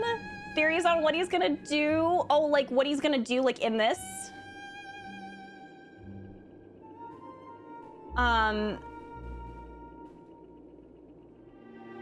I think we should get a free Argenti. Like, I think that for this, if it's been a week, I think that we should all get a free Argenti. Like, I think they should Dr. Ratio him, and everyone should get a free Argenti in their mail. Secret Hoyoverse agent. I speak for the for Argenti Nation, and I think that we all should get a free Argenti in the mailbox. It's been a week. It's been a week. And this is his first appearance in the main story quest. He's a very beloved character. Y'all did so much for him. You did so much marketing for him. You put him in different things. And this is how you're gonna treat him and the fans? This is how you're gonna treat him? We also didn't get his theme in the concert. So I think the only way to rectify this is to give us all a free Argenti. I think that it should happen. That's my opinion, and I speak for all of us.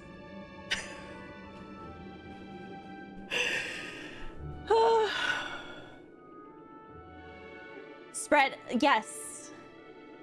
You want a ratio Argenti.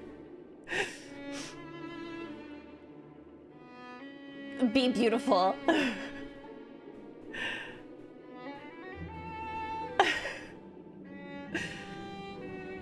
Oh, I just really like having him on screen. This is, I have to take screenshots. I'm sorry. Hold on.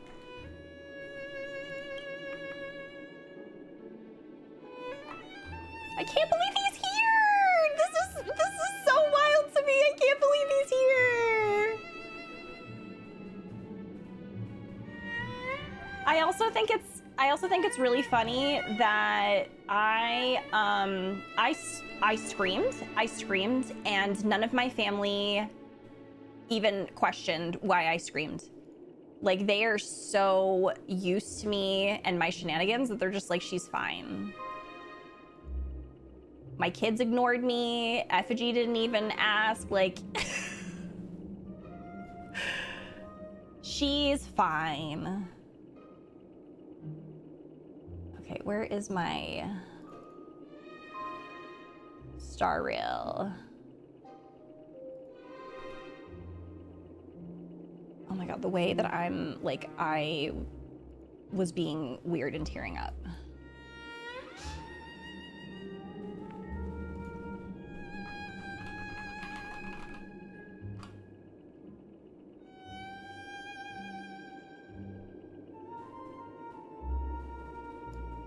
Wait, what? Oh, okay.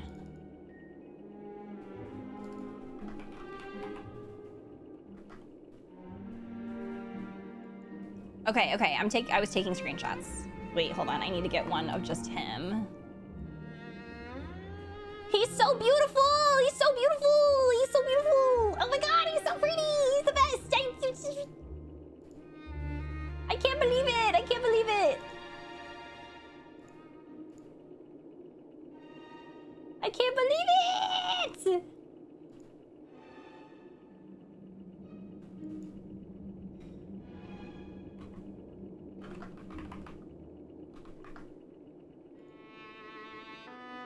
All right.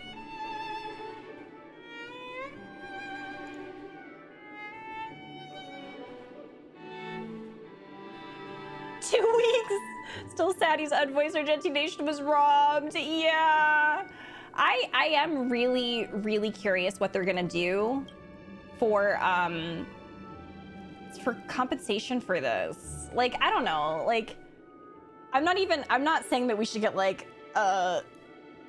jade or whatever. Like, it's not about the jade. It's more of just like, this kind of sucks. Like, this is kind of big and it's been a week. Come on. Robin and I was so miserable during 2.1 because we got nothing of her, and then I cried when I read her letter to Sunday because I got Robin content. Oh. Is Argenti the tallest male character, or is it Boot Hill now? I think there was a discussion about this, and I think they have like the same height, but like it's based off of like their hair makes them taller. I don't even know.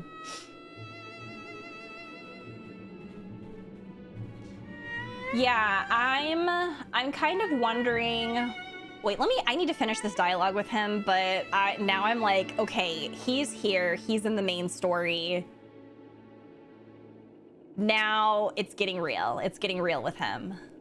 All right, by the glorious light of beauty, I never thought I would see you again. In such turbulent times, your kind faces are as spring's gentle breeze, bringing solace to my scorched heart. Are you a knight of beauty? Oh my god. Ah! So the red-haired contestant was you along. Ah! That's me. Hear ye, the rosy glow of the beauty has rendered you speechless. What an honor. Why is this is so relatable? Like, it's not even funny. Upon hearing of the impending festivities, I commanded the one and only to bring me to Penacony with full haste. Alas, wait.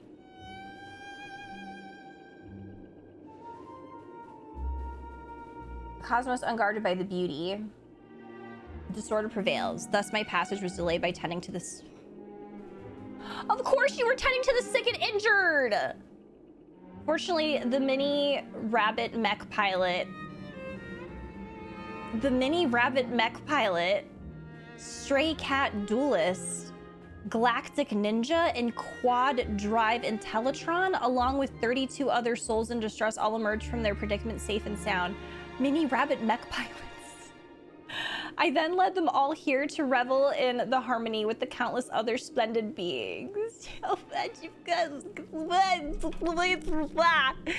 Is this the beauty? It's dazzling. You're quite the savior, aren't you? I'm busy saving them. Would you please make way? Shut the fuck up. Don't you fucking dare. No, if somebody fucking said that, they're my #1 enemy. They're my #1 enemy. Is this the beauty? It's dazzling. You're quite the savior, aren't you? I'm gonna say it's dazzling. I do not deserve so. He's so pretty! Oh my god, oh my god, oh my god, oh my god. He's so pretty. He's so pretty, he's so pretty. I'm taking a screenshot. Hold on.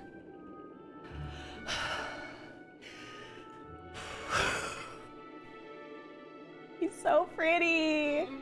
Okay, I do not deserve such praise. Unfortunately, that dashing IPC ambassador whose radiance matches that of...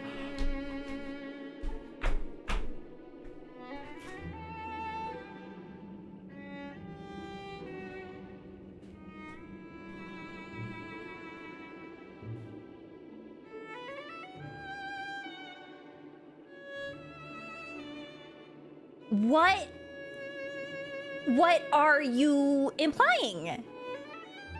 How? Wait. Huh? Did he meet Adventurine before Adventurine went? Wait, no, because he said, hold on. Sorry, I'm thinking.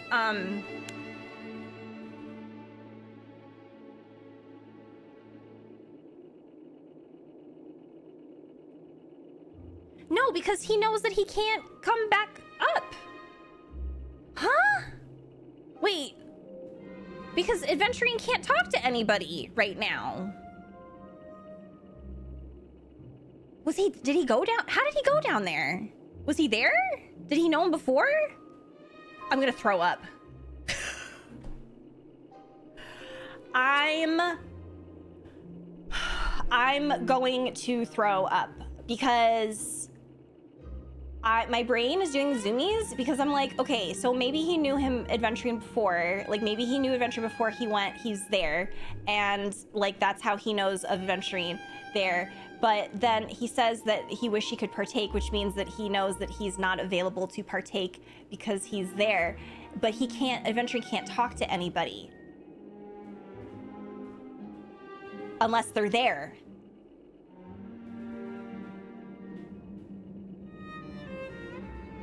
Did he go there? And he came back?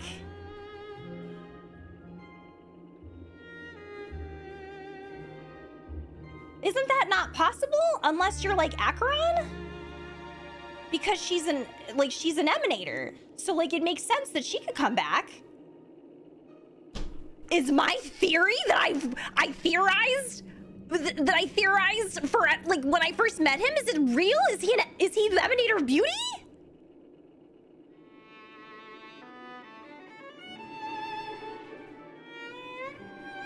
Yeah, well, yes, yeah, we came back, but obviously we're different. Okay, we're the main character. Like, duh, we came back. Yeah, duh. But, sorry, that was so, aggressive. I don't know why.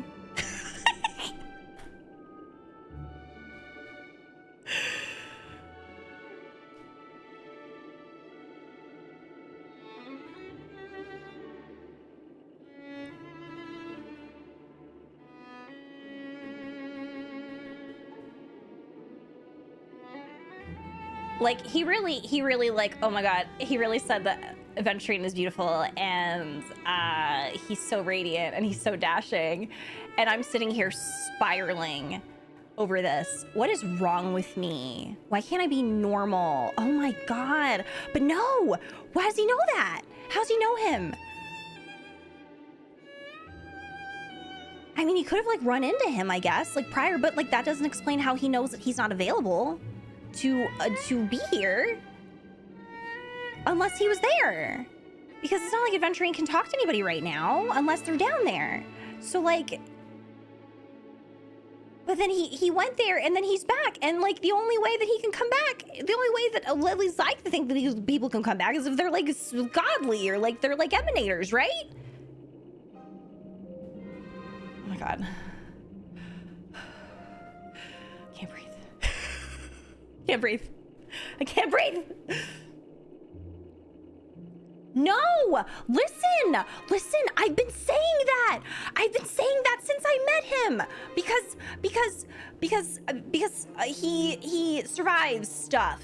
He survives stuff. Like, and he blacks out when he does stuff. And it's just like, how are you surviving this? Like, think about the big ass bug in the space when even like Danhung was like scared, like, you know, Imbibiter Lune, like the Himiko was scared, like people were scared of the bug, and like Argenti fucking killed it or did something to it, and he came back just fine. He was like, oh, I don't remember what happened, but it's gone, I guess.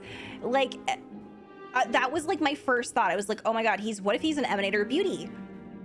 And then somebody mentioned to me, they're like, oh, well, his health bar, or his bar is like different. Like nobody has like a bar like that except for Acheron. And then I was just like, you're right. He does have a different thing.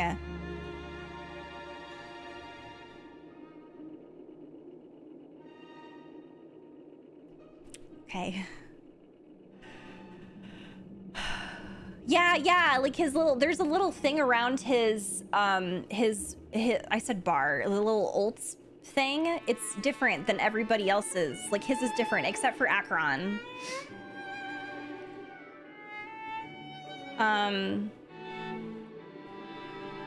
Yeah.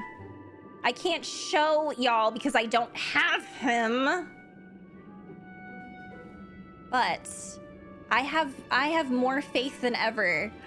I have more faith than ever that he's gonna rerun soon, and I'm not ready. At first I was excited, but now I'm like, fuck. I'm gonna be really, really, really silly. I'm gonna be the silliest I've ever been in this game. Oh my god, we're so back. We're so back, y'all. Like, I have never been so back in my life as we are today.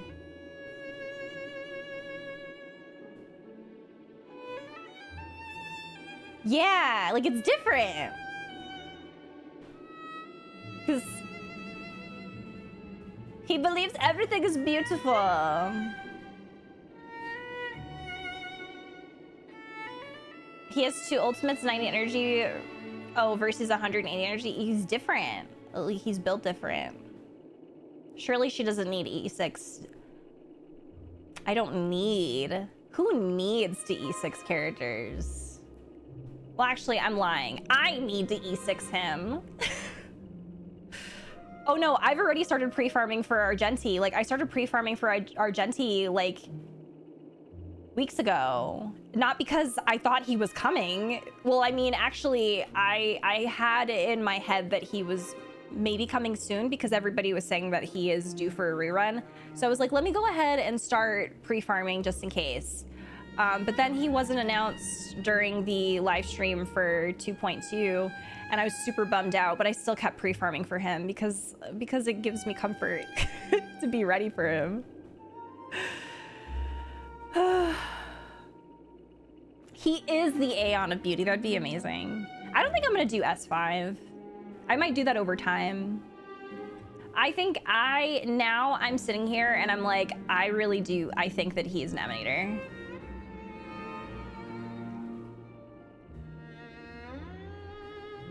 Sorry, I've been sitting here for so long, but like I'm spiraling. Like I'm literally. Okay, let's get back to business. Hi, Dolce, how are you? Since fate has brought us together, it stands to reason both seek the accolade of the audacious victor. Correct. Though upon arrival, I was once mistaken for a towering silver-armored fugitive in fiery red flames due to my lack of eloquence. The matter stop for all these trials stem from the land of dreams of beauty. What happens is that I now stand before you. Our paths have crossed. I, Argenti of the Knights of Beauty, am humbly requesting for a battle in the name of the Code of Chivalry with you both. I will do whatever you want. If I am fortunate enough to emerge victorious, kindly grant me passage to the crown of victor and recognize that. What if I just lose a... Truly beauty is the most peerless beauty of them all. You're so right! Oh my god! Behold, this symbol of pure... Again. Just in time.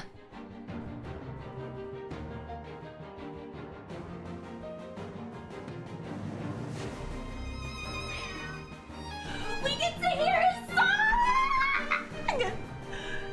Time to move. Oh my god. I love this song! Oh my god. Oh, okay. Hold on. Hold on. I need to get control. I need to control myself.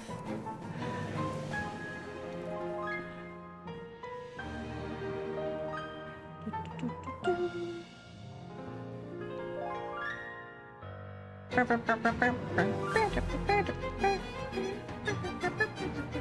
so what is he doing here? What if I just hold on? I'm sorry. We're going as slow as possible. I'm sorry, but I'm also not sorry. Better hedge your bets. Look! The beautiful peacock is right here! Hold on, I'm taking a screenshot of them together.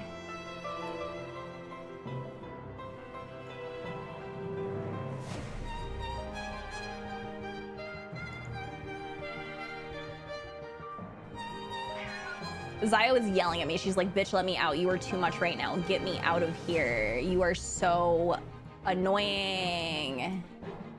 Opportunity doesn't knock on its own, you know.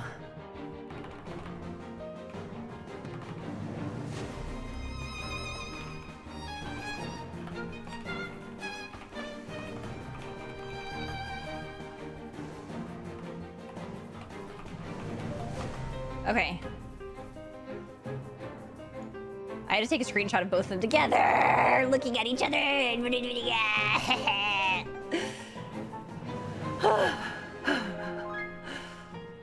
know, at least he's voiced here. Hold on, I need to Zyle wants to leave. Okay, I'm letting you out. Okay.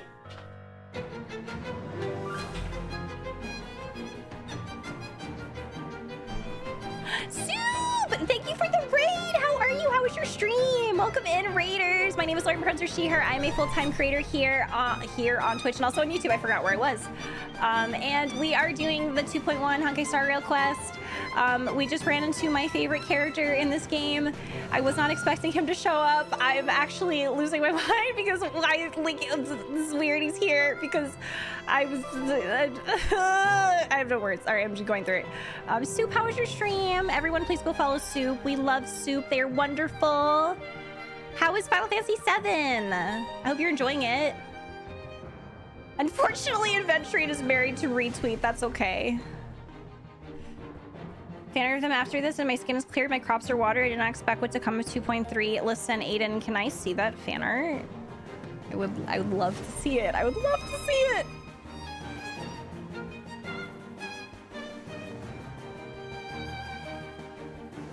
Is it true you can supposedly talk your way out of this fight? Now, why would anyone do that? They're also my #1 enemy. Going all in. Tabs on me. Technical difficulties in life. Oh no, Soup, I'm sorry. That's super annoying. Hopefully the next one will be a little bit better.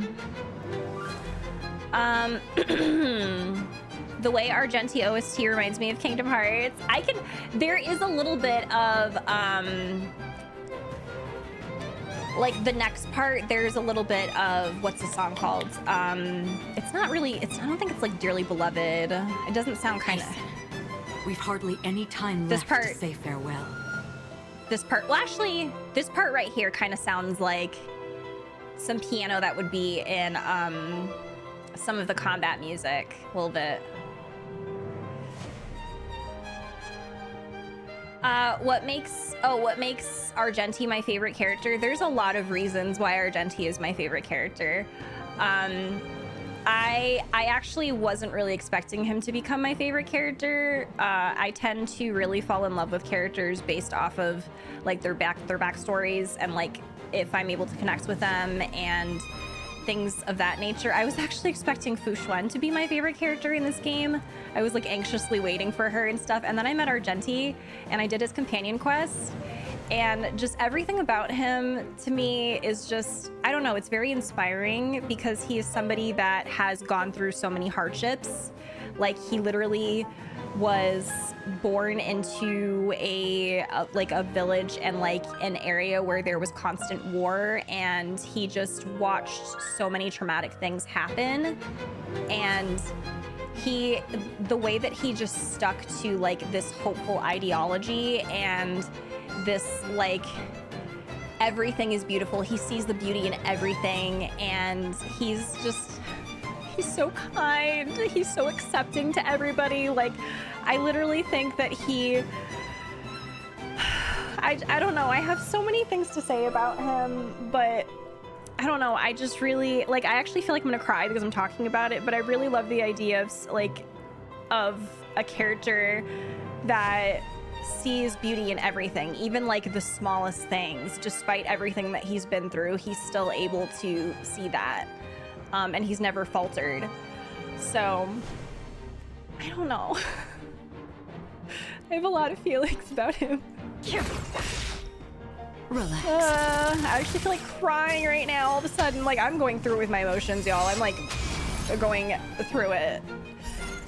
And I was like waiting for him to be in the main story, and I didn't think he would be in the main story right now because I just didn't make any, I guess for me, I was like, there's no way. Like I thought he was like the forgotten child a little bit because I don't sorry, I'm going there. I'm like crying now. What the hell? Nothing is even happening. Two shall fall.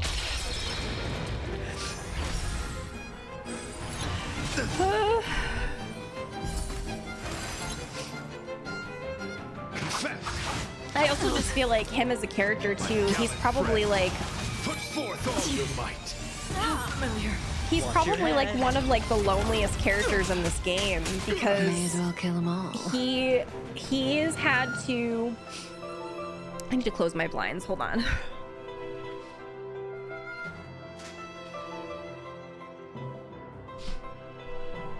Okay, I feel like he's probably like one of the loneliest characters in this game because he hasn't, look at his health, it's at 69%, look at, he has been journeying alone, and he has felt like he has had to be alone because of his mission. There is like this little mock interview with Argenti where they asked him, the interviewer like asked him what he felt about love or whatever, and he was just like, I think it would be nice to have somebody, but I simply can't. And it's really sad. And I just feel like he's probably very lonely, and he doesn't really have anybody like some of the other characters do. Like they've had people to fall back on, or they've met other characters in the story where, you know, they've connected, and he hasn't had that except for that one like IPC guy who might not even be with him anymore. So I don't know. There's just a lot. I have a lot to say about Argenti, and that is why he is. What would you like to know this? He is my favorite character. Stand still. Alright, I'll call your bet. Going all in. Tabs on me. Good times. It's kind of the opposite of Nihility. I feel like he's never faltered to nihilism. Even though his backstory is just, it's so sad. Or was it fate? Where are you going? Again? Yeah. Also, a lot of the Knights of Beauty were wiped out, so he's like one of like the only one of his kinds. I mean, I'm sure there's other ones out there, but most of them were wiped out. Or they stopped believing in Adrilla, and he continues to believe even after like everything. And yeah, like he's just a very inspiring character for me. And it also helps that he is also very beautiful. Although that's not usually the first, like that's not the number one reason that I fall in love with characters or anyone, really. Watch your head.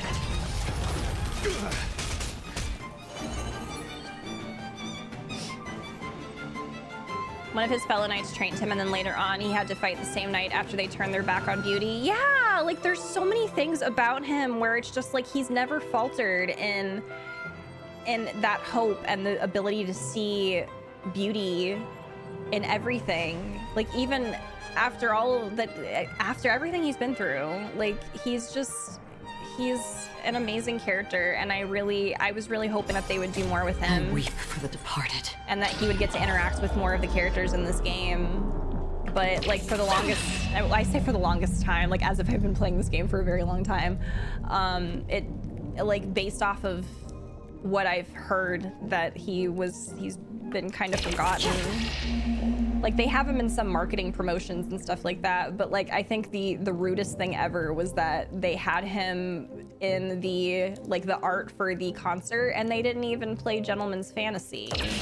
Dust's reign. Like, it too shall fall. Why'd you do that? I know he's not the only one that experienced that too. Like they could have played Adventurine's theme as well, but like it's like just adds on to him like not having anything. There's barely any merch for him. Better hedge your bets. So I'm really this is very validating to see him here.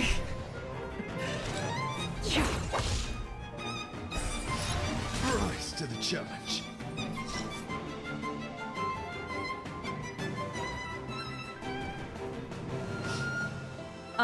Have I read about the mirror holders? If I did, I don't really remember. He almost killed Pom Pom. I love Pom Pom though.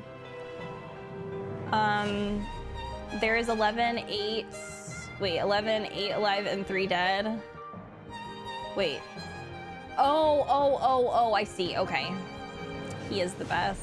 Time to move. And an oath to fight for all that is beautiful in the world is extremely important to Honkai. Man is 100% an emanator of beauty. Like, come on. No, he's too perfect. His light code art. Yeah. That was my theory for him after we fought, or after we did his companion mission. I was like, this is really weird to me because he keeps like surviving certain things.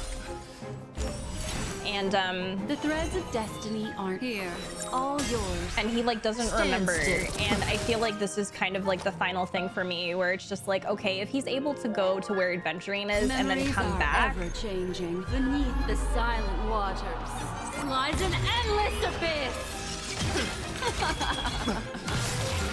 I'm curious of your thoughts on him telling that dude that he has to start following the beauty if he were to save him. It was what kind of put me off in his quest. The IPC dude. Because I think for that, I think I don't think he actually was going to follow through with that, you know? I think that if somebody like needed his help, because obviously like we're not following the path of beauty like he is, and he's still still happy with us. He's still fine with us. So I don't think that he was actually like not going to save him. I think that was just at least from my perspective, it was like a silly moment.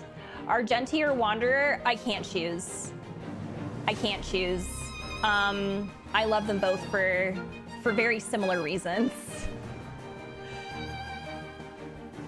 Man that sees the beauty in everything, believes life is gorgeous and worth living, saving a man that was struggling with his identity and had incredibly low self-esteem. And if I climb the wall, yeah. Oh gosh. Sorry, I'm like yapping, but y'all, I can't deal with this. I weep for the departed. Oh man.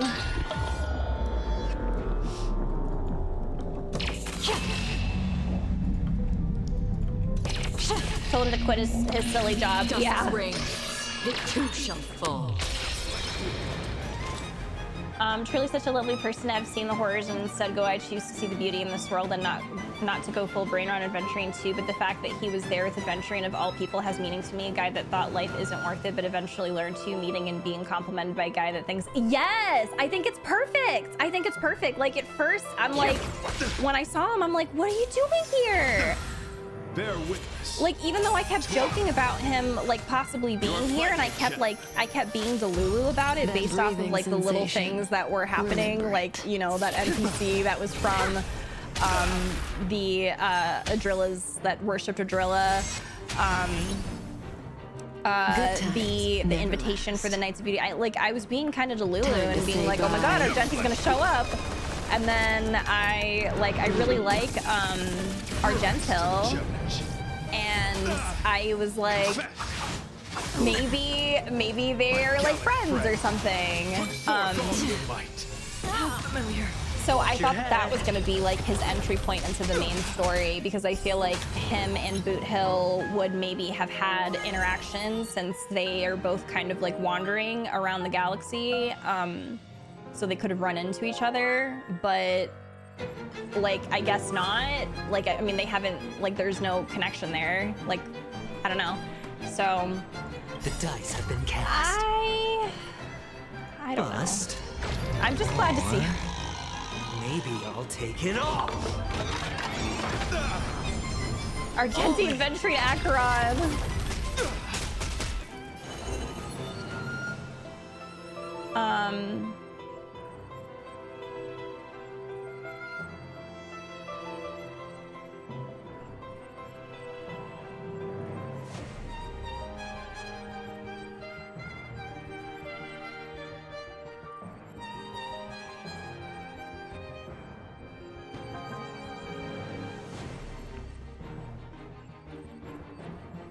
Sorry, I was like, I was, my brain.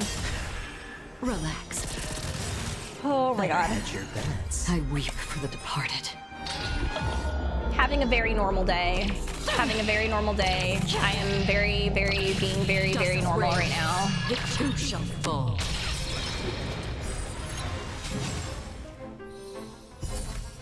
This is definitely,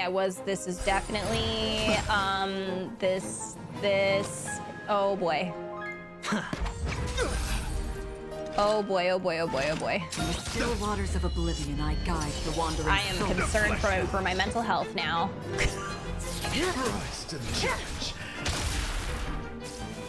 Oh no. My gallant friend, put forth all your might. Watch your head. The flesh wound. That's enough. I have come to grasp this exterior. I yield. Oh, we beat him up. It's over. beautiful, beautiful, truly a captivating contest. It is through you that I realized to uphold the honor of Adrilla, I must further hone my skills. What a beautiful lesson indeed. He's so pretty. Hold on, another screenshot, another screenshot, another screenshot. Oh my god, my god, my god.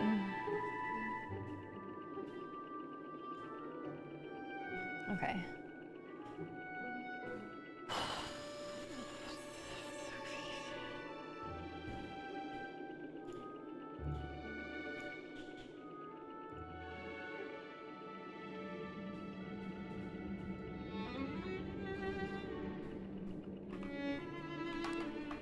All right. Oh my god. Ah! He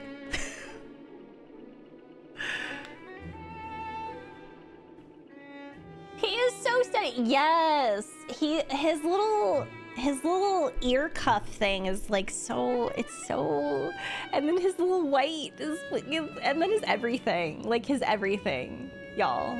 Like his absolutely everything. And then, yeah.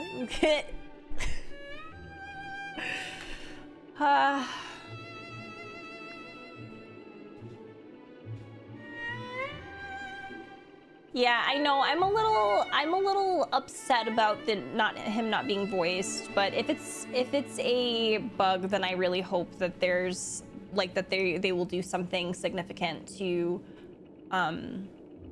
compensate for this, because obviously we can't replay quests either, which is so annoying because I would absolutely replay this over and over and over again. So, go forth, my dear friend, beautiful miss. The audition's crowded doors to claim and vintage. I shall remain here gazing from far as you bask in the light and join the audience and offer you the most heartfelt cheers and applause. That would make my mental health. Look! Yes, look, they're gonna can. Look at him! Look, oh my god, he's here! He's here! Oh my god!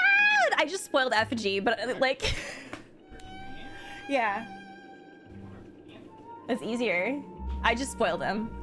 I just spoiled him.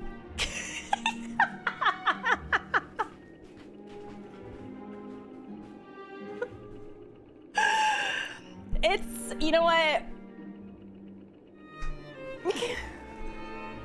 A little spoiler never hurt anyone, right? No, I'm just kidding. Don't spoil me. Don't. I'm joking. It's different. It's different. Okay, he understands. He gets it. We don't have much time. May fate allow us to meet again, Night of Beauty. No, don't go. Don't go. In that case, let's make our way to the end. Penacony's really thronging with talent. I hope we make it in time.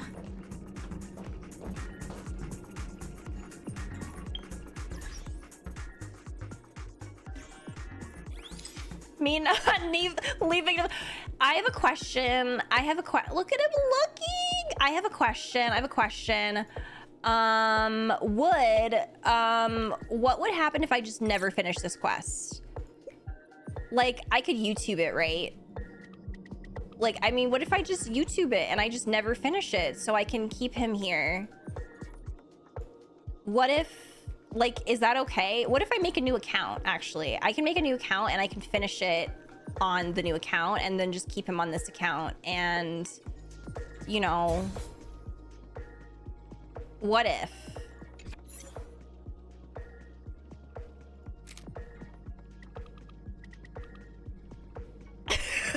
It's okay to start Star Rail again. I mean, we could pretend like I've never played. And then I could experience meeting him again. I said he might be in the story anyway, though, because the masked fools and all that stuff. He's not a masked fool. No, but they have a relationship. They have a relationship? I told you about that. It's in the curios and the other things like that. Bro, like, you know what I mean? You didn't look at leaks? Oh, he didn't answer that.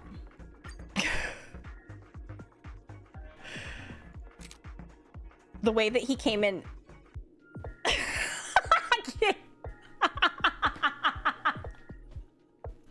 No, he's not spoiling me back. He said that he read the data bank or something. Mobius is now starting to come up. Listen. When Sunday said that the dreamscape is, you know, people want to stay here, I at first, we can just scratch everything that I said before. We can scratch everything that I said before about him. He's so right. I think that he is the rightest person that's ever spoken. And I think that the dreamscape is great. And I actually don't want to leave. For my mental health, I can't leave. So he's right. Everything that I said before was wrong. He is correct. Did he lie? Oh my god. He's so pretty. Argenti would disagree with Sunday. Maybe, but I don't give a fuck.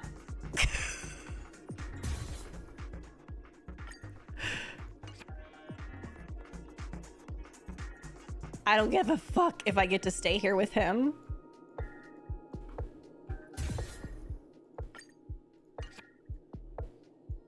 Having a really normal day.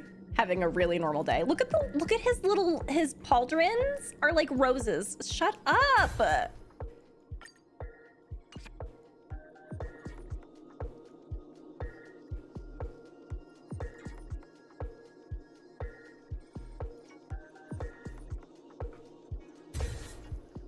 These screenshots are something else. He has a little rose on his, like, right above his crotch.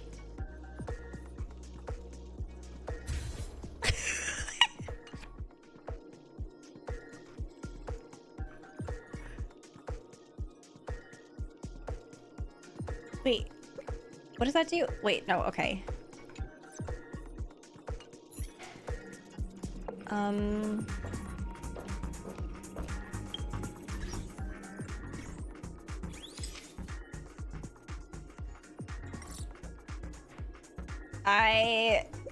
It's hitting me that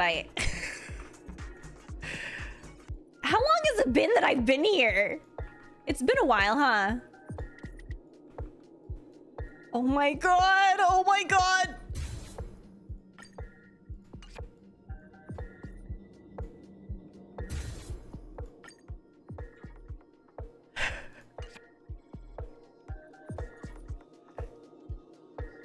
He has a what where?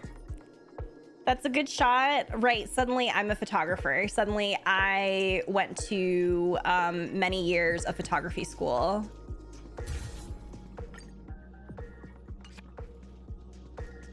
No, he wouldn't. He's an emanator.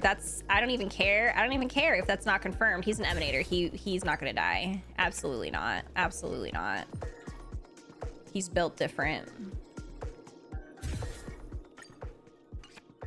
Oh, this is...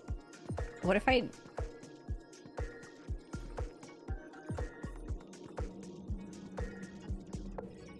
Oh, I like this shot because it's like he's looking down on me.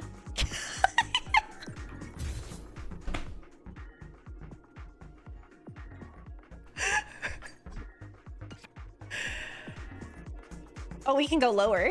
Wait, hold on.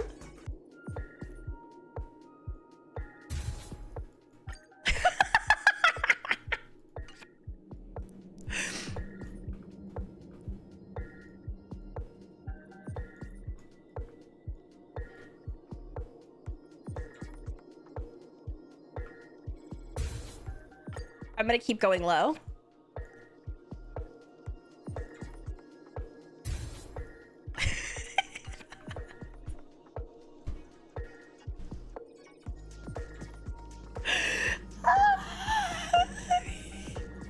Does he have an ass? I mean, I don't think that's fair. I don't think that's fair because he's hiding it with his... Look at, he's got like a little... I just need that for something. He's got like this little ruffle by his booty. So like, I just think that it's not the same, obviously. Like, oh my God, y'all, did you notice? Look, his one pauldron has a rose and then this one doesn't. Are you kidding me? Oh my God, he's so cool. Did I get everything?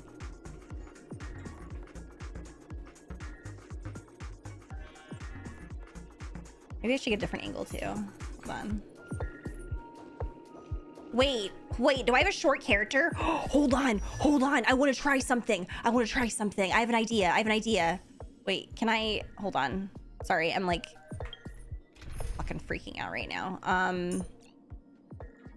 She's like one of the shortest, right? Wait, no, she's not. What am I doing? I'm gonna use, don't I have a baby? I don't have Bailu. Who's this short? Is there somebody that I have that's like really short? Hook! You're right, I have Hook.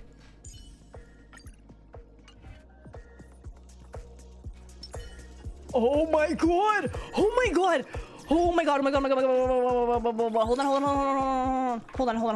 on. Whoa, shoot! Sorry, I got really excited. Oh.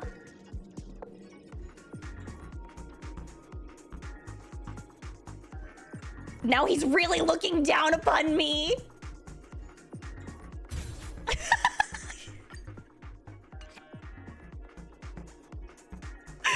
He's really looking down now. We're in Balmog right now. Wait.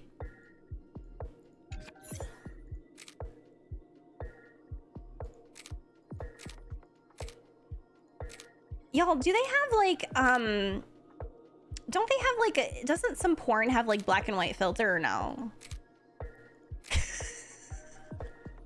What am I saying?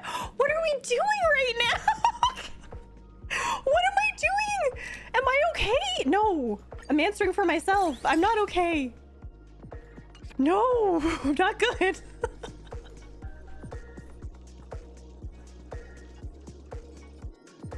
I'm telling Wander it's okay. I think Wander would be okay with this.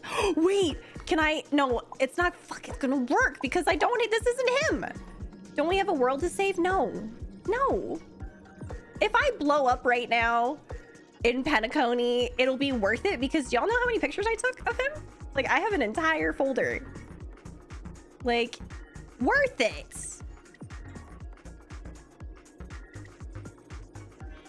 Okay, sorry to like everybody else that might get blown up, but I mean, like, I think it'll be fine. Like, I think like everyone's being dramatic. Okay,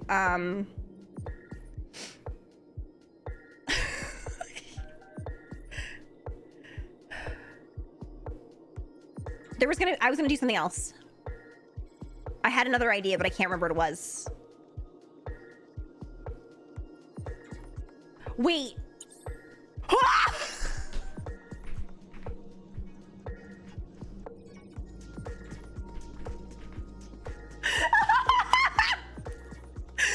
I forgot it was short. Anyway, oh my god!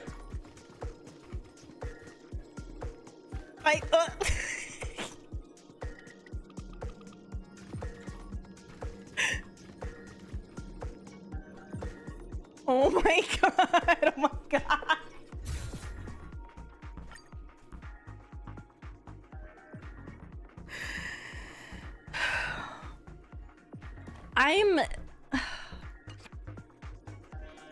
What were we doing again? What was the plot?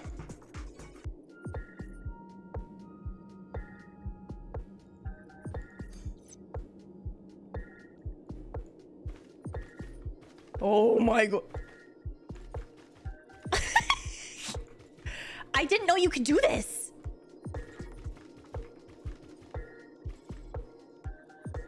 Can you imagine? Wait, that's kind of hot. That's kind of hot.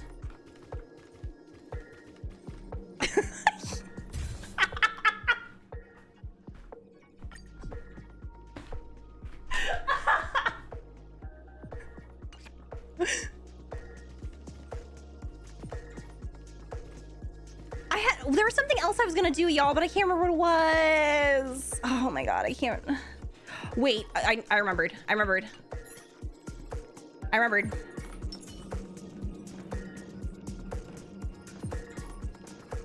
I just think it's disgusting that we can't like set up poses, you know what I mean? Because like the way that I would like make them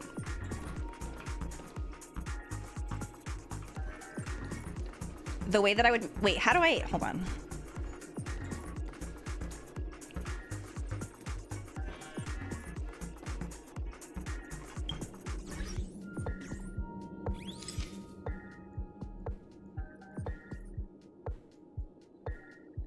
Adventuring is disassociating and Argenti is admiring him. Oh my god! Oh my god! Oh, I like this a lot!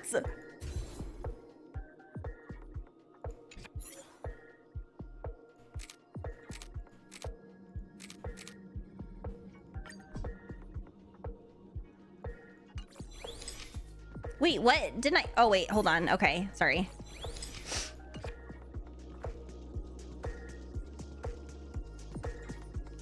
Oh my god. Oh my god. Oh my god. Oh my god. Oh my god. Oh my god. Oh my god.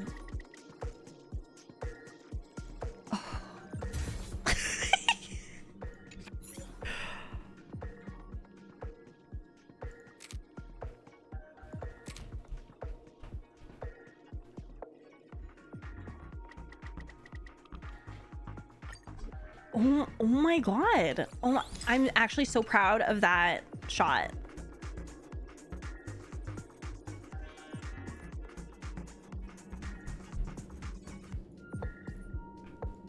The size difference. Listen, I know that adventuring is spoken for. I get it. I know that he's spoken for. But still,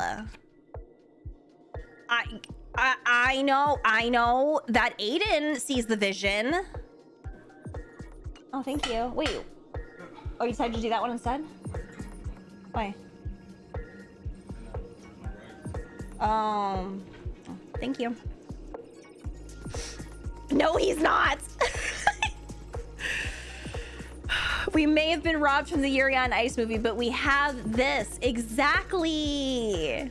He's spoken for, yeah, by Argenti.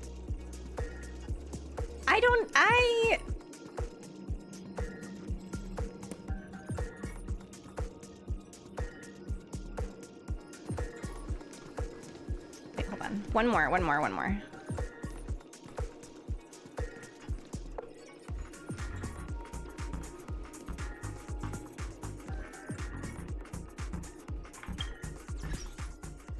I'm so dead that this like ass shaking music is playing. It's been playing this entire time while I've been doing this. Can you wait? Oh crap. Boodle shows up with the guns blazing.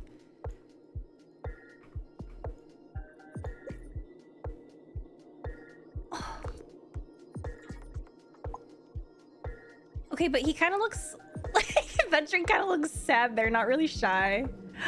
Yee. Oh my god. Yeah. Yee. They're both smiling. They're both smiling. Oh wait, I can. Oh, because I can't do it. Fine, whatever.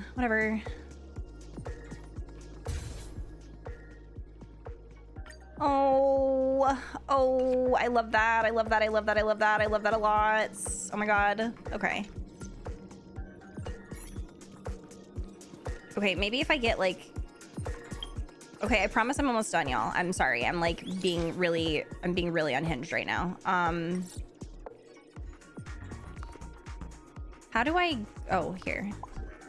Are you serious? I'm like barely next to him.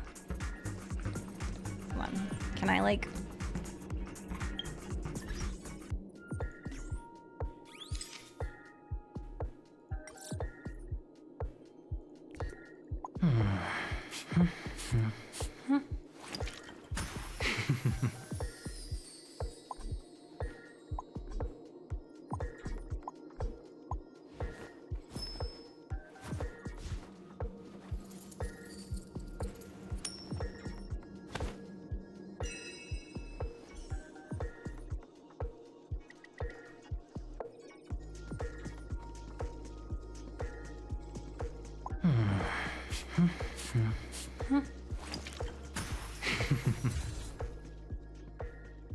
I like that. Okay, all right.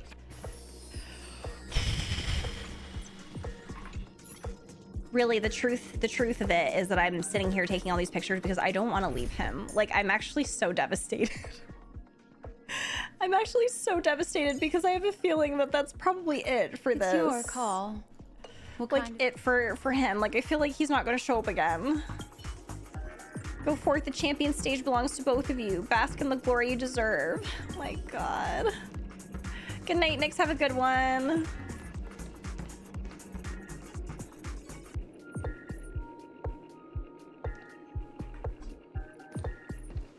Bye. Bye. Oh my god. Wait, hold on. I gotta do this for anyone that has, I feel like this is, let me start this over. I need to do the entire scene. Hold on. I gotta do the scene. Has anyone, where is...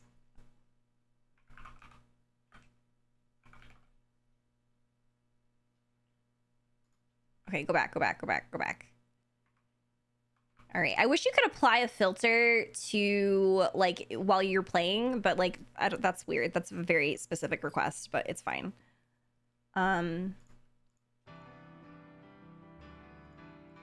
Okay, here we go.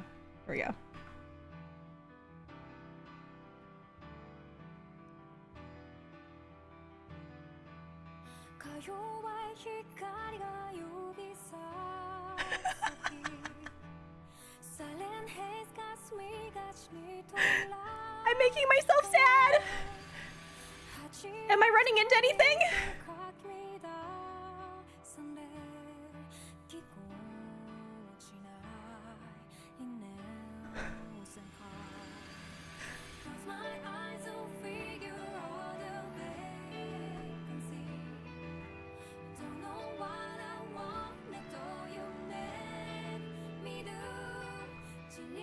Shit, that thing is ruining it!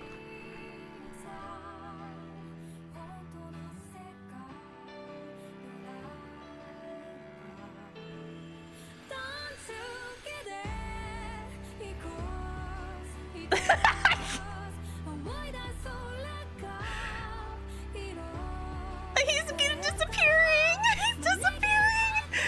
He's gone! I can still see him. You can see him for a long... What am I going the right way? Okay, I'm going the right way. We can still see him. No! Did he disappear? Oh, wait, look, he disappears.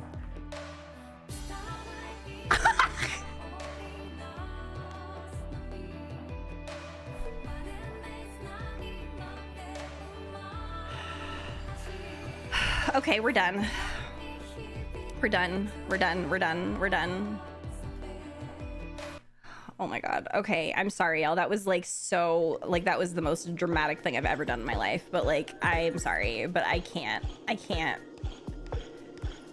Back to the ass shaking music, I guess. Wait, Zillion, that's a good idea too. Why didn't I do that?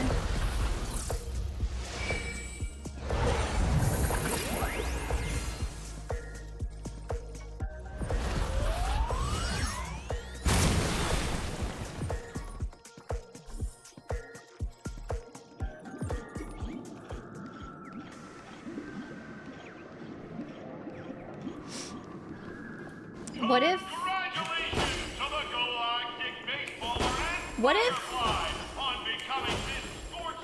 Can I go back?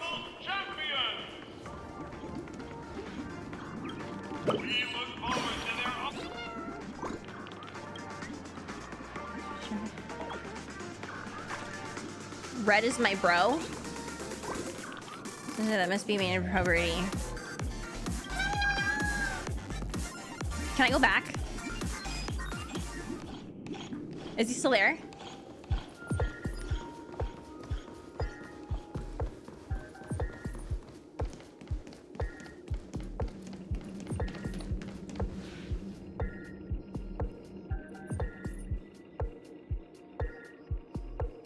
He's just gone. Oh, I'm sick. I'm ill. I'm sick. I'm so sick to my stomach. Why did they do that? Why couldn't he just stay there?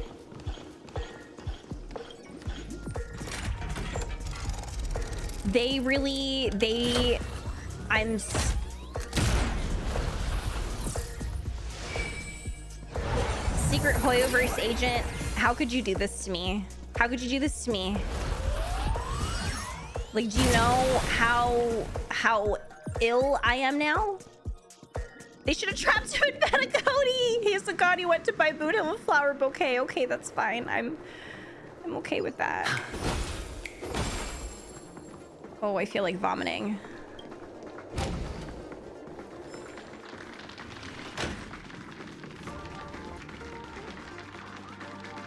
No, I hate this.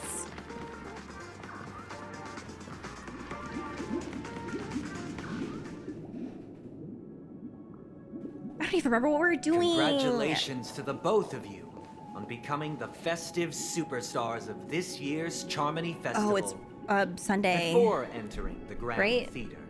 Where are we? Who? I, on behalf of the organizers, extend my sincere congratulations to you, wishing you joy under their radiance. What are you doing here? You already worked things out with the Dream Master. All I get are sincere congratulations. Where are my stellar jades? What if I say it? What happens? I also have dinner here. I'm gonna try and eat at the same time. Your endeavors are worthy of extra recognition, and I've taken steps to ensure that. However, this reward is not a material one, but rather the opportunity for an open and honest communication between us. As previously promised, my sister, Mr. Yang, and I have met with the Dream Master. We delved into the truth about Penacony and its stellon, and have come to a consensus. Both I and the Oak family cannot acquiesce to your request. Just as expected. We acknowledge the perspective of you, Nameless. Penacony does require change, but not as you propose. The planet of festivities cannot and will not revert to a place characterized by chaos, disorder, or anarchy. Through your journey of overcoming obstacles, you must have glimpsed the essence of that era. The vulnerable ruthlessly eliminated, equality non-existent, common folk living precarious lives, eking out a dreary existence. Ultimately, only heroes like yourselves manage to achieve success. But I would dare ask, if you did not possess the special status of having a stellon, and you were but an anonymous and frail member among the masses, which Penacony would you prefer? They're gonna make us, are they gonna make us? A dystopia for the survival of the fittest, or a sweet dream paradise for all?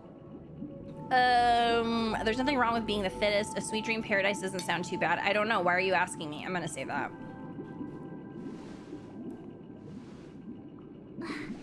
That's not the point. Don't let him mislead you. Mr. Sunday, even if the members of the Oak family can't fully agree on what to do about the stellon, now's not exactly the time to be holding an extensive discourse about Penacony's past and future, is it? The stellon issue concerns the life and death of everyone on Penacony. If anyone has a better suggestion, the crew is more than willing to listen. Also, it'd be best to tell us the ins and outs of that meeting. This way, we'll at least know what Welt and Miss Robin are dealing with, and the reason why they failed to make our appointment. Ah, Navigator. That is precisely my intention. With all present, let's begin by discussing the details of that meeting. Let's talk about our tribulations and choices. our ideals and beliefs, and our final course of action. The only path to take.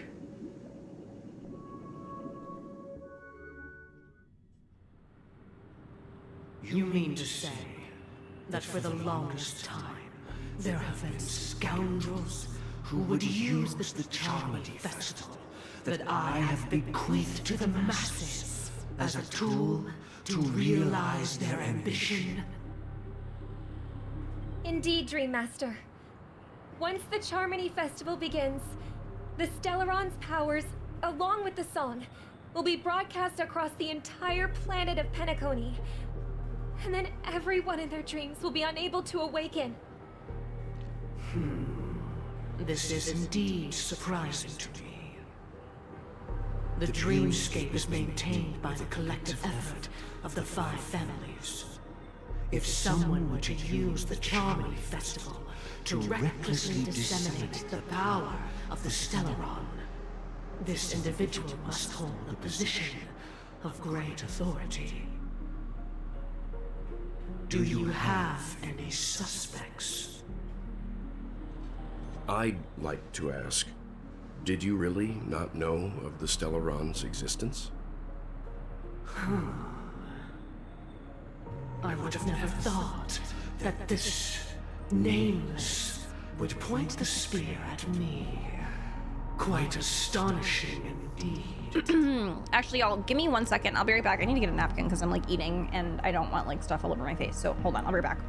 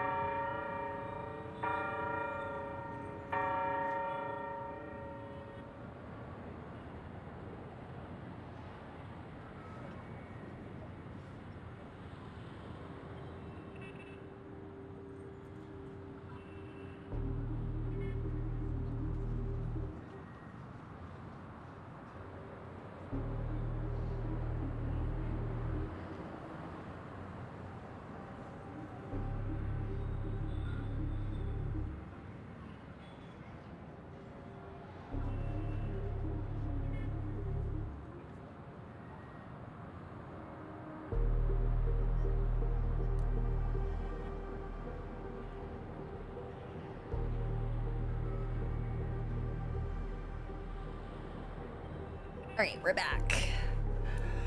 Whew, this has been an emotional roller coaster today. If I have offended, the Thank you. Astral Express extends its sincere apologies. But the current circumstances are dire and leave no room for meticulous inquiry. We're doing this out of concern for the Dreamscape's safety.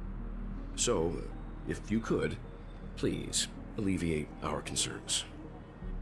Dream Master, it's just to prove that the Charmony Festival has nothing to do with the Stellaron. If we're being overly cautious, I will return to the stage to offer tribute in song, just per the arrangement.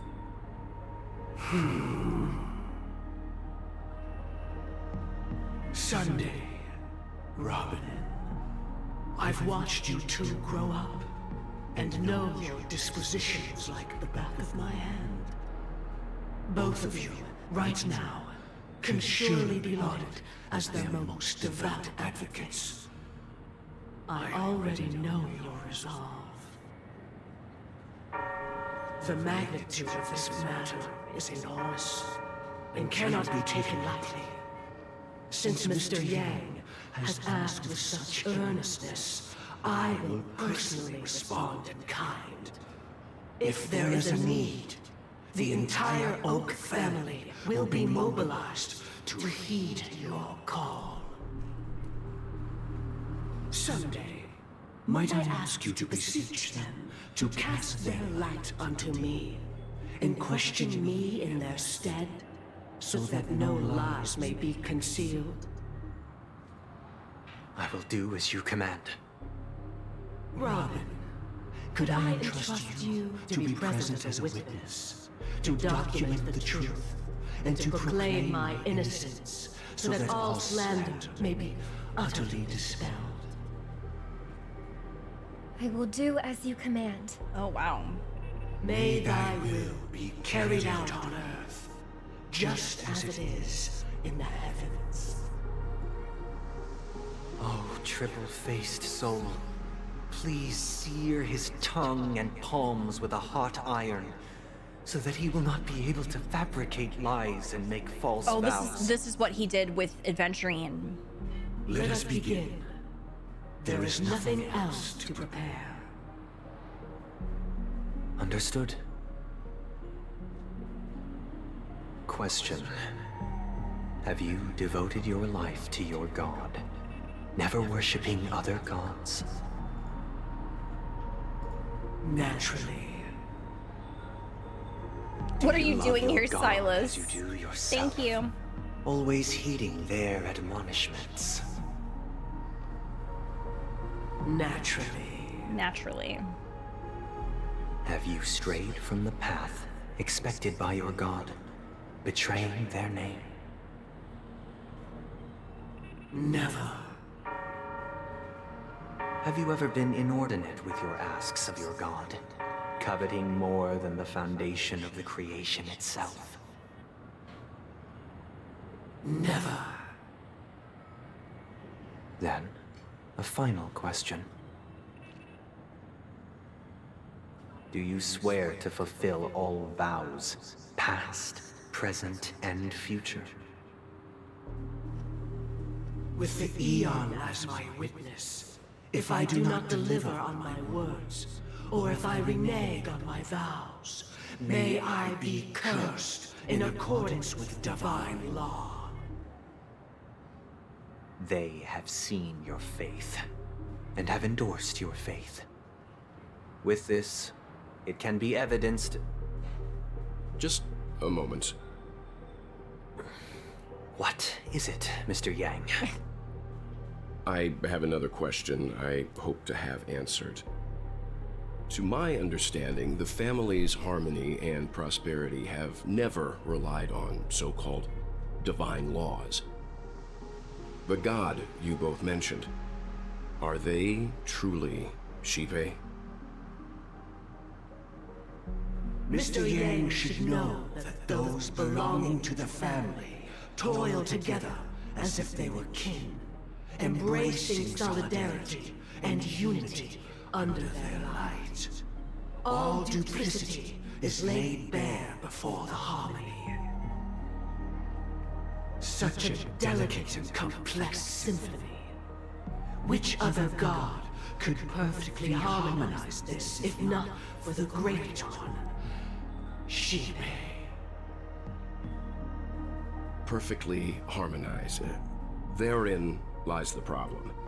It isn't an outsider lurking in the shadows who changed the harmony, but a dissonance that has surreptitiously emerged from within this very symphony itself. In the distant past, there existed an Eon. With one flick of the wrist, they crafted the laws of the cosmos. Their followers formed the Beyond the Sky Choir, spreading solemn and reverent hymns throughout the universe. Later, they fell. The route traversed by this Eon clashed with the harmony, ultimately being absorbed and fused into it. The chorus that once reverberated across worlds fell silent, and when it echoed anew, it was transformed into the hymn of harmony. Interesting. Though an Eon may perish, paths with no masters still linger. In the all-forgiving harmony, echoes of bygone dissonance may subtly arise. Mr. Yang, being overly astute can be a detriment, especially when you find yourself alone and without allies. So this is how it is. For the sake of our grand cause Sunday, please afford these two an opportunity to rest. What?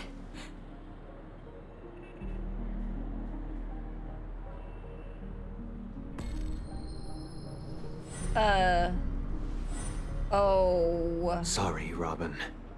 It's just you. I did not wish for you to know this. It's a pity that things have turned out this way. So, this is the true reason I can't sing?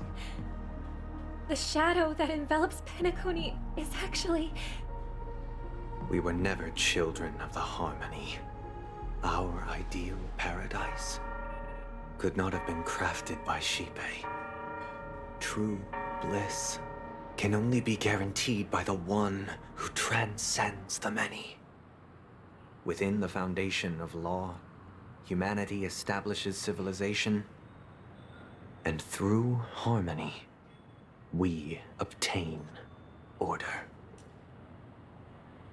Oh. Unbelievable. To think that there would be remnants of the Order on Penacony. What have you done with Mr. Yang and Miss Robin? Don't worry. I just gave them some time alone to ponder their fates. Sunday? You should know that these actions make you an enemy of the Astral Express. Should we need to stand against the nameless, it would only be myself and the Oak family involved. But we haven't reached that point yet, have we? Your efforts for the justice of Penacony are evident to everyone, and have been widely observed.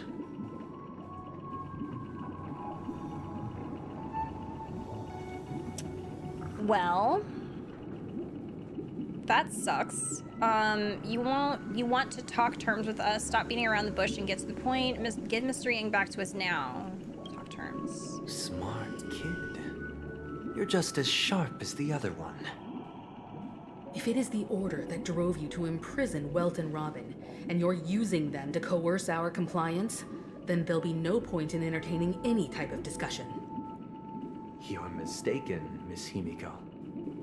They are in very safe hands, and just as the family has always proclaimed, no one can be harmed in the dreamscape, least of all in the beautiful new world belonging to the Order. Penacony and the entire universe have witnessed far too much innocent bloodshed. The strong wield their blades against the weak, and the victors push the vanquished to the brink of life. Natural selection. The world abides by this principle, establishing the well-being of humanity atop the corpses of the downtrodden.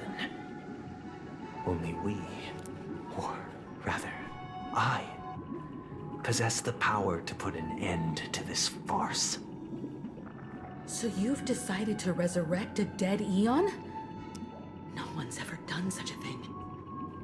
If Miss Himiko is interested, let's draw back the veil and speak candidly. I've always firmly believed that people can understand one another through peaceful means. I'm willing to divulge the unembellished truth as to the intentions of the Order's Pathstriders, so that you will make better judgment for the Astral Express, for Penacony, and for this stretch of the universe.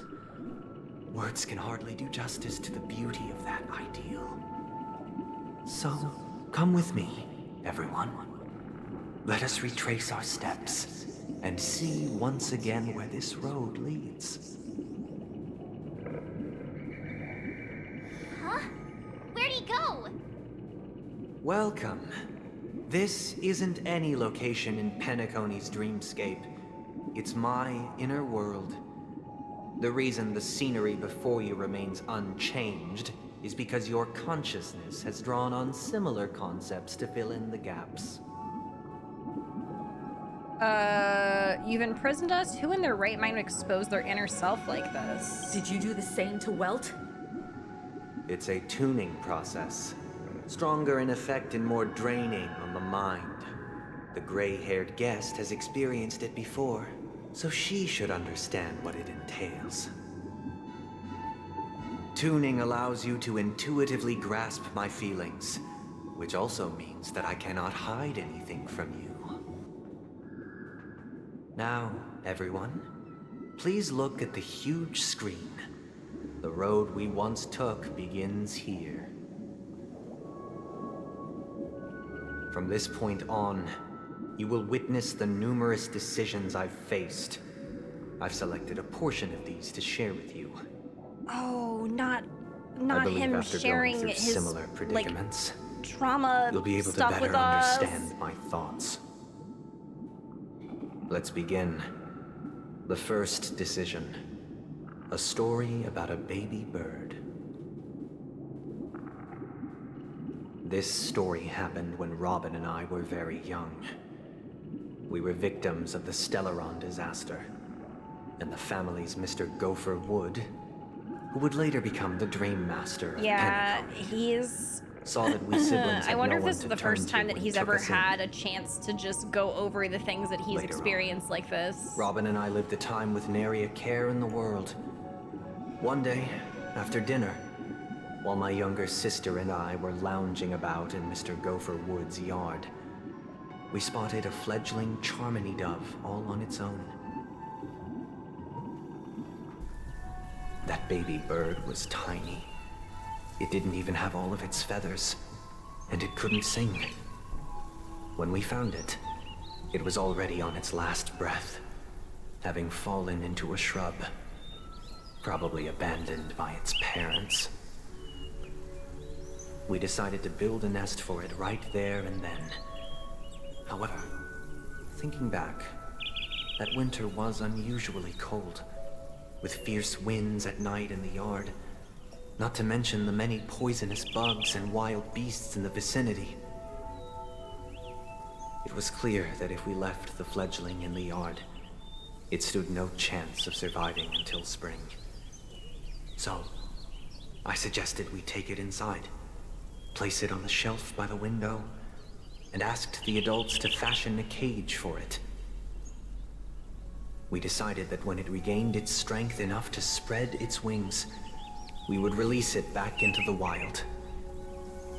The tragic part, something that we'd never considered, was that this bird's fate had already been determined long before this moment.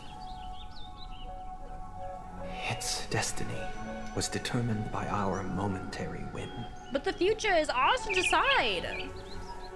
Now, I pass the power of choice to you all. Faced with this situation, what choice would you make? Stick to the original plan and build a nest with soft net where the Charmony dove fell. Or build a cage for it and feed it, giving it the utmost care from within the warmth of a home. I eagerly await your answer.